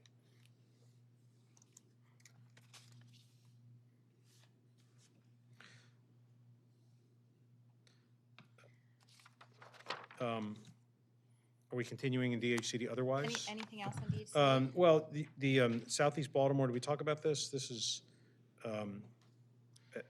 an FY, I'm trying to get the rhythm of this right. It was you increased it, the 6-year recommendation from 3 million to 11, but you put all of that in FY27, correct? Am I reading that correctly? didn't highlight that one. Do you have? Line the 323, I'm sorry, my fault. 323, okay. So this one was only a request for FY '27, but the initial request that they made, you know, you have to keep in mind that these requests were made back in the fall, Yeah. right?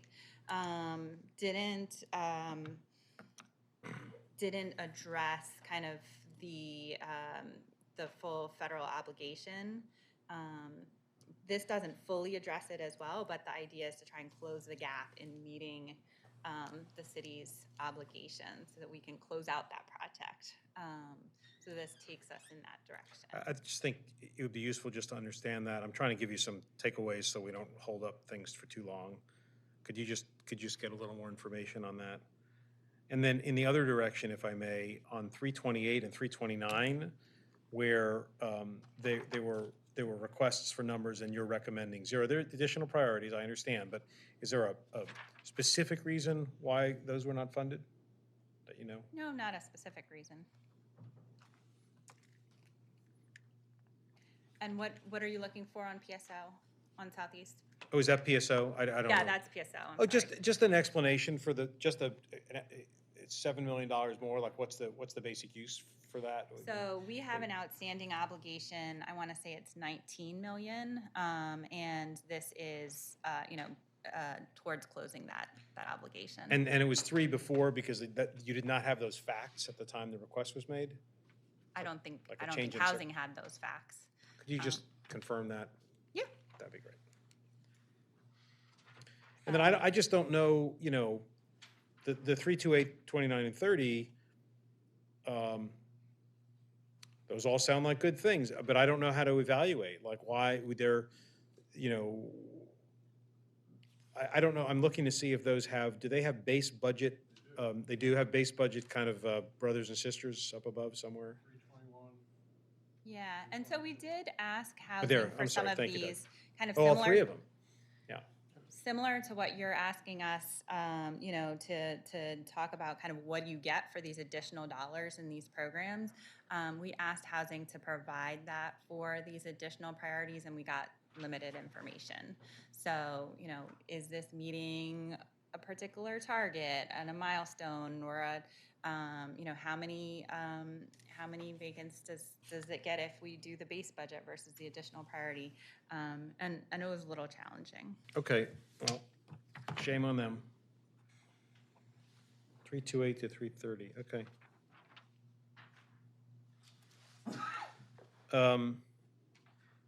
And the vacancy reduction, did we talk about 336 earlier? That's a big, You don't have 101 million? what was that? Did we talk about that earlier? So there is a matching base budget recommendation for that one, which the 6-year total is 34 million. But this is an additional priority request of 101 million that is not recommended for funding. For similar reasons as the prior one? Mm-hmm. Okay, got it. We also don't have an additional $100 million, so. Yeah, but you could have said, here's something less than that, Yeah. theoretically, okay. And the other one on the next page, 343, Public Spaces and Placemaking Program. I'm just looking at it because it was a request that's completely not recommended, I guess. And I don't know what that program is, what the proposal was. Can you? So this is into planning now. Oh, I'm sorry. No, that's fine. I Is thought, there for anything some else reason, on there was the housing? next page. So I don't want to rush you out of DHCD. My apologies. Go back to it. I do think that with the new commissioner, we should ask him, who just left, I guess, to really consider some of these things, to your point about programs. Like, I'm looking at the presentation that they gave us, and I'm looking at all these homeownership programs, and I'm wondering, why do they live in DHCD versus at Live Baltimore, who we clearly are investing in their ability to deploy homeownership incentive. So we got a couple of those types of things that we should just consider. To your point, is this the right amount of money? We also don't have. Yeah. I'm looking at the deck. We have a lot of numbers that say need. For example, Buy Back the Block, they put the need as $100 million. Right. But when I spoke to Live Baltimore, they said the need is probably 10 million per year at max. So even if you look at it through the whole 6 years, it's like the numbers aren't Yeah, making sense. okay. So Well, I mean, I do think it is a reasonable suggestion, a good suggestion to ask the transitioning DHCD commissioner, I'm not trying to be cute here, if you were, just to sort of say like, look, there's only so much that can be done at this point, that we are where we are in the budget cycle, but like, could you take a look at these numbers and, I think it would be useful. Otherwise, frankly, we're going to have to wait, he's going to have to wait a whole budget year. And it's worth, some conversation, right, to see if he has any thoughts. Is that what you're saying? Do you agree? yeah, I mean, the good news is the mayor's asked them to do a full assessment, so Okay. this will be included. Okay. Yeah, it's not going to give him a lot of time. We're back to vote. You're voting in 2 weeks, and he, Well, not for this, yeah. Oh. Not for, but just generally. Yeah. Oh, I thought the chairman was asking for a look at these particular items. Well, I mean, it might be that you can look at one or more of these particular items in 3 weeks. I mean, I just don't know. I mean, it's a fresh look question. And, I realize it's not going to be a whole long, big review necessarily or part of a strategic outlook, but I do think that we just happen to have this moment where it would make sense to have the new commissioner look at the budget and see what he has to say about it in case he has a strong feeling about something and he can justify it. Yep. Okay. Thanks. Anything else there? Anything else on housing?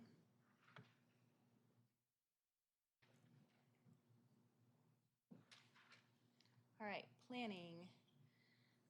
So the item that you were mentioning, public spaces and placemaking program, this was something that the director conceived of when he arrived at planning, and so we included it as our request. But upon seeing kind of all the other needs and all of the other things that are going on, it's not recommended for funding. We are recommending funding for the capital improvement program team. So the team that is bringing you these recommendations would be funded out of the capital budget going forward. And I mentioned previously the facility master plan initiative, and we would start with those public safety agencies, as I mentioned. But if we have enough budget, we would want to look at other clusters of agencies as well. Same check-in on the $3 million planning cost. Right. The study Well, cost. so this one, we would just do the next one, right? So if the public safety master plan costs, if we should be so lucky and it only costs $1 million, then we would spend the next $1 million doing a master plan for the community service agencies. So looking at the community action center and the senior centers and the health centers and kind of that cluster. And then we could do, if we're able to fully fund that one and we still had more funds, we would do the next one. So there's plenty of facility master planning to do to utilize those funds to good results. But do you know for a fact that you can get all of those planes off the runway in FY27 and spend the $3 million? I mean, I understand that you may need more, I understand there's 15 of these plans you can do, but if making it up, if they're $500,000 plans and you can only do 2 in 27, then you need $1 million. You do need more money, but you don't need it in 27. Yeah, I think they're going to be far more than $500,000. But I'm just trying to give you do the math. Yeah, we can try and get some more numbers on that. Anything else on planning? So you don't do this for free? So you have- All right.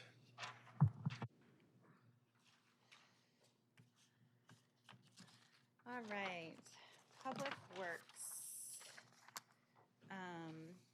So Public Works, because it's fully utility funded except for solid waste, all of Public Works is listed as base budget with the exception of solid waste. So we I mentioned earlier, that we're looking at several projects that relate to each other. So we have the waste diversion facility, the East Side Sanitation Complex, the long haul waste diversion, and there's also an additional priority for East Side Sanitation Complex, all of which are recommended for funding. And then I also mentioned earlier the Western Sanitation Yard renovation, which we were able to advance and fund in FY27. But what about the reductions? So Like Quarantine Road landfill, 348, they asked for 3 million over 6 years, which was all in this year, so it doesn't violate your future year thing, and we're recommending 0. right, because DPW is looking to potentially pivot away from the Quarantine Road landfill, so we're no longer trying to necessarily meet a target for what that project costs, because they're looking at some other opportunities.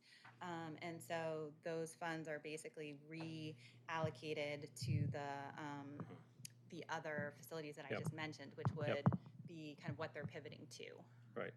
And the 353 and 54, there was no 27 requests, so it falls a little bit under your, if you weren't going to spend it in this year, that we're likely not to fund it, correct?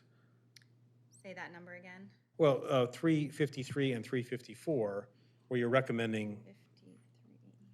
I'm sorry, let me do that again. 353, pardon me, you're recommending a reduction. This is also because of the pivot. So they had originally made the request all in the East Side Sanitation Complex, and then it got broken up. So Okay.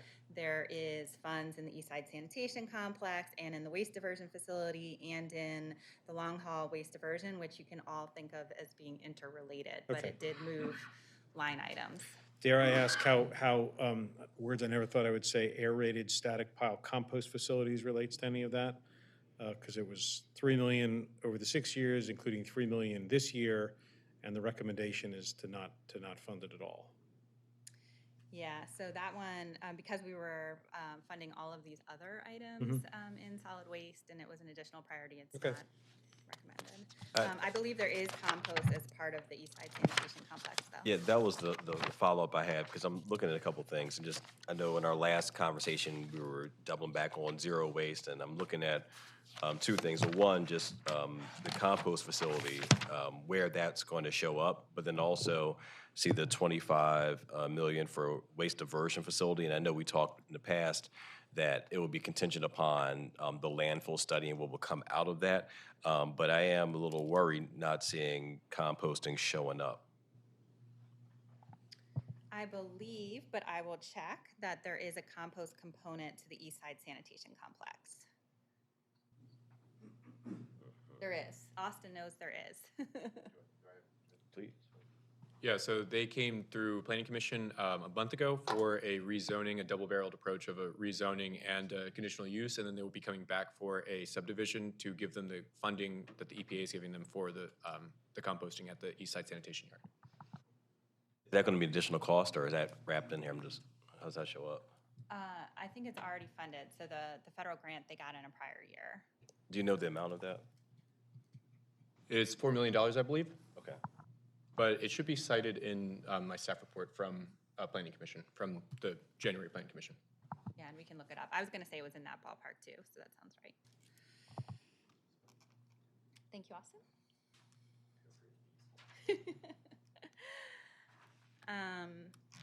Any questions on solid waste or any of the utility projects?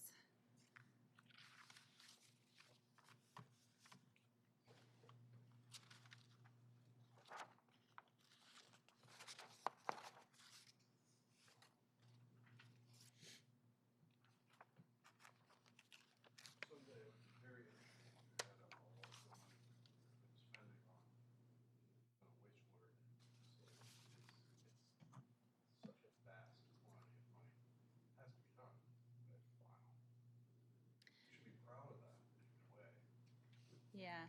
So So there is a possibility, I was going to mention in kind of next steps, that there will be some revisions to the utility funding. So we get a target from finance for the general funds and for highway user revenue, and we go through the loan authorization process for the GEO bonds.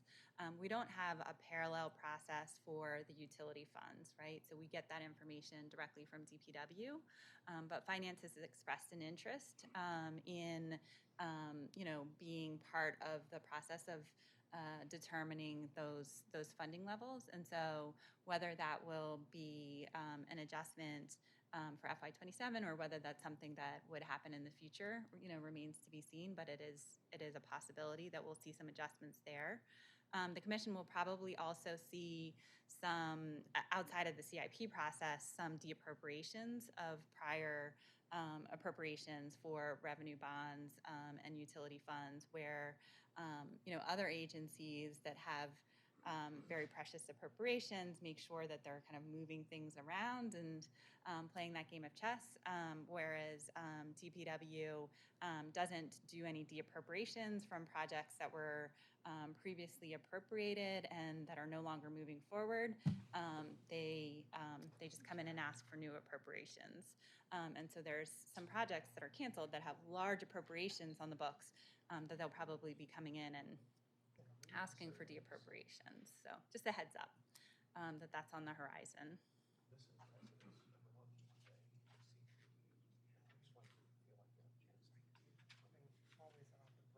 Yeah.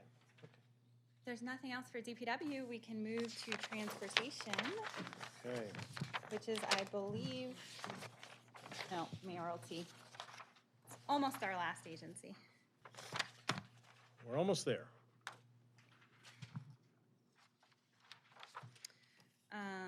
So for transportation, Marie mentioned in the Inspire presentation that, there was a request and recommendation for funds to support transportation improvements around the schools. And so that's the very first line item that you see here. So I wanted to highlight that since it came up earlier.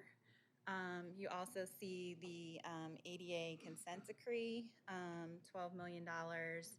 The $12 million in FY27 is highway user revenue, but in FY28, we're having to use GEO bonds to meet that requirement, which we don't typically use for transportation, but because the highway user revenue projection is so low, it cannot accommodate, including that. That assumes the cliff occurs. This is assuming the cliff occurs, so this will all change, and hopefully it will, and we'll redo all of this. But I assume that, like, for lack of a better description, the consent decree compliance kind of comes off the top, right? You have no real discretion. that is correct. Okay. Just curious, what's the gap? What, like, if the cliff does not occur, what's the savings that we could move? We're at 91 million in FY27, down to 24 million and change in FY28. 60-something million, I think was the number. 67. Yeah, it's dramatic. So understanding the challenge that creates, I still want to point out one thing, which under the additional priorities, the additional sidewalk repair, and I think that probably has a good deal of overlap with ADA compliance.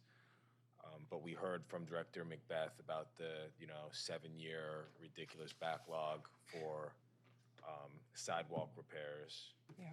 And so maybe this is conditional of if highway user revenue is sustained, but I think we can make a strong argument to at least try to provide some of that supplemental funding.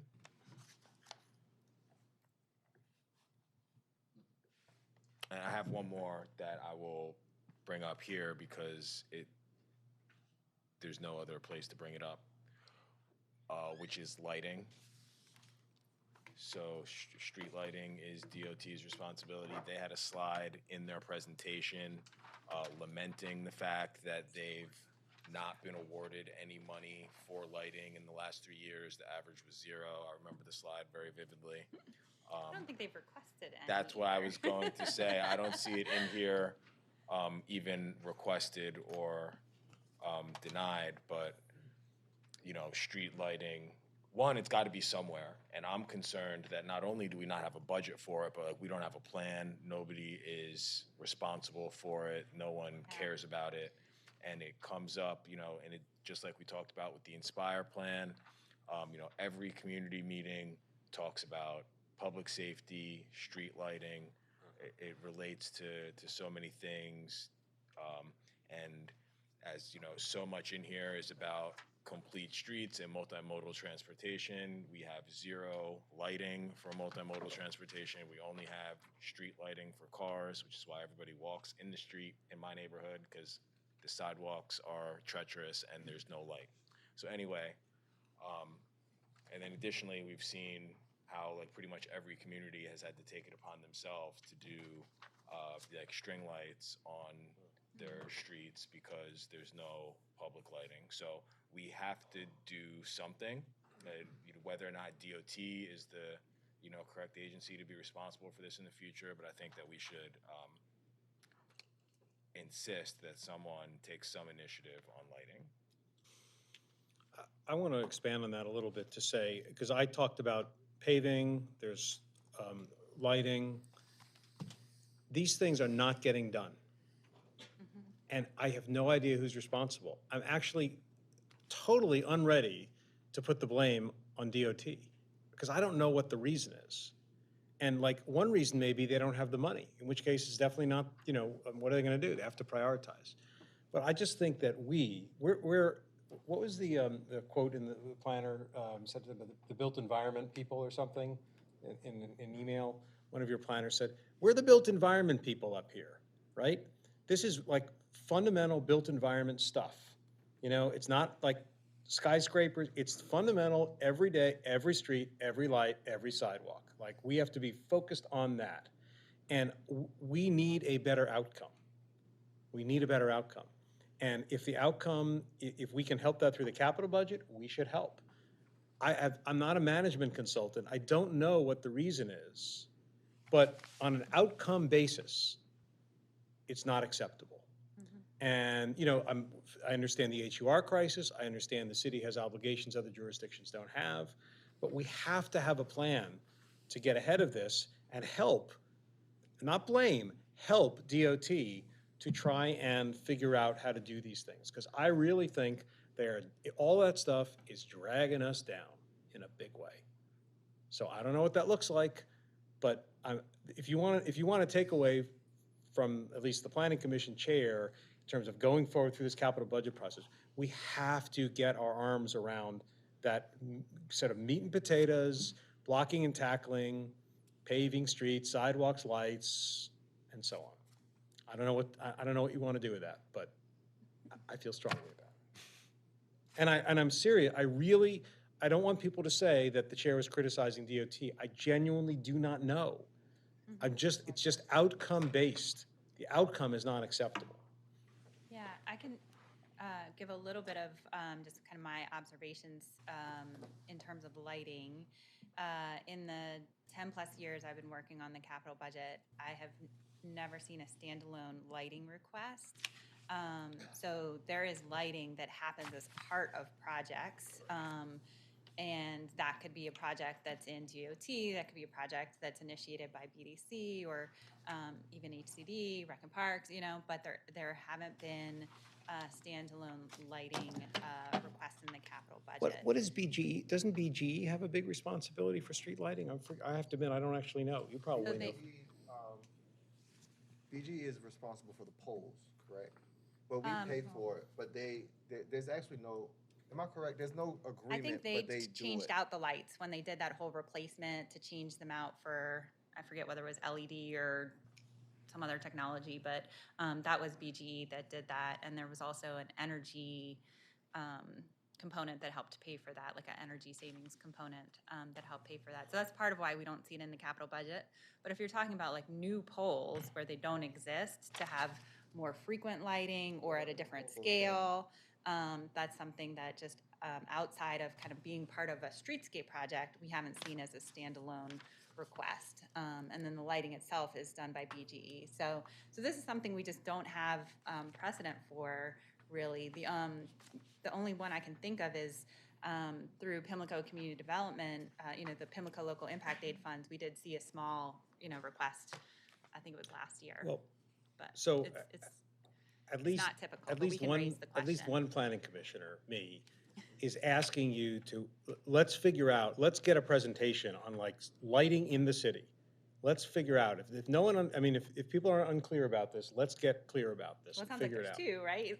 Commissioner Stevenson also raised it, yeah. Yeah. Commissioner Jolin, were you?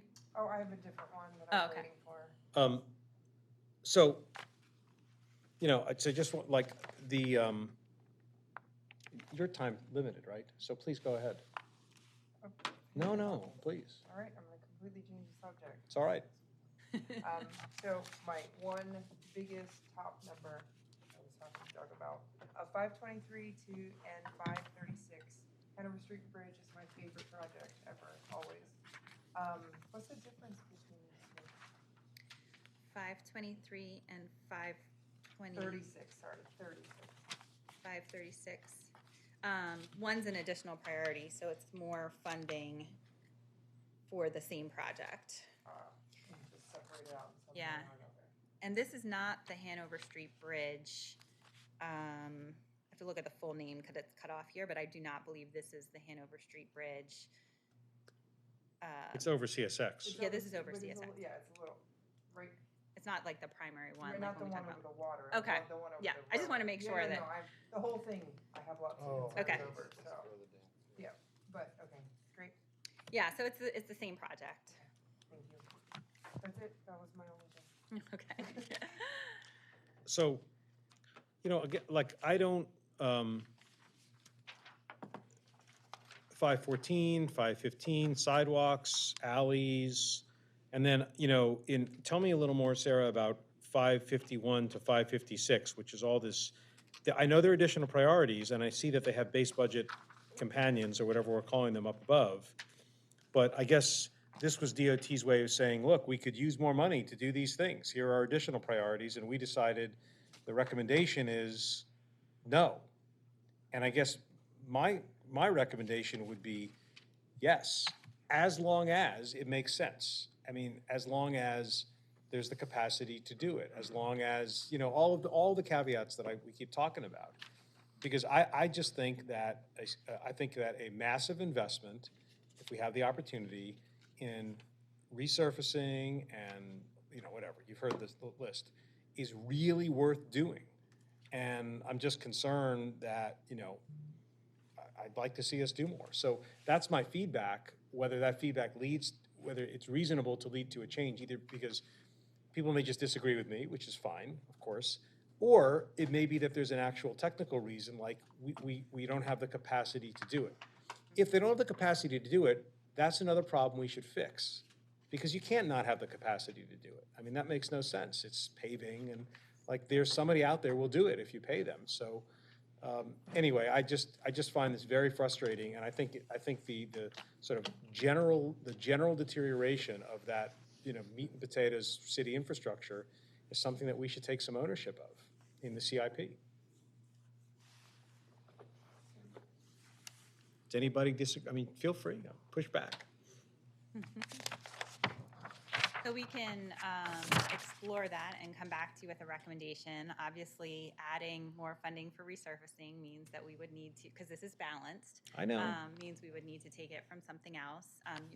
You don't have to have a recommendation Claudia. for that now. We can bring you, a recommendation or some options when we reconvene in 2 weeks, not 3. Sorry, For the someone said vote. 3. And so, but yeah, we can explore that. One just note I'll mention is that, I'm gonna run out of battery power, is that we are, there is a balance in the resurfacing accounts. So there's work that can be done with funding that already, is available to DOT. So we should spend that down before putting additional funds. And then the other thing is that, if we do experience the cliff, we are at a peak year right now, and so does it make sense to put extra in transportation now for them to, drop so dramatically when they really need the extra dollars, would be in future years. So I just wanted to give those two notes off the Yeah. top of my head, but Well, we'll look smarter into it. people than me can try and figure that out. And if it can't Yeah. be, like, I'm not saying, like, maybe it can't be figured out, but I mean, this is kind of what we're here to give you feedback on, and Yeah, no, so it's very there it helpful, is. very helpful. What else? What else on gang? But it might work. I don't think they're using the screen, but you need it to share. I'm gonna go back to the slides later, but maybe I can just do it this way. Oh. PDF. Okay, well, I'll just, cheat. Hey, Sarah. Yes. Here's a question. We have a bike master plan that's called for 77 miles of bike lanes, and I don't know. Sometimes I see we've accomplished 10, maybe it's 17, but we're far short of what the 20-year-old master plan called for. I see a bunch of expenses on bicycle facilities, but I also see a new bike master plan. And I'm curious if is the idea that we're going to say, well, we ran out this last plan, so we're going to re-look at it, and that's why we're not going to invest more in bike lanes right now? What's the background on that? I do not know, but I will get back to you. That's fair. So, yeah, I also, I know people know this is something I've been focused on. I used to chair the bicycle commission. It would be good to get a sort of coherent summary of what this CIP does for bikes, micromobility, Greenway Trail Loop, all of that stuff. And I can sort of pick through it. And there are some good, there are definitely there's some funding in here I was happy to see in FY '27. So I'm not saying that to pick on a particular number or line here. I'm just saying that I'd like to understand from DOT what their plan is so much as it exists today. And if it's, we're doing these things that are in the CIP, and we're going to do a new bike master plan, and that's going to be done in April of 2027 or something. But I just like it kind of all in one place, and then test it against all of these scattered lines in the CIP, so we can understand whether the CIP is investing in what I'm told is a priority. I pulled out trails, but I don't have the full answer. I understand. To your That's question, fine. But Yeah. we can look at that once we go back to the PowerPoint. Great. Thank you very much. What else on DOT? Anybody else? Okay. Anything else on transportation? Yeah, so we've got another $30 billion for West Baltimore United wants up to 45. The 145 is federal funds, so it's the federal funds and the state contribution, and then the other item is the local match, which is spread over multiple years.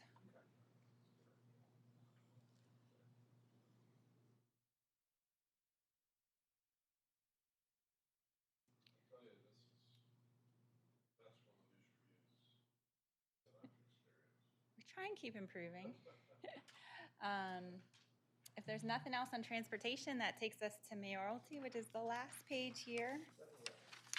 Second to last. Sorry, parking authority. So for mayoralty, I mentioned previously when we were looking at the highlights that we have recommended funding for the emergency services overflow shelter. This is the third facility that Homeless Services needs to have facilities to meet the various populations that they serve.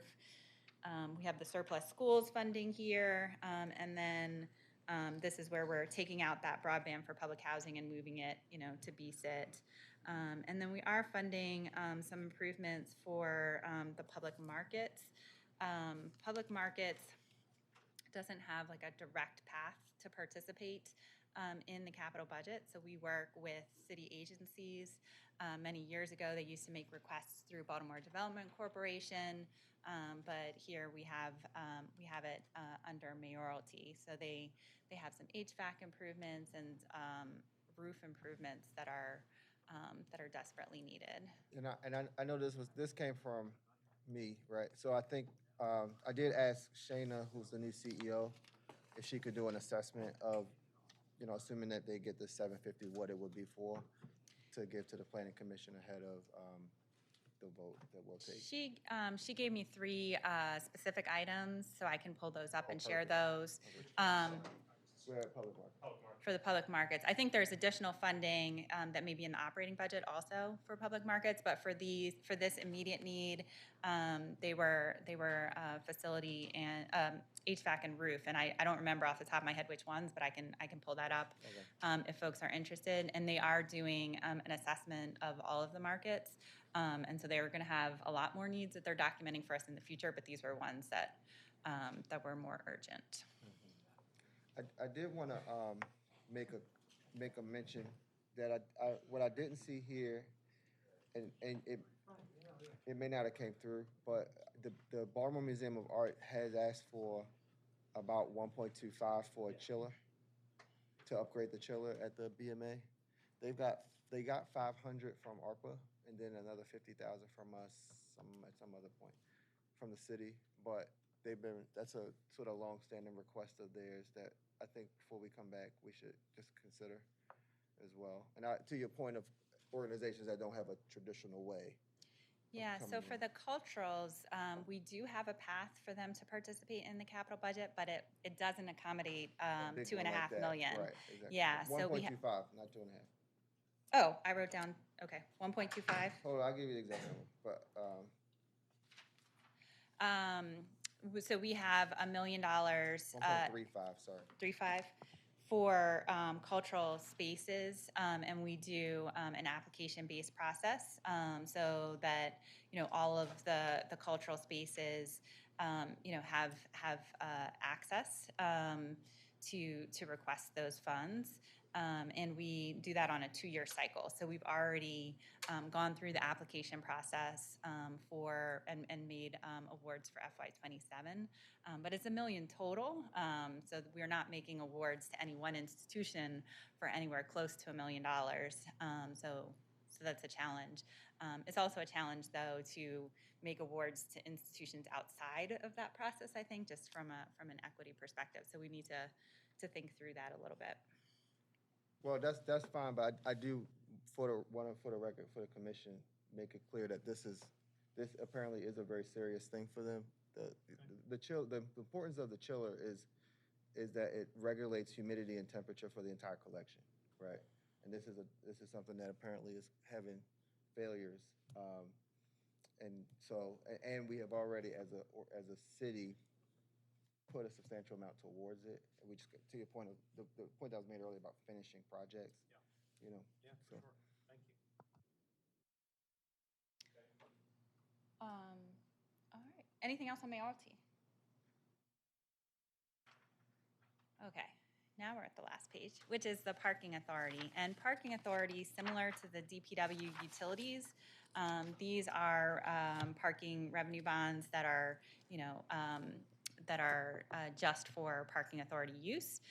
So we could rearrange things within this, but these are not going to go to, these funds are not going to go to other projects, and we're not going to use other funds, to supplement these projects. Didn't I see Penn Station Garage somewhere else? That one is in DGS's. You did. I believe that one is in DGS. I'm trying to remember. We looked that one up because we were surprised to see it not in parking authority, and I do not remember off the top of my head what the deal was. Leah, do you remember? I need to pull up another spreadsheet, but I'll have that in 1 second. Okay, we'll get you that answer. What else do you have for us? So that's the end of this. We We can go back to the slides briefly, or not. We could be done. What do you need? Yeah, what? I just had the equity analysis to share, but I can just provide those slides to you. It's the same analysis that we've done in the past. So already in the presentation showed you the maps for non-DPW per capita investment and DPW per capita investment. We have a couple other charts. So my suggestion on that is, and this is not to diminish it, it's actually to elevate it. We've had a few people leave. Yeah. Would you please send that specifically to the entire commission and say Sure. you wanted to make sure that everybody saw this, and if you have provided any narrative or comments or bullet points, feel free. But I just Yep. want everybody to see it. Yeah, if we do it that way, it'll be better. The only other thing I had was I was just going to highlight some of the things that might change when you come back for a vote. So if the Pimlico Local Impact Aid spending plan has been finalized, you'll see that reflected. If there's any changes for highway user revenue or utility revenue that we get from finance, you'll see that reflected. And then obviously, what the feedback that we get from the commission. So we have some things we're going to explore from, that we took comments on. There weren't any declarative, I must see this statements, but we definitely have some things to explore. And if you have further feedback, we would like to hear it. Sort of a structural organizational question for you. Do you want to do that? It was in DOT. The Penn Station garage was in DOT. That's where you saw it. Yes. So, obviously, we need to conclude, I know. Just my question is this. There are two sort of less formal memos here that are on the site. One is called the Key Highlights Memo, which I asked the staff to circulate so people got one at their place. And then there's also this CIP follow-up items for the Planning Commission. I'm certainly not suggesting we go through them now. I'm trying to figure out what space they occupy here. Do you feel like we've covered, or maybe I need to ask the commissioner, is it something like, have we covered all the stuff in there? Because in one case, on the key highlights, commissioners were interested or requested the following, and it's very well organized. And then the other one is responses to questions. So theoretically, those are actually questions and responses. Can you just tell me what you think, where you think we are with that sort of stuff, those kinds of memos and information? So a bunch of questions came up during the briefings on Right. January 8th and 15th. Right. We circulated those to agencies and collected the responses. So that's what you see in one document. And we'll do the same thing from today's session. So we have some questions. Either we have to do a little research or we have to reach out to agencies. We'll put those all together and create another, memo just kind of showing you those follow-up items. The other one was you had asked us to highlight for you just so that it was top of mind, the things that you were interested in back in January. So if they didn't come up today, and if you look at that memo over the next couple of days and you're like, oh, this was really important and I forgot about it in this marathon session on the 26th, but can we please explore this? You have those notes for reference. So those things in the highlights memo are not really related to the question and answers in the other memo. They're really kind of separate. It's a little overlap. Directly, but yeah. Okay, all right. Well, I want to encourage everybody to look at those. Would you mind, as part of what we can talk about this separately if you like, but I think it would be useful to send a supplemental email to the commission, the equity analysis, and then just sort of giving folks a little bit of a framework, like, please look at this. This is what you've talked about here, especially since we've lost a few folks, I want to call to your attention these two documents on the Wix site. This is what they are. This is what they do. Please review it. See if we've missed anything. I don't want to leave any loose ends. And I think we may need to prompt folks just a little bit on that. Sounds good. And I'm happy to help with that if you want me to. Very good. Is there anything else? Thanks for sticking it out. Well, I just want to, I'm sure the deputy mayor is going to say this, but you guys do an extraordinary job. I mean, the staff, your work, thank you very much. It's really impressive, and we appreciate everything you're doing for us. They're moving to DHCD, by the way. Just kidding. I didn't hear that. What was that? Okay, do we need to, we're still in session. We need a motion to adjourn, I suppose? Motion to adjourn? Is there a second? Any objection? If not, we're adjourned. Thank you all very, very much. Really appreciate it.